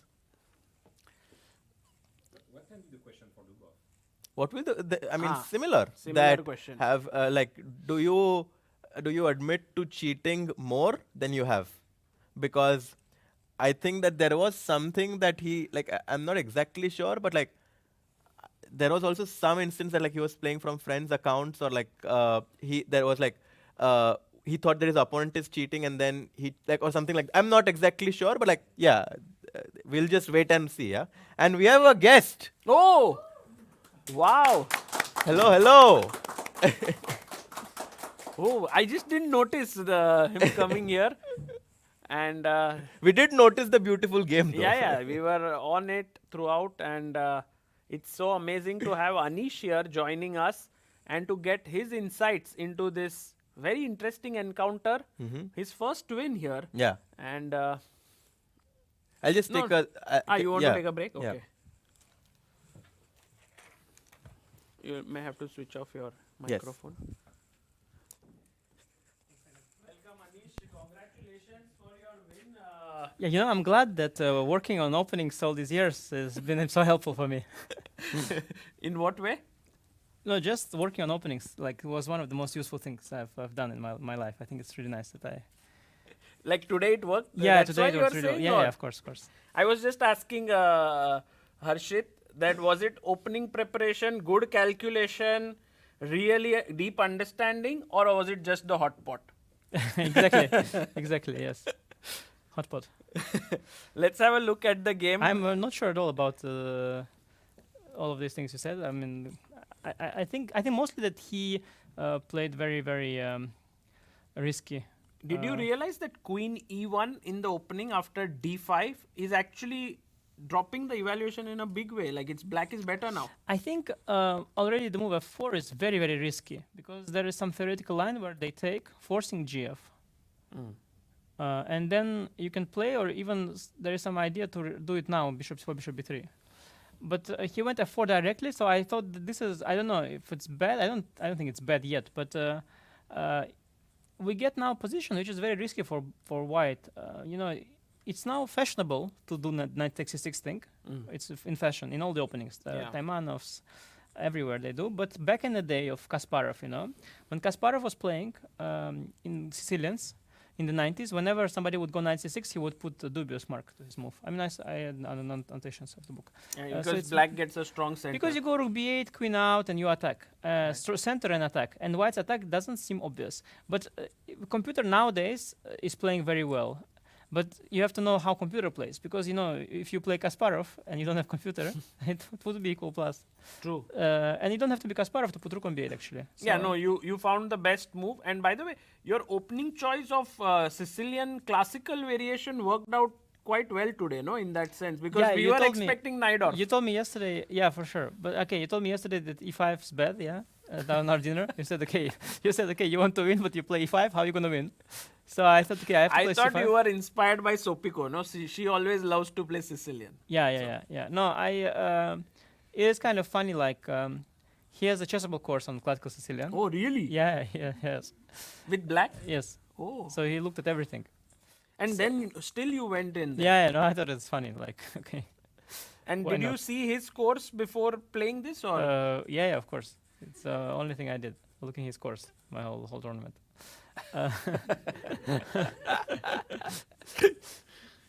So D5, Queen E1 and Rook B8. And then he took and played Bishop C4 with the idea of Yeah, parking that the is bishop. all right. Yeah, but I guess it's extremely risky what he's done. I think E5 was fair, right here. Just Yeah, I was expecting this and take a knight a4 or something, or what? Not knight a4. Yeah, no, I was trying to somehow, but it looks okay. It's very hard for white to do even anything. if you because- go Bishop D3 here, is it bad? Or- yeah, so let's say I castle. And you are just saying Rook B8, Yeah, Queen B4. yeah, and what C. are you like? Normally, you want something. You have some anchor knight on g5. But like you are very far from attacking. What is your idea? Yeah, I don't see. Yeah. Knight should be on f3 at least. Yeah. So maybe he has some strong move here. The computer is saying, I don't know what it is. No, knight it also bad. Yeah, I thought knight a4 is a strong move, because I thought that he wants to go queen a5, prevent a bit my advance. If a5, maybe queen c3. So I was thinking maybe this is the way. Try to somehow maintain some kind of shaky equality. But yeah, bishop c4 is okay. I didn't understand a lot of his decisions. Okay, first of all, bishop c4, why not directly? But okay, take bishop c4. There were interesting ideas here. I was calculating some wrong stuff. So first of all, there's queen c7. Bishop b3, h6. Takes. Check. Check That's the whole point, yeah? So Yeah, initially I thought that I thought that Some rook- sack is coming on D5, yeah? maybe, yeah. But I thought that this is losing for white at first. But then I realized not so simple. So if GF, bishop d5, now ed queen e7, nice chipo. Knight d5, knight d4. Right. So okay, maybe better, but he regains the pawn, not so much. If queen f6, yeah, very tricky. Rook f1. Yeah, this The looks bishop a4 scary, check, huh? queen e5. Yeah, very scary unpleasant. So this didn't quite work. h6. Yeah, I was thinking so long about this. Then I realized that he doesn't have to go back. He can play, let's say, rook f1, but it continues. Also, I was calculating a long time some f5 move. I take. He has to take with b pawn. The bishop is hanging. I have check. He has to go rook d2. And I think he's okay. Kind of okay, maybe. And then I thought, okay, I'll just castle. But I was not sure it's that clear. Okay, f5 he should go, of course, yeah? Always f5. it's not that easy because e6 is soft. There's some Right. concrete things. Right. Yeah, f5 actually I can go ef. I thought knight d5. I have knight d5. Maybe. Yeah. Bishop f6. Ah, and no, knight hang on. d5. Yeah. Hang on. Yeah, this is not clear. No, ef. He will take. Yeah, no, he should have gone f5 then. I think. Anyway, he King went king b1. b1. It's not the end of the world. Bishop d7. I didn't also. Why not f5 again? What is the issue with f5? Why not f5? Why to start a4? I couldn't Yeah. understand. I'm probably good. I'm better, but I was thinking rook b4 maybe. I don't know. I was far from decided on my move. I think he was very Afraid of a4 maybe. afraid of yeah. a4 I think there is knight Just knight take. a4 knight a4. The thing is a4. The reason a4 is bad is because I need this a pawn very much to disturb the bishop. Once I give up the pawn, no, the pawn is. Maybe I was thinking even queen e8. Maybe this was my move I liked the most. Provoking a4. He went a4 himself, so I was so confused. So confused. He went Yeah, a4 no, and now rook b4. Yeah, the problem with the rook b3, which would be very, very, very strong. It's even strong anyway. But there is knight d5 here. Otherwise, it would be just completely losing. Queen b3 and just. Oh. Yeah, so rook b4. Yeah, actually, I thought I made a mistake here because I thought maybe I should have gone h6 first. And next rook b4. I thought h4, rook b4. And I thought I have worse version, and then later I realized probably I have better version of the game. But it was hard to tell because I thought maybe somewhere g4, but I think g4 there is some problem there. I think simply queens b6 or something. But or queens c7 also. I was not so sure. But yeah, rook b4 was okay. f5 queen b6. Yeah, this was working for me. Yeah, now When he took rook d5, what did you feel? I saw this, so I was not You had- too you had scared. seen Yeah, it. yeah. No, I was afraid. But you of course. thought a lot. Yeah, because I have many options anyway. I mean, I saw what I saw is that I can take, Yeah. take, It leads to knight only. no? take. No, but I mean, I saw this initially that okay, I'm just better, yeah. So for free, so I don't need to see more with black, like it was a backup. I was mostly thinking about knight d5, and then I thought after a long time maybe he should go rook d3. I think I would take. I was not so sure if it's so clear. Queen d1 maybe, because initially I was calculating knight d5. Yeah. The We were bishop- also, I think, looking at knight d5. Knight d5. There's a very clean line. Ed, queen e7, Rook e8, no? rook e8, bishop f6, rook e7, bishop e7, rook b3. This Yeah. is practically lost, yeah. Yeah. Because weak king. Yeah. He should try to get rook to a3 and king to a1. If he gets rook a3, king a1, blocks d2, he's okay. But I will never allow But your that. d pawn is also very strong. Yeah, no, it's very, very bad. So I don't know what's okay. I thought rook d3, yeah. But rook d5 is panicky. Now I was thinking because I was trying to find a win. There are very tempting options. So first of all, ed or knight d. I mean, anyway, this I can include. This is the same. Yeah, I can go ed. And this position looks, at first I thought, okay, wait, sorry, what is the... Yeah, knight d5 is very strong here. Wait. So... Oh, wait, I blundered that a lot. No, when? No, I mean, in my calculation. But you took with the knight, no? Yeah, but I was thinking about the other one also. So ed5 maybe is not the best move. Yeah, it's really embarrassing. Yeah, because now rook e8, knight d5. Yeah, no, it's crazy. Yeah. Okay, I knew I was going to take with knight, but still.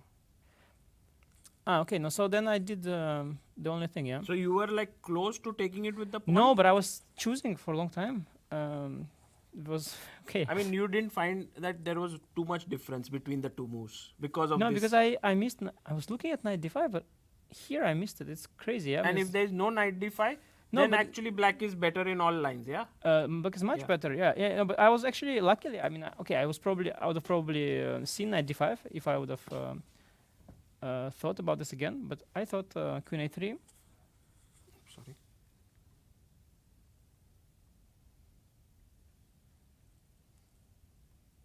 Yeah, queen a3. Actually, I was not sure if this. Sorry, not this. This is losing. I was not sure if this wins knight b5, so that's why I refused it. But okay, maybe if I would choose on this, I would see longer. But this is very nice, and we get this position, which I think might be, but it's very, very hard and bad King because a2 maybe. What No, did bishop he c- miss actually? Maybe he missed bishop c2 here after yeah. king a2. yeah. Maybe, right? Otherwise, why would he play rook d5? I think he was very desperate. I mean, I think He didn't like his position, maybe. yeah, it looks really bad. I actually thought it's very bad practically. Also, he was slow and I thought his previous moves were not very consistent. So I thought maybe I had more with h6. I regretted my move rook before a bit, but then I thought anyway I have big advantage. Yeah, the thing with this position is that it's not about pawn or something. It's just that they say with opposite color bishops you have the safer king. Right. And the combination of me having the d pawn and also now the g pawn and his king is like, if he had a pawn on a3 and you would go queen c3, it would be a completely different story. It would be a very, very smooth draw for him, or at least different story entirely. But now my king has this h7 square, and he can never activate the queen because there's always issue with the king, and he can just it's just really hard to play. Okay, rook f4. I was happy because I initially was going to blunder into bishop b4. I blundered bishop before a5. A5 is Yeah. And I need my rook on the fourth to break this sort of blockade. Also, rook c8 and rook f4, both were the best. Rook c8, moves. rook c4, yeah, with the idea. Yeah, I was choosing. But I liked rook f4, also the kind of move that is very unpleasant for him because it's not what you expect. Yeah. And also I was calculating some lines, like I'm not sure, but it was kind of funny line. I'm not sure if I have to take, but it was just funny line that I can allow this. And then there is mate queen d1. Oh, nice. And bishop b1, bishop c2. Oh, beautiful. Yes, this is very nice. But I'm not sure I need rook f queen a4. Maybe I have some other move. Yeah, this. I was missing some moves, but I think it's overall just very good No, for me. I think you played it perfectly here. Yeah, h5 king h7 is nice. Okay, initially I want to go h6, but h5 even better. Yeah. Yeah, h5 king h7 is you always when you do h5 king h7 or even h6 king h7 is even prettier. Then you sort of you should do that and then see, and suddenly position collapses because once the king is like too tempi safe, because otherwise there is a check. Yeah, always. When there is no check, he has zero play and he's just and all the forced lines are now lost with king on h7. Yeah, this was just everything was completely lost.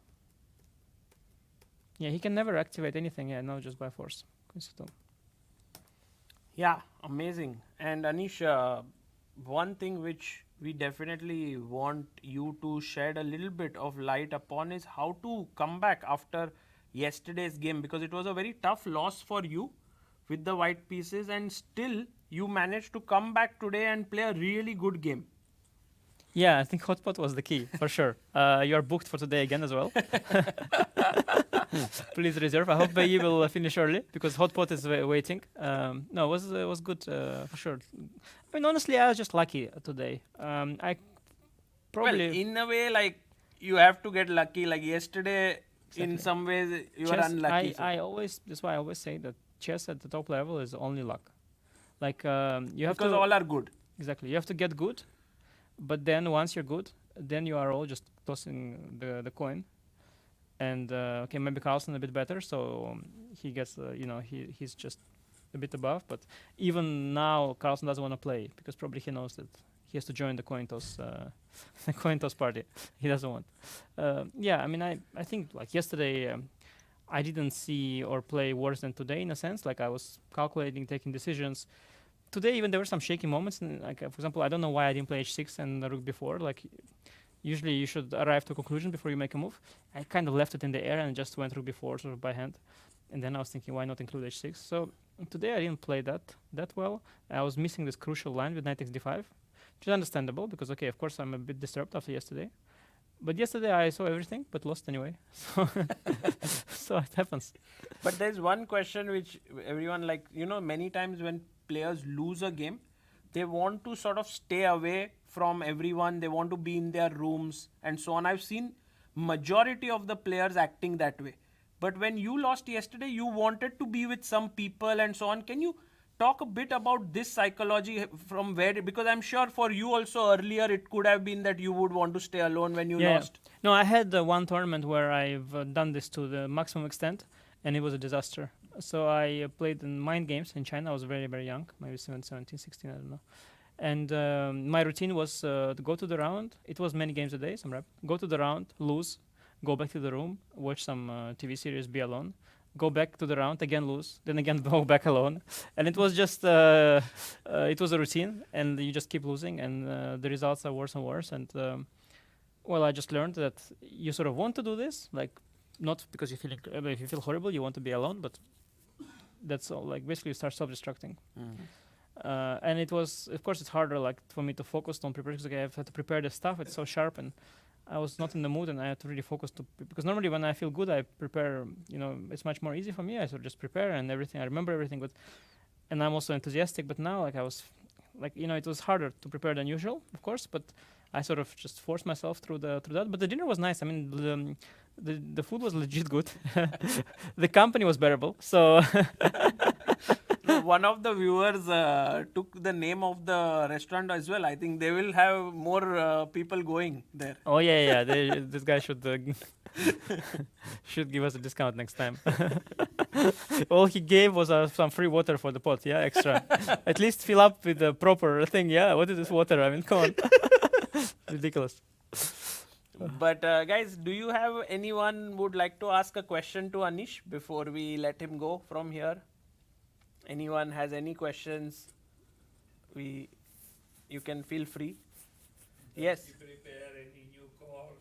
Oh, do you prepare any new courses? It's difficult. Everything is taken. So I could try to do classical Sicilian, but it's already done by my opponent Sam. Arguably, I could do better one maybe.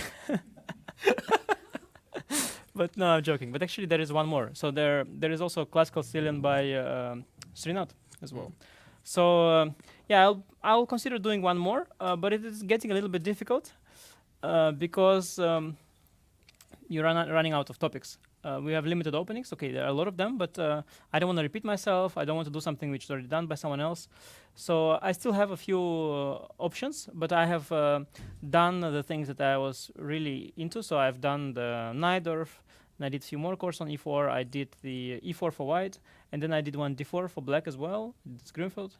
Also, my wife's QGA. I also helped her back in the day to French Dragon. Yeah. So I basically I wanted to in French and the Dragon. I wanted to show some ideas. I had some new ideas, and I thought I'm never gonna play this, so I might as well make a chessable course on it. But it was really nice. Like I basically found equality in the Dragon back in the day when it was difficult to find equality. Like now computer shows, but back then it didn't show. And the French also I had some deep ideas in Navarre, which again now with new computers it's all easier. But back then it was really I was really proud to show my work. Yeah, I have still some things I could explore. Like I could, they want me to do some kind of Najdorf thing because Najdorf is doing so well. But I think they don't understand. They want me to make a Najdorf course now, but a worse one than that one. They say now make one for the noobs, but it's not a good idea, I think. And they also say update. What update? There's nothing to update. It's a perfect course. Perfect. Yeah. I mean, I've done some updates here and there. But frankly, it's hard to update because everything's good. I could also consider like some white repertoire, d4 type thing, but I will see. I'll maybe do it at some point, but I'll see for now what's happening. And I'm glad people are enjoying the courses that I've made. Absolutely, guys. Do check out Anish's courses on Chessable. We have Harshit Bhai who has a question. No, I wanted to say I would really love if someone like you does a My Life and Games Yeah, you would love, but you wouldn't even buy it, yeah? Everybody would love, but nobody buys. What you will buy, Harshit, is when you have to play the tournament in 2 weeks, and you don't have opening, and you'll buy my course, what to play. You already bought, okay. Harshit Bhai is going to play freestyle. Look, Isagar, I'll tell you, but all this freestyle, it's all distraction. How it is, your life and games, everybody's like, I hear they're listening because it's free. But even here, they already want to go. But the moment you're trying to sell your life and games, nobody's interested about your life and games but you. So you are very passionate there, telling about your life and you had this game, and they're like, you're not even a world champion. Why are you even here? So it's nonsense. You need a good title. No. Like a title, like... It doesn't help. You need... for example, you need to think what they need. No, they need... Harshit has the same problem. He has the tournament. He's nervous now. He wants to get 2600. He already told me yesterday. But he doesn't know what to play. And he's in panic which opening to choose. He sees everything equal. He doesn't know. He doesn't see what's happening. Why equal? He wants some guidance. And that's why they need opening courses. Right. There is also this thing which is like 100 endgames you must know. Yes. Because people, they are like, okay, I have to study endgame, I have to study endgame, I have to study, and then they feel like, okay, 100, maybe only 100 is okay. And they buy this whole course. But nobody buys anything else. It's only 100 endgames you must know. 100 And, opening ideas you must know is a good topic. no, because it will not help Harshit in his tournament. He needs clear repertoire. Okay, But I have to not play. Harshit, but those who are at Harshit is my customer. Harshit. You are only thinking about Harshit level Harshit players. is my GMs. Oh, but also actually, I think the main a lot of people from 2200 upwards are playing my courses in the base. The others maybe also play, but they're not in the base the games. But yeah, those are benefiting the most. I mean, I'd love to do some course on other topics, but I think people just don't want to buy. And you know, even on YouTube, yeah, there's like some yeah, maybe guess the ELO or something. But it's you know, it's you can see from YouTube. Nobody cares about chess now. Only the people who need to play need opening. Anish, this Prague, first time for you. How has been your experience playing at the Prague Masters? Are you enjoying this event? Yeah, for sure, for sure. Of course, I had still have a hope that I'll come and crush everyone and go away. But You mean tomorrow? well, I was hoping it would happen every day. But but yeah, I knew that it could also be difficult. I've played these kind of tournaments before, and I know that the difference between a Grand Chess Tour level tournament and this one is only in the prize money.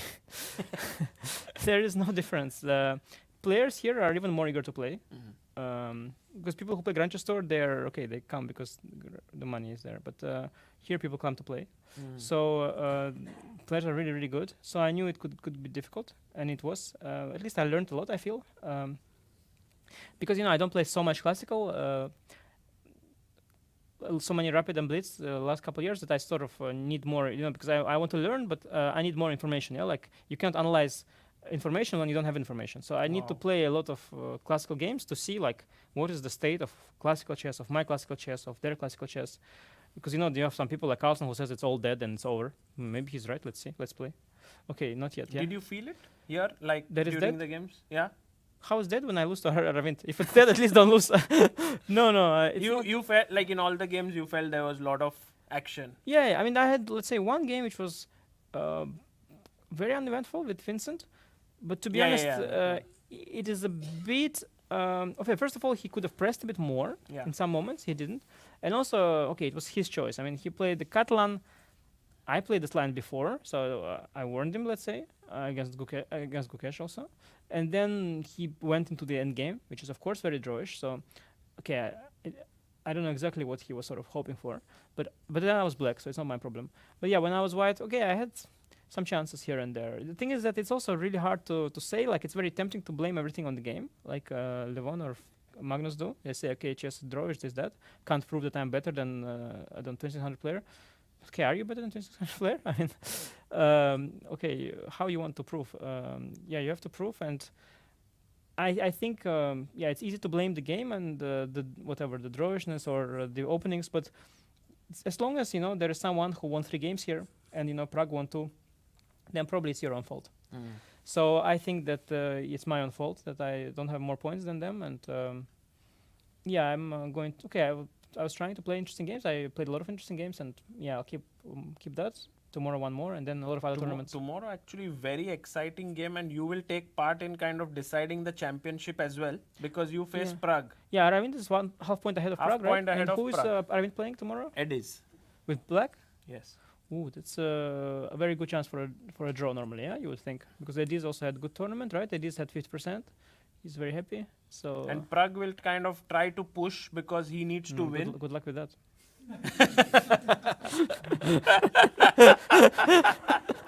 In Push a way, where? it's a nice thing for you as well, right? Because if Prague needs to win, he'll take his chances, and, you know, it'll be an interesting game. No, but I mean, I can tell already Prague, like, you know, once Grishuk did this to me in candidates, but okay, they had some kind of thing where, okay, he tried to make a draw against me when I needed to win, to help Nepo to win the. I mean, also these friendships, you know, so-called. I find it very strange, like these guys, like who are friends, you know. Also like Magnus and Nepo type, yeah, like they sometimes they're friends, you know, when they have to make draw, but for usually they're friends when they have to make a draw because it gives them an excuse to make a draw. But they're really not friends. I mean, I heard them talk about each other openly or behind closed doors, like they're not only friends in chess. It's me and Vidit. No one else. No other friends in chess. Everybody's enemies. Okay, Fabiano maybe Levon maybe friends because Levon no longer beating Fabiano, but Levon will start beating Fabiano. Friendship will be over. So it's all relative.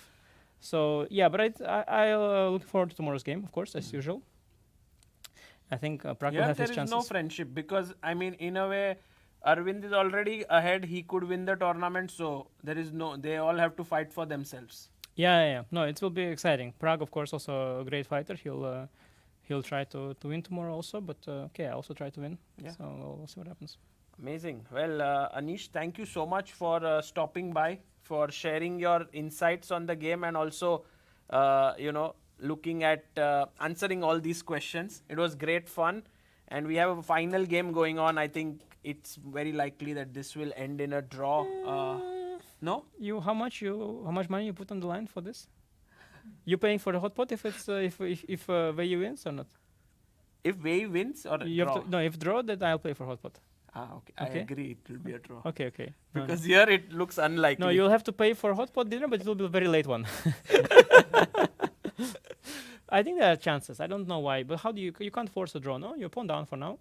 Yeah, but also like the knight is beautiful, and if you take the knight with your bishop, I'm not going to. then I'm not it's going a to. draw, right? No, but I'm not going to. I have some moves to improve. If let's say you do nothing, I would go g3 king g2 for now, and slightly improve my king. The rook f3 sometimes is a question. Rook b3. Let's say rook f3, knight f5, rook b3. I'm switching there. I want sometimes rook b7. I don't think it's sort of like an obvious one. I think you have to do something good, like rook d4 maybe, rook c5. Yeah, it reminds me a bit, of what game? Okay, not at all, but a little bit of this Ding, Gukesh Ding. There was one game, remember, where there was sort of fortress, and then Ding let it go, and Gukesh was winning, and then Gukesh messed up. Remember this? Yeah. It was double pawns, but at least Something like this. double Yes, pawns, yes, but yes. better. White had a bad Yes, bishop. yes, White had a bad yes, bishop. Now yes. White has a good bishop, but they're Yes. not double pawns. But it's similar in a sense that what I'm trying to say is that sometimes you have fortress, like you just stand, and that's it. It's a draw. It's a bit ugly, pawn down, but it's you just stand. And it's not fortress. It's sort of a draw in dynamics. Like if you play like computer, it will be draw. Or okay, maybe if you play like human, opponent will also not play very well. But it is not like a draw. You're pawn down, and they're going to be playing. So I think chances for Wei Yi. And also you have to realize Wei Yi higher rated, Yeah. putting pressure. So no, I'm with Wei Also, Yi Van Nguyen down to 40. Like time will play a factor time at the end. for especially for black. Black needs Yeah, time. And yeah. Tie-Dye lost a couple games here already. He's not feeling well. No, I think you have to pay for hot pot. Really? Hmm. I mean, in what situation you will pay? If draw, I'll pay. Okay. Yeah. If draw, oh, And if Oh, okay.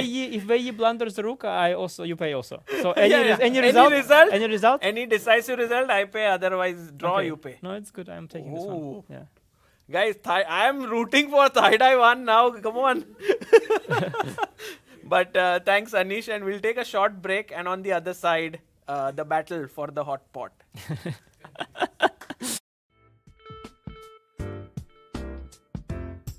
Stay still by my side. So pretty and so kind. I love your leather eyes, reflecting my clothes bright. You've got to be under your skin. I'm flying in a dream. I love your leather look, reflecting my love's good. I love your leather look. So pretty and so kind, forever. Chess is a battle of minds, a game where every move shapes destiny. For centuries, it has endured wars, revolutions, and the test of time. But in today's world of instant insights, one challenge remains. What if one game could change a tournament, but no one saw it coming? At the Chess Olympiad, teams fought for medals, yet the Swiss format and tiebreak system left everyone in the dark. Fans, players, even commentators. Other sports thrive on real-time stats. Chess? Not yet. A team of engineers, data scientists, and chess enthusiasts ask, What if you could change the game? What if AI could bring real-time clarity to chess? What if you could predict outcomes, calculate winning chances, and even foresee future parents? Now, we can.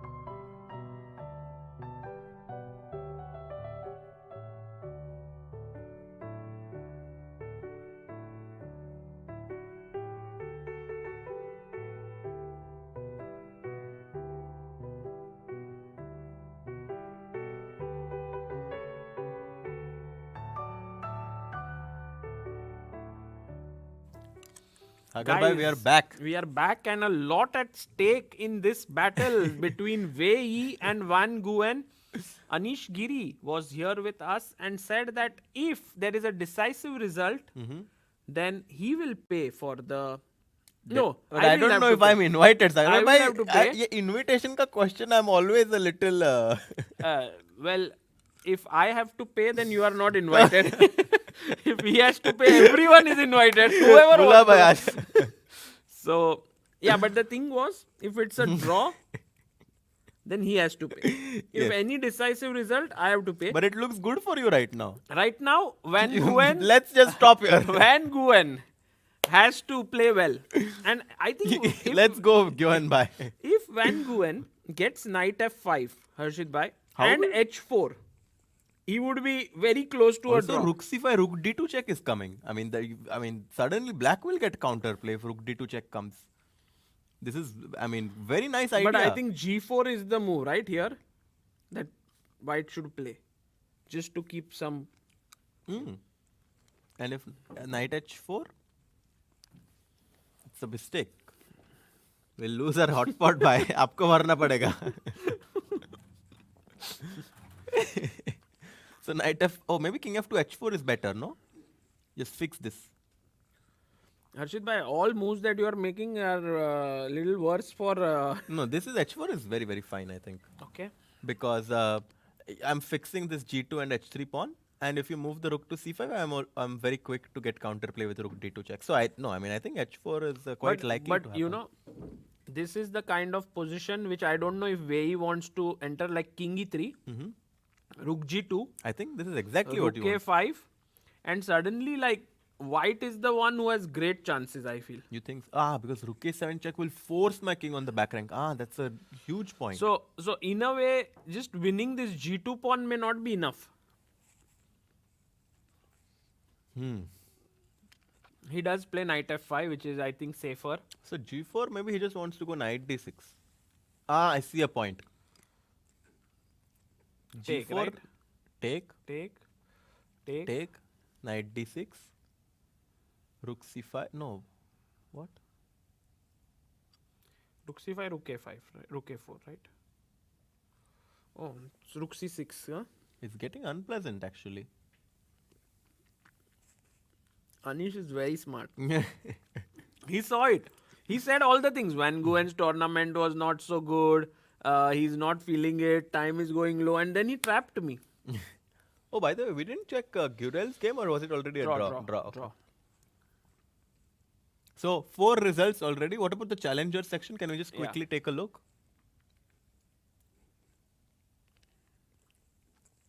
So Nodirbek won his game, which means he's taken the sole lead right now with 6.5 points out of 8. Oh my god, that guy is unstoppable. He beat Stalmach. Yeah. And here Bjerre is not going to win this against Finek. Finek has very nicely put up the blockade with the rook on b3 so that the pawn on b4 can't go anywhere. He's also threatening the h5 pawn. So black needs to be a little careful. Can't allow these connected pawns to be advanced. So clearly if Jonas is not going to win, then it will be a half a point lead for Nodirbek Yakkuboev. So the question then is, who are they facing tomorrow?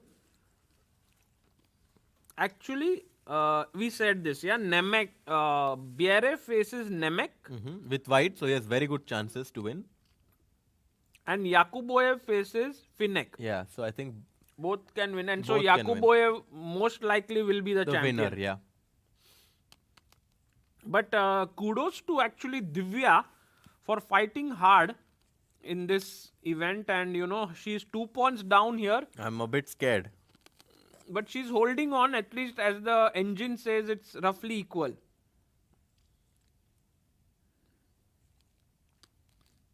What would your psychology be if I were to put you in Divya's shoes? And let's imagine you did not manage to salvage a draw in this game. How would your feelings be? Like, how would you get your thoughts together? It's very tough. And I think my thing is the same for Divya right from the midway of the tournament, when she began losing a few games, that you need to have such losses if you want to grow as a player. This remains the constant for me, and I truly believe in it, that a player like Divya will become like 2600 plus only if she faces such oppositions regularly, gets into trouble Yeah. and learns from it. True. And you know how they say, like, whenever you go to work out in a gym, like, whenever your muscles hurt, like, it's very important that your muscles are strained in order for them to be stronger.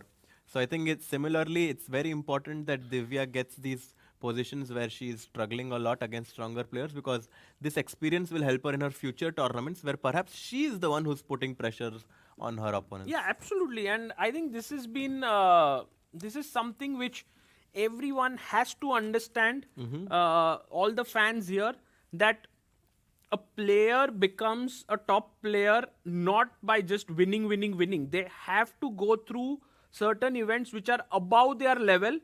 And it's actually very, very good that she gets these invitations Absolutely. I mean, to play. there are so many people who would love to play in this event. It's a very exclusive opportunity to play against the top players in such a nice organized event. So definitely a great opportunity for Divya in this event to grow as a player. And Harshit bhai, right now, if we see, she is attacking g3, Yeah. and her knight cannot be dislodged because it's on a dark square. I can even put another rook to defend it. It can jump to g4.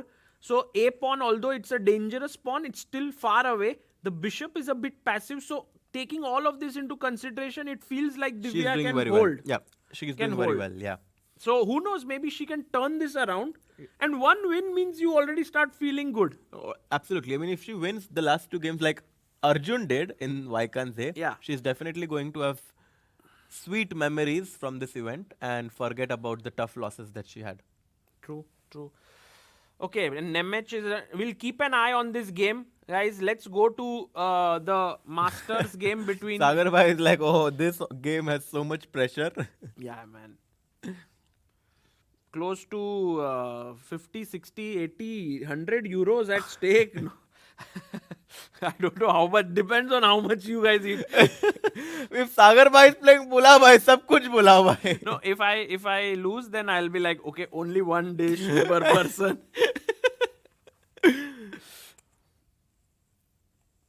And I think Wang Nguyen is doing a great job of holding so far. Knight e7, attacking the d5 pawn. If you take, I will take with the king. Rook c5, I will just push a4. I'm ready to go king d6 next, and very good drawing chances for Nguyen. Yeah. So right now d5 pawn is falling. Yeah, there is Yeah. no way to defend it.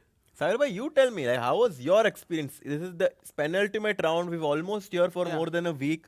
How did you like the organization? What did you think about the city? No, What are your impressions? I mean, there are two reasons why I love Prague a lot. One is, of course, the city is wonderful. The second is that I really love the people here, and I think I've started to grow the appreciation for working with people who are very kind and nice. And I think that I felt even in Vaikanze, Yeah. when I went earlier this year. You got also- to travel in business class. Bhai. Oh, that because Amruta gifted that. Oh, really? Yeah. Amruta gifted me like the upgrade from. Really? Oh, Because it was okay. my birthday, and earlier in the year, someone had asked, "What's your New Year resolution?" I said, "Once in my life, if I get to travel business class, maybe it's a nice thing." I've forgotten about it, and then that wow, such Amruta. a sweet, I didn't know Yeah. that actually. Such a sweet gesture by no, Amruta. of course, I don't think for the next few years I can travel. again. Now you're saying it on purpose, yeah, so that everyone will gift you. Very No. tricky. No So one has to tricky, give. Sagar I bhai. think once is good, because if you do it more than once, it's so much more comfortable than the normal way of traveling that you get addicted to it. So I think I'm happy doing it once. Chaska nahi lagna Yeah, chahiye. not to do it more than once. So yeah, and so now I'm here. It's been wonderful Yeah. at Prague, and I hope to come back here again. And also Prague Chess Festival is growing right in front of my eyes. Like I saw it last year, it's grown this year more than last year. And I think the stature of the event is growing. Yeah. You have to be at it for several years, and kudos to all the sponsors, without that, I realize, like you can see on the screen, Yes, all of these at the bottom, sponsors, yes. these are the ones who are actually supporting in such a big way. So, I mean, Incredible, without yeah. them, I guess it couldn't have happened. There is a true passion for chess in this city. Yeah. Yeah. By the way, absolute blunder would be rook d5. Oh, yes. Then it's just Then bishop you lose e7. 100 euros by. And I'm just losing the piece. So, not this. Now a5 pawn is under attack. So, can I take this? And then you take on a5. And you still pawn down and you have to defend this position. But I get Maybe rook this d2 check, I think. That's check, the way. stopping king e3. And if king e1, I go rook d3. And king e2, I have knight f4 check, which is a very nice check, protecting my rook. And also, I think this is the way that black should play. But it's still unpleasant. It's a draw, but he's still a pawn down, still needs to defend. By the way, Sagar bhai, what was the goal? How many subscribers did you get now? Oh, I have no clue, bhai. In this tournament, we did not really Push. look at all of these things because we were like so focused on the chess. But maybe next tournament we will do that. Yes. And what about you, Harshit bhai? How was your experience at Prague Chess Festival? Because you have played here once before in the open tournament. But here you weren't playing, you were commentating. I definitely noticed that the players playing here have a lot more fighting spirit than many of also from Vaikans. Actually, this year has been very special. In Vaikans, we got to see so many fighting games. I really enjoyed commentating. Also in this event, I love it when they always play some new ideas. They're always like trying to find some innovative ways to make the game interesting. Especially Aravindh, with his opening ideas, has been someone that I've really admired in this tournament. I've been really enjoying his games. So I think overall I've had a great experience, and I'm definitely. Also, the city you liked. City is wonderful. I'm in love with the city. The organizer, Mr. Bolek, has been very, very kind and nice to me, and to all of us. Also, our directors, who are the people who are working with us. Kadiash and Dominic here. Yes, we've have been very working helpful. Very hard. So we also have one more member from our team, Shahid. Shahid of course. bhai. Maybe tomorrow we'll invite him to the stream. Yes, absolutely. He's been working across the clock, morning, covering the other events which happen, and right now also he's sitting here doing his reports and so on. Maybe Shahid bhai, if you are here, you can just say hi to the chat. It would be wonderful for them to see you. Yes. If you don't mind. Yes, here. So that it's three of us in this tournament. Yes, and we also have our good friend Prajwal, who has been here, and he has been just here doing his things. I saw him in Vaikanze. He came here as a chess fan, and that is Shahid here. Shahid, Shahid is Shahid, your first time on stream, it seems. Yeah, first time ever on any live stream. Oh, wow. That's amazing. Guys, if you are not aware of him, he is someone who does incredible amount of work. Writing articles is one of his forte. He's been doing that for years. Shahid, is there a number of articles you have written? Do you know the number? I don't know. It should be many thousands of thousands. Oh my God. Maybe even close to 5,000 to 7,000 articles. Yeah, should be 5,000-6,000. 5,000-6,000 articles, and he writes at least 2 or 3 every single day for last 5 years. And I struggled to write one essay in my exam, Sagar bhai. So yeah, I mean, if consistency had another word, then it is Shahid here. So Shahid, thank you for being here and for joining us. And Shahid, of course, guys, if you want to read about his work, you can go to chessbase.in and check out what he is doing. Just phenomenal stuff. I always keep reminding, I think Harshit bhai, I told you about this story. Once he had to go to some doctor or something in during the day. So he wrote one article in the morning, then went to the doctor. There was something, and then next day again he wrote. And I was like, okay, this is crazy something dedication. at another level. Yeah. Okay, knight d5, rook takes a5, taken. And maybe black can go g5, f6 to set up like a dark squared blockade. But you said let's start with a check, right? Should we do Oh that? yeah, actually, yes, you're right. Rook d2 check was what I was more drawn towards. Yeah. I think rook d2 check and rook d3 is the way to do it. Mm-hmm. Also, what about f5? Let's just exchange the pawns, no? We want to make a draw. Why not just go for exchanges? Right, you are absolutely right. If g5, then we can also go f. Oh, rook d2 check played. Rook d2 check played. Nguyen is like, let me just give checks. If you go to g3, I'm going to be very, very happy to go g5, a4, to go f6. And if you make a move like bishop g7 to attack my pawn on f6, I think black has a very interesting way. Let's ask to our play. viewers, black to play, what would you do here? Maybe king e6? Yeah, just bringing the king defined. Also, now people are also tired. It's late in the night, but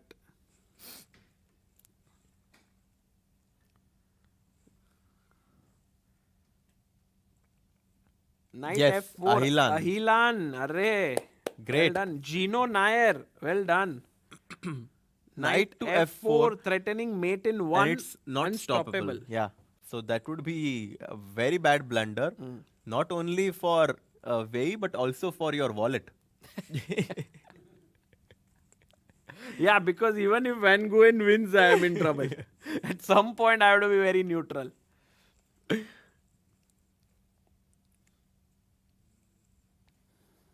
Rook d2 check. 14 minutes for Wei, but I don't know. I think Shahid Bhai is in the background walking there, and he was also here. Shahid Bhai everywhere. Everywhere, yeah. How is that possible? Doppelganger. Let's quickly go and check challengers if we have any updates on the Divya game, because I think that Maurizzi is winning actually against Stamatis. So Divya here actually showing, she's gone low on time, yeah? Yeah. She's gone lower on time. Actually, Divya was totally lost, I think, at some point. Yeah, it looks really bad. But then now she got came back out. somehow, yeah. I think maybe she can even go try to play for a win now, actually. How? Like rook, Because you can always trade the rook, right? like queen a1, knight g4 check looks scary somehow. King h2, knight g4 check, and knight f2 you can check. also go like... Oh, is it a perpetual? Knight No, g4. you can't go here, right? Rook b1. No, queen c3. Yeah, all rook b1. Yeah, you're right. So king h2, knight g4, and king h3, knight f2 is perpetual, no? And if I take... Then you lose the rook on c3. And I think white has good chances here to play for a win, no? I wouldn't it's say so, because safer. your bishop on g2 is blocked. The king on h3 can be weak, so I would actually pick black here. I think knight f2, king h2 back might be the easiest way to do it. And then a draw. Yeah. Yeah, this is what I expect to happen. But I think Divya wants to fight for more. I mean... Maybe. You She- think so, yeah? No? Yeah. Because maybe. otherwise, why would she think for 10 minutes, 12 minutes? Or maybe she just plays it now. Yeah. Okay, quickly going back to the Masters section, because... Sakar in the chat saying, arbiters feeling like jaldi khelo, Panvel nikal.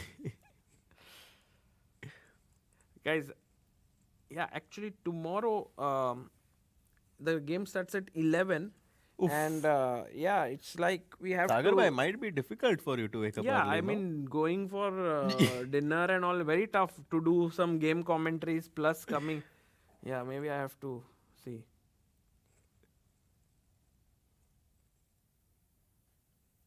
Jared says Wei has 6 king moves. Oh, nice. 1, 2. I can only see 4 though. Yeah. King e1 played. Oh, so we are going to get this line, yeah? Rook d3 back. Yeah.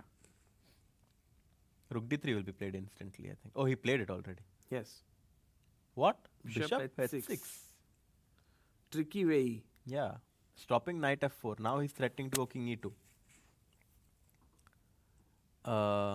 Oh, so now you can't take f3 pawn because the knight is hanging.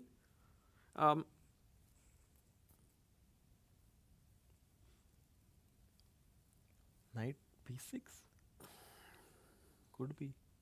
Could be. Interesting. But bishop h6 is a nice try, no? Yeah. Because as we saw, and Harshit Bhai had pointed this out, that if the king comes up to e2 here, then the knight jumps in with a check, and then black is able to stabilize with f6 g5. But with bishop h6, there is no such time. Yeah. And now... And he has 3 minutes and half minutes on his clock. Sagar bhai, I'm very sorry if you lose. Yeah. Because I'm going to order a lot of food.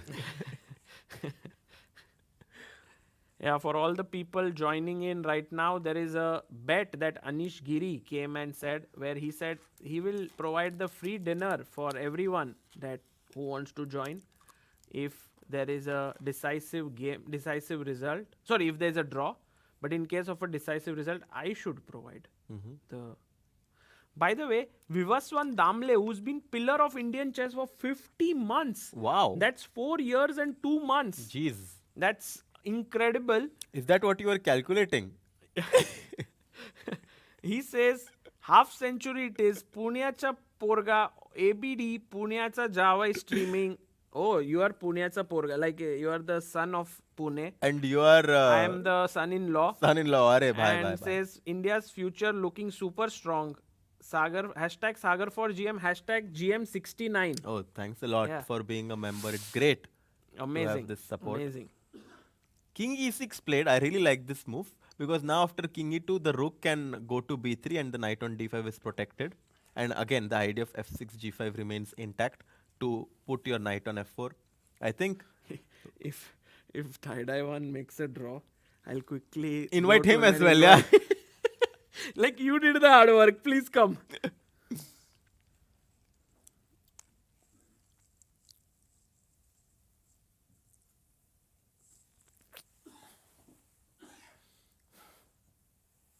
King e6, 11 minutes for Wei Yi. And Nguyen knows that this game should be a draw, but it's not going to be easy to defend against Wei Yi, who's going to try his best to win this game. The only reason why this is a draw and not a win for white, because white has an extra pawn, is because black pieces are beautiful, right? That's the only reason. I think the rook on d3. Again, you see the rook is perfectly positioned to put itself behind the passed pawn. And you know, these players, it's very intuitive for them. They know these concepts. They don't even have to think about it, that the rook belongs behind the passed pawn, that the knight on d5 is going to be great in the center, controlling a lot of important squares. King e2. King in the center. Okay, king e2. And I think rook b3 will be played. We have a question by Vijesh who says, bro, I'm a big fan of you and your channel. I have a question. After this tournament, is there any other chess tournament that you guys are covering? I think in the month of March, this might be the only one, but we have an incredible news. We have something that is called the Help Chess Foundation, where we have all the people who contribute above 50,000 as big believers. And we have always decided that we will do the big believer simul, whoever has contributed. And guess who is the player who is ready to do the big believer simul? Arjun? Close. I mean, Vidit?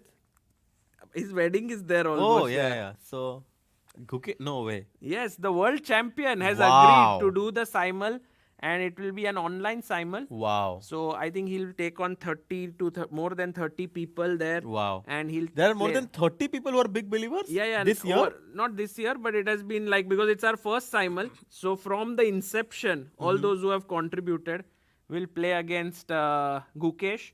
And I think it's when I mentioned to Gukesh that they have contributed for the upliftment of chess players, would you like to do it? He was readily agreeable That's to it. amazing. And that's his Great gesture by great him. kindness by him. In spite of his busy schedule, he's found time for this. Thank you, Didi, for your super chat. He was the one only who was asking, for all the your skincare. No, it was routine and all. Rizzard who was really rizzing me up.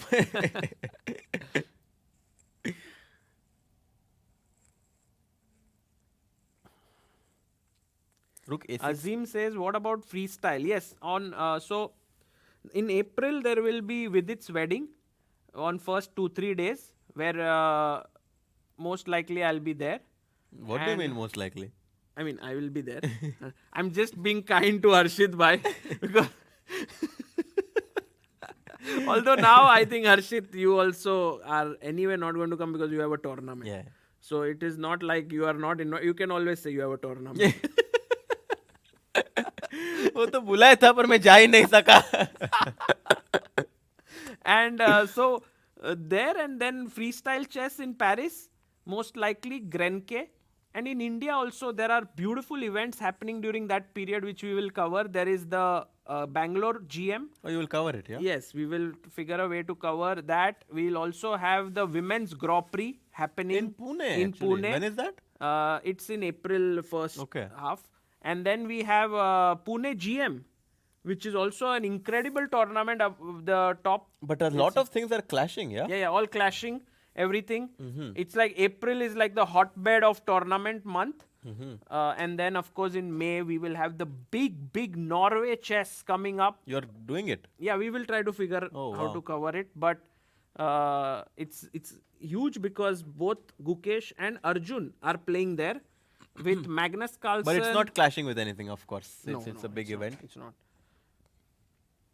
So, and then Grand Chess Tour will begin. And I mean, the calendar is like too filled packed. up. And I feel more than the players, perhaps the commentators will get tired because you can't commentate on every tournament. Then you will go crazy. At some point, I think I might need to take a break from Sagar Bhai because I might be spending more time with you than my family. Yeah, exactly. I think you need to really. No, but it's fun. No, I'm really enjoying it, obviously. It's great fun and pleasure to commentate on these big tournaments. But you can anyway take break.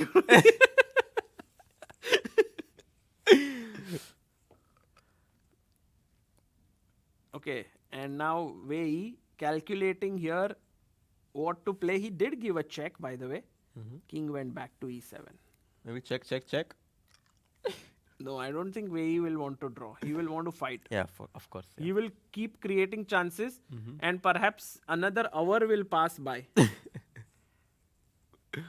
Oh my God. Let's go to Divya game. 'Cause I think we can keep a bit of switching around with that. By the way, we never covered any futures game. Tomorrow we should look a bit at Yes, futures. The young girls who are Oh, playing. draw. Divya's game is a draw. Yeah, she drew this.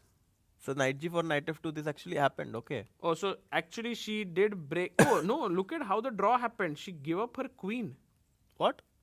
Rook c3, queen rook b1, king h2 style.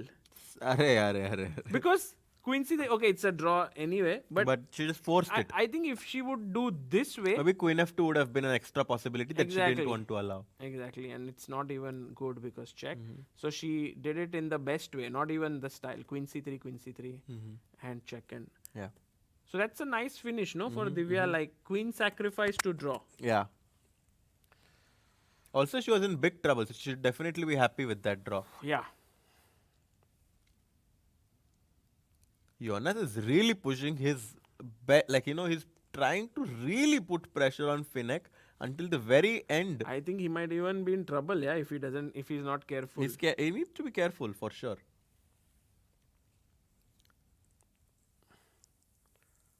So going back to Masters now. As Nguyen. Oh, he's down to a minute now. Oh my God. A4 pushed. Sagar bhai, how do you rate your chances? I find this to be a very dangerous situation for Nguyen. Really. Because, there's no easy direct draw in sight and the time on your clock is going down and you will have to make like not just one right decision but several. And when that happens, it's very tough. Oh, look at Quantum Chair's message. It's so funny. I had to say, yeah. Hi Harshit, are you a bicycle because you are too tired? Arey bye bye. Oh, nice one. Nice one. I am not a bicycle. Ha ha ha. Check by Van Nguyen. He gives rook b2 check. Bishop comes back to d2 Oh already. my god. By the way, Wei Yi had a better move King here. d3 because if rook b...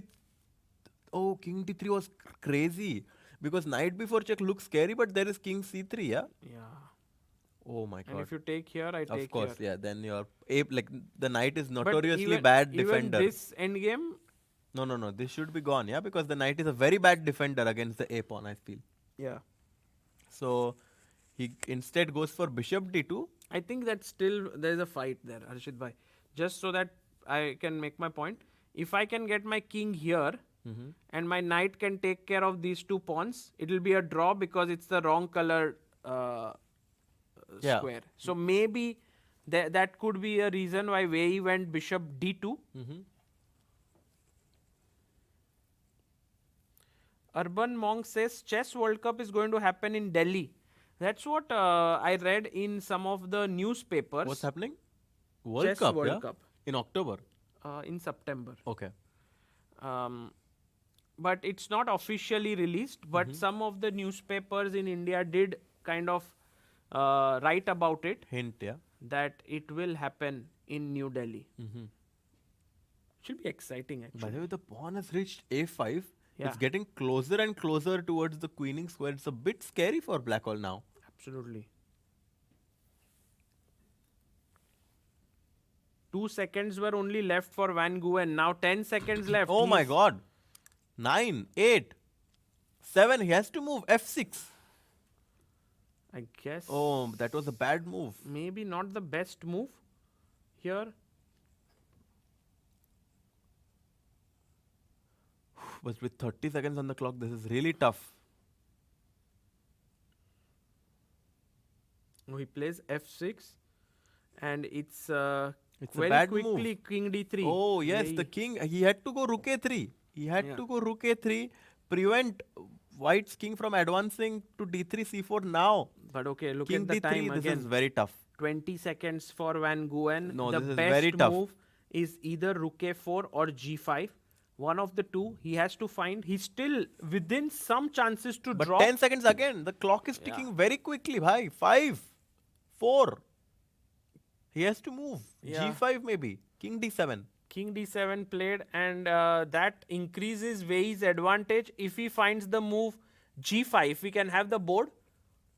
If the move g5 is played, Harshit bhai, very tough move because you don't really want to give away this. But after this, you are going to win this pawn and then you'll be 2 pawns up. But I don't know. Knight f4 check. I feel like the rook endgame should give me very good drawing chances, no? Yeah. Oh, maybe But not. a6 wins. But you have to start off with this very interesting intermezzo rook check. Hard to understand why this is drawing. Maybe it's But not maybe even it's drawing. not drawing. So actually this is winning. If he finds g5. Very tough moment though for Wei Yi. But He yes, has 10 he's about to make it. Oh my god. Finds it. G5 has been played, and G5. just like that, Sagar Bhai is in big trouble. That's why you shouldn't bet Sagar Bhai. Yes, all the kids watching this, please remember, don't bet anything. But if it's about giving a dinner to your friends, yeah, it's fine. it's I'm just fine. joking. Sometimes Everything is fair in love and war. such a tough moment for Van Nguyen. Why, what to play? His pawn is he's losing. He No, I mean, cannot- it's very tough. I mean, I was trying to see if there's a scenario where I can get rook, bishop versus rook, but I cannot. Yeah, I cannot give my knight for both the pawns somehow. yeah. And if I cannot give my knight for 2 pawns, that just shows how much of a severe trouble Nguyen is. And he is the time is just going to be the crucial factor that decides the outcome of You this know, game. every move he has to make in like 30 seconds and he's coming down to like 2 seconds and you can see he's not able to keep his calm. Knight f4 played. Oh, he plays this, but that's a blunder, right? Bishop takes. No, it's over. And Wei Yi is super happy, I guess. After take, pawn takes and a6. Just over. Only move, yeah, by the way, a6. But okay, logical. Just push the Yeah. pawn, protect it, it's hanging. Because the reason why it's losing is because I'll just go king e4 next and win this pawn, and there's just no way you can. Oh, he did go rook a3 check, which was a great find by him. He didn't take. He gave a check. And now, is there only one move that wins? No, I think all moves are All winning. moves are winning. Oh, okay. But if king c4, maybe not. Oh, it's also, yeah, king c4, gf4. Now if a6, the problem is that here there is king c7 incredibly, Okay, also not easy. which draws. So king d4 is the best perhaps option, or king e4. But I guess to king e4, rook check, king d3. It's But not rook is- easy, no? Like for Oh, Wei king to d2 decide. is the only winning move. Bye. King d2 d2. is the only winning move. Why? But gf. That's a too A6. difficult question for Oh, me. and if take here, a7, and rook goes back, And rook then g8. rook g8, threatening to queen, and if you take, check and you lose. Mm-hmm. Wow, amazing. But do you think he'll find king d2? This is a What about critical moment. king c2? Draw. Draw. And what is the difference between king d2 and e2? Like king d2 and c2? Maybe the king on d2 is Okay, 3, king d2, gf4, a6, king c7. And now the king goes to e2, f2, g2 and goes to the other direction to capture the f4 pawn. Because here after king c7, I'm threatening to take the pawn. Yeah. So if your king was... But what if I go king Actually, e2 Sagar directly? bhai, king d2 is not an easy move to find. No, but why should I... If I go king e2 here, why is that bad? gf4 And now? and now a6 I go in A6? the other direction somehow. Very strange. No, it's very complicated endgame. We cannot, it's very hard to understand But the king nuances. e7?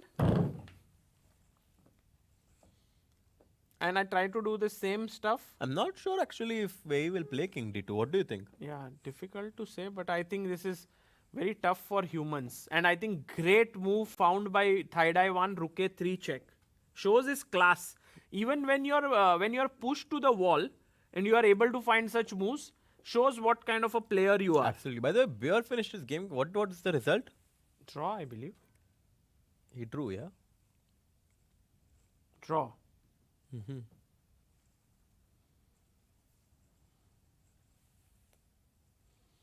Himank says, "Hey Sagar bhai, is it possible to let all know if there will be any playoffs? If so, what is the format?" Himank, yes, there will be playoffs in both Masters and Challengers. Checked with the organizers here. They mentioned that 5 plus 2, 2 games. In case of 1-1 tie, there will be an Armageddon of 5 versus 4.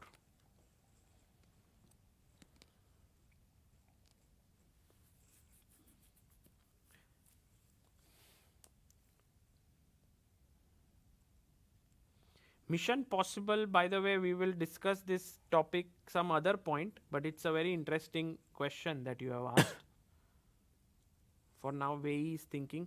Harshit bhai, did you try to think about this, or you sort of are like, no, this is very tough to understand? It's very tough to understand. It's not even possible to think about it, or Because, I mean, I understand that putting the king on d2 is flexible. It's like you can either go towards the king side or the queen side. yeah, and I but feel when like to go here and when to go it there? depends on where black king puts. I definitely understand this, that if a6, Yeah. king c7, now the black Now king if I go this side? then I go the other side. So it's basically like Oh. you have opposition. So I did understand this one point, that after king d2, white has opposition, and depending on where black king goes, white will go the other way. Crazy. So if you are going इधर तो मैं उधर जा रहा हूँ, इधर तो उधर. Oh my god. So if I go here, you go king e2. Mm-hmm. Wow. That's this we should do a short video of this. Yeah, No? it's very nuanced This is idea. a very deep end game. And I think people would love to learn from this. Yeah, and I think Wei is thinking about all of these nuances, and perhaps he might actually figure out that king d2 is the only move. Wow.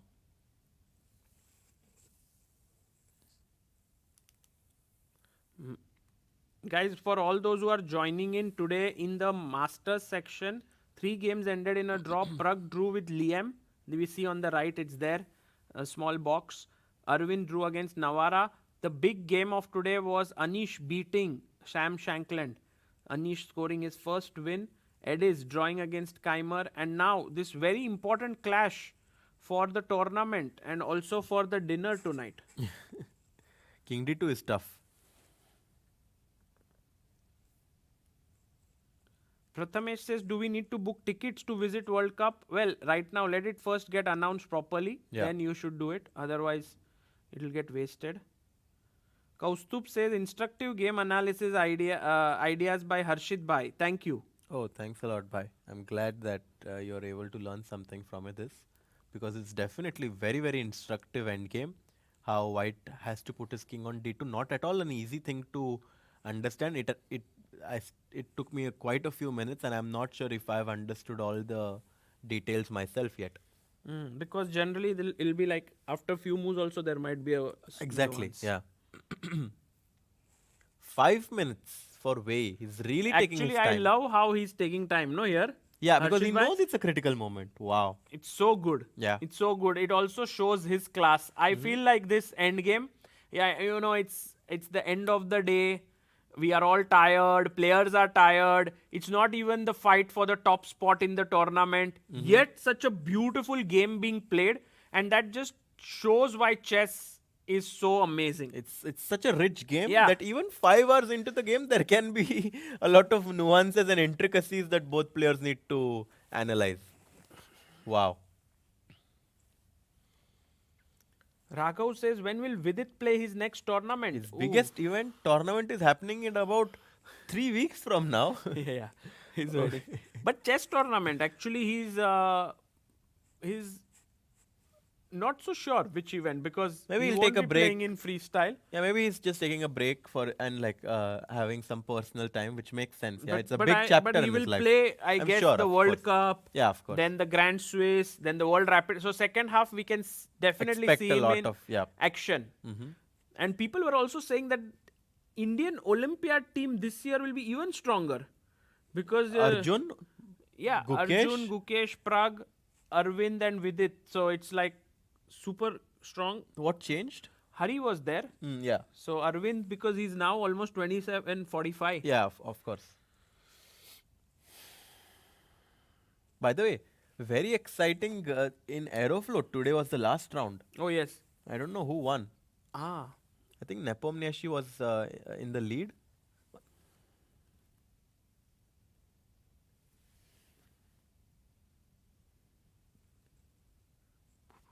RUS. It's very exciting because Hans was also playing in that event, and right after this event they had the... Wait, I'll find it easier. Oh, Oh, Nepo won.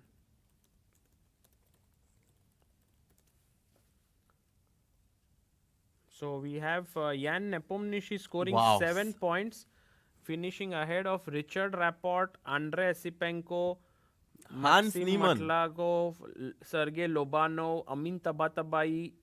Wow, so many players on 6.5. And Ronak finished 16th with 6 points. Ahead of Dubov. Yeah. Not bad. But I think in this event, a good friend of mine really struggling was SL Narayanan. It was a very tough event from him, and he's But having for Nepo to play in an open tournament and gain 4 rating points is tremendous. crazy. He just shows what a strong player he is. Yeah. King E2 played, and GF4 quickly, it's equal now. King D2 was But, too tough. Bhai. uh, I can tell you, Harshit Bhai, that we will see many more swings in this endgame. For sure, but at least objectively, it's a draw now. Yeah. You should be happy about it, bhai. आप तो No, मतलब no, अभी आप भी look tense, भाई. क्या हो गया, I भाई? want to just Have dinner. No. I just want to see, like, this is so rich because more possibilities will come up. It's not over A6. And now... Only King E7 or King E8 draw. But King you C7 is had lost. mentioned that to go that side, yeah? No. We need to go on the same side as the white king. Oh, yes. White had to go the other side. Exactly. Black has to go on the same White side. has to be a copycat. No, this is tough. This I is- think he yeah. will go. No, but he should go here. Because logically, keeping the king around the f pawn is useful.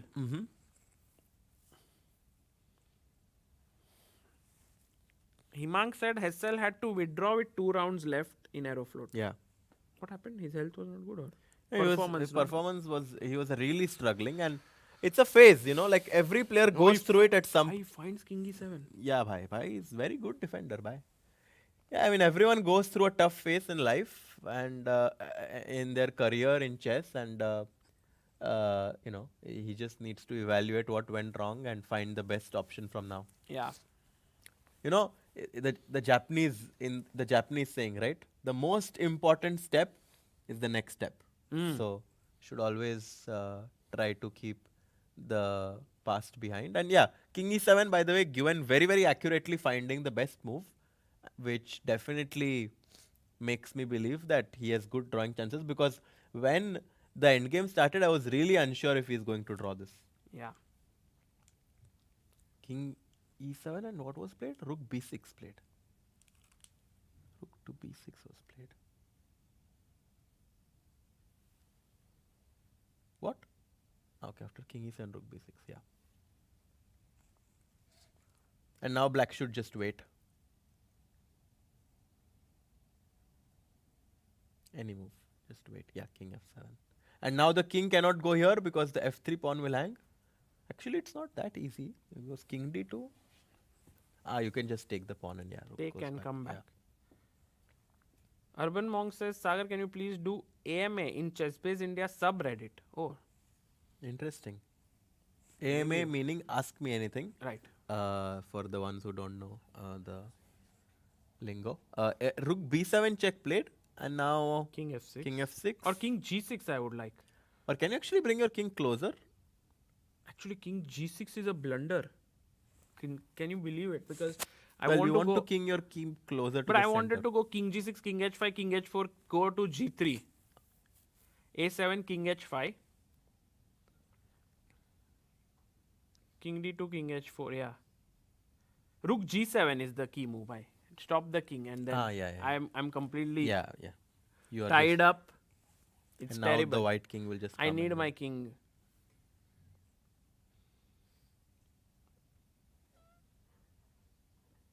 Yeah.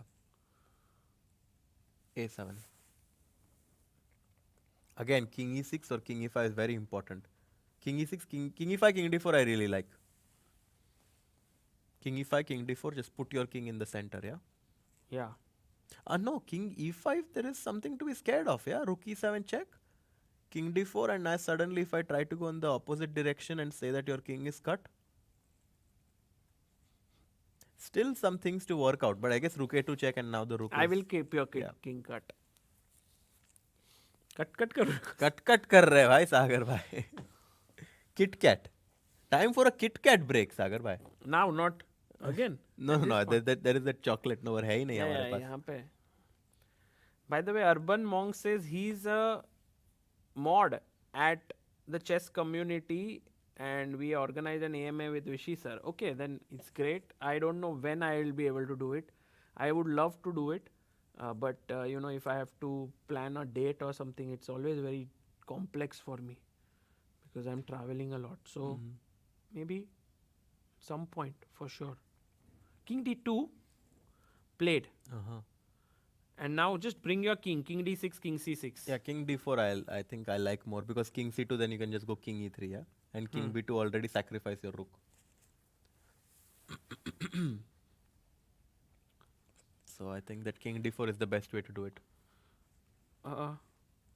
The question here is for you, Harshit. Do you know where your very good friend Abhimanyu is?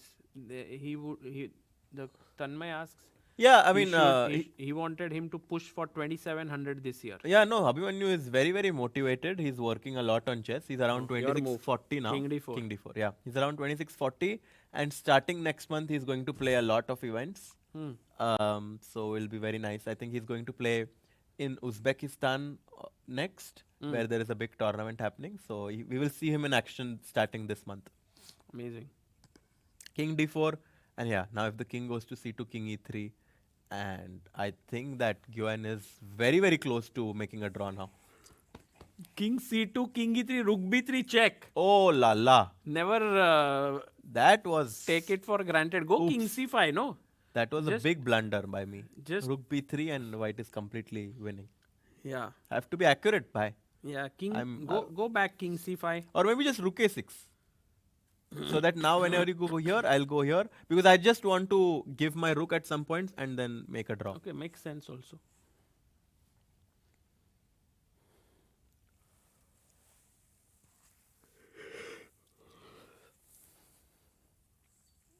What did he do? Rook check.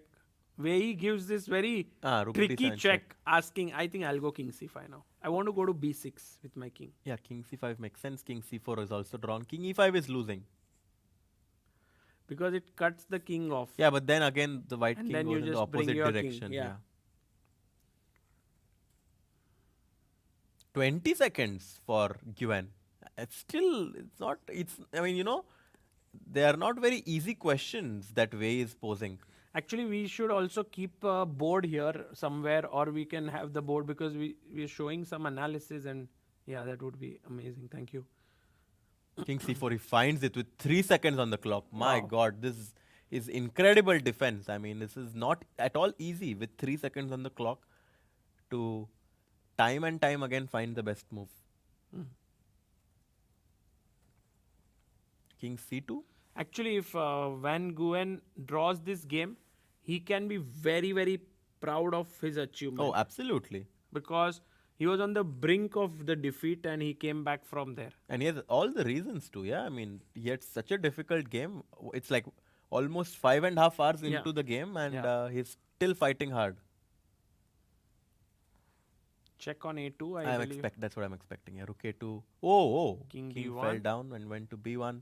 And just any move Rook- now. Rook a3 back makes the most sense. Just Rook a6 maybe? yeah, sure. Also completely good. And then if king b2, we just make another waiting move. Rook a5. I was thinking instead of waiting, how about trying to go king b5, I don't know if I like it that king much. b6? King c d4. And then I don't have time to take Yeah, the you pawn. don't because the king pawn endgame. So my main aim should not be to win the pawn, but to restrict the to white king. shoulder your white's king and basically say that if you go forward, I'm going to go towards your f3 pawn. I think that's the drawing mechanism. Got it. So now can we wait? We just wait rook a5. Yeah, we just So wait. that if there is a check, we come towards the king. exactly. I think towards just the pawn. waiting is the key. Actually, Ashu says, any update about Nihal Sarin? Actually, I'm also waiting for him to get back into action. Nihal is someone who has great potential. And if you think He just about needs to it, play more. yeah, if he plays more, he'll definitely reach 2700 and beyond. And today we also had this World Juniors which are going on where Pranav was already won? completely crushing. He was 1 point ahead. I don't know what happened. What he should have won, no? No. Himang Bhai can tell us in the chat.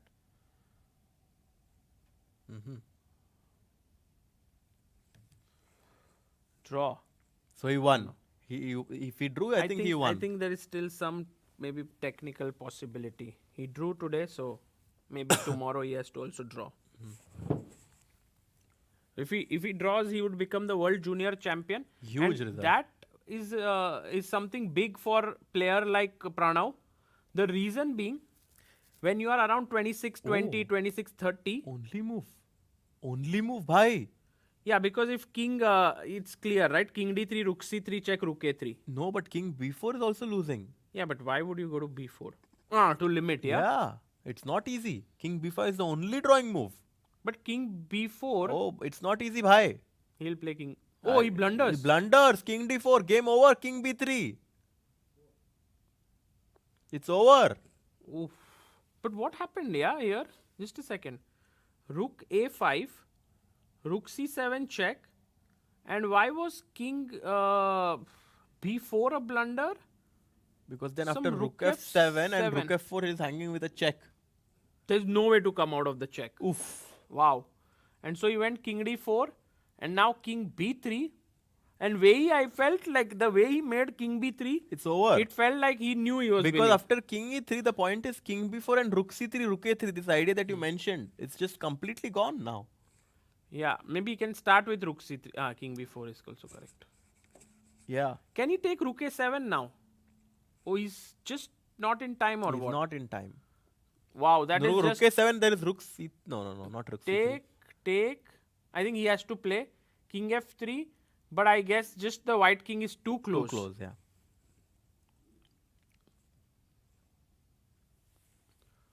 Wow. Wei Yi finds a way. Finds a way for you to pay for dinner tonight. Ah, Yeah, this is over. I was quite proud is of tough, Van man. Nguyen. Look at him shaking Yeah, his but head. it's tough, like these games are so tough. They really are, Yeah, this kind of suck your and excitement from chess many times. especially in the second last round, he's shaking his head. He defended so well for the last 5 hours, and now, of course, he knows it's completely gone. Rook A3, and he's going to resign now. Check, but what? King, King A5. A5, yeah. He's just making moves, but yeah, he knows he's lost. It's very tough, bhai, to lose like this after 5.5 hours. I agree. And it all was one mistake, which we didn't even realize where it was coming from. So tough it was. Yeah, he's just distraught. This is Very. top level chess. It's unforgiving. Absolutely unforgiving. It just shows how difficult it is to, make a draw against players like Wei Yi. Yeah. He posed questions until the very end. He resigns. He resigns, yeah. Wow. And when Nguyen asks Wei Yi, the first question, isn't the rook endgame drawn? But the interesting thing is Wei Yi had a win with King D2 he didn't find. So in a way you can say that But King D2 was too tough. But yeah, I guess the draw was also very, very difficult. So hard to say, what was the best outcome of this game. But finally, it's Wei Yi who wins the game. yeah, and you can see Van Nguyen there. He's thinking in his mind like what could he have done better. And I must say that here the moment where the game slipped away was King B2, Rook A5, check. Maybe What a tricky check, yeah? Maybe Rook A5 was not so accurate. Maybe bring the rook to A somewhere. Maybe just something else, yeah? Rook A4 or no? King B4. Rook here. A4 is not working. What about King B4? No, Oh, it's king- already a king- rook blunder A4 because maybe. of Rook F7. Rook A4, yeah? Maybe. Might be the best. And this might be an easier draw perhaps. Rook C7 check where... Rook C7 and then King King D4. B5. You also... No, King D4 is losing again. King D4, King B3, no? Yeah, Same. this concept is lost, yeah. Yeah. So I have to always go to B5. I think this was the thing that was very hard to understand with 30 seconds on the clock. I like Van Nguyen also just discussing this. After such a tough game, he Yeah. still has energy to discuss. Oh my god, insane. That's why he will be a world-class player Yeah. very soon. And can we look at the standings after today's round? Wow, we After already have eighth it round, ready. Yeah. Amazing. Aravindh in 5.5, Praggnanandhaa with 5, Wei 4.5 trying to catch up with the leaders after having Wow. half out of 3. Wow. He's now on third What place. a fighter. Crazy fighter. And then we have Vincent, Keymer, Ediz and Anish on 50%. And then Navara, Liem and Shankland on -1 and Nguyen really struggling in this event with 2.5 out of 8. You are saying that Wei Yi actually scored 4 points out of his last 5 rounds. Yeah. Wow. Wow. And does he have technically still chance of winning this event? Remember what happened in Tata Steel. He does. Imagine that tomorrow Aravindh loses to Ediz-Gurel, Praggnanandhaa draws against Anish, and then Wei Yi, who is tomorrow, I don't know who is he facing. We have, let me just check the pairing. Oh, it's there. Yes, It's we have there. the Let's pairing. pairing is there. Wei Yi is playing against Liem. Quang Liem with and, the black and pieces. chances are pretty possible that Wei Yi could win. Depends on Liem. It depends on whether Liem wants to finish the event with just an easy draw or he wants to play. But still, I mean, it's not a given, yeah, that you can draw with white whenever you want. It is. No, come on. for that level. Come on. I think so. It's not a given. Yeah, I mean, unless black takes big risks. Yeah, plays Caro-Kann. There is no draw. Slight minus. But you play. Yeah, maybe. Anish, Pragg, David, Sam. I think David, Sam, no one has a chance. Ediz, Aravindh, of course, the main game. And Nguyen, Vincent. Also not a chance to finish in the top. Yeah. So, these are the standings of the Masters. And in Challengers, I think we have a sole leader now. Yakkuboev. Nodirbek, Yakkuboev doing his magic Yeah. and leading the tournament. And I think it's time for us to call it a night. Yes. Because it's 8:30 here. Yes, long day for us, but it was incredible. Fun, very, very exciting games. Finally, Wei Yi won his game and Anish was the one who won his game as well. So 2 results. Yeah. Tomorrow is the final day, guys. Slightly early, 3:30 p.m. Indian time and 11 a.m. European time. It will be lot of fun. Tomorrow's the last round, Sagar Bhai. Yeah. We'll see you, yeah? Take care, guys, and sleep well. See you tomorrow. See you.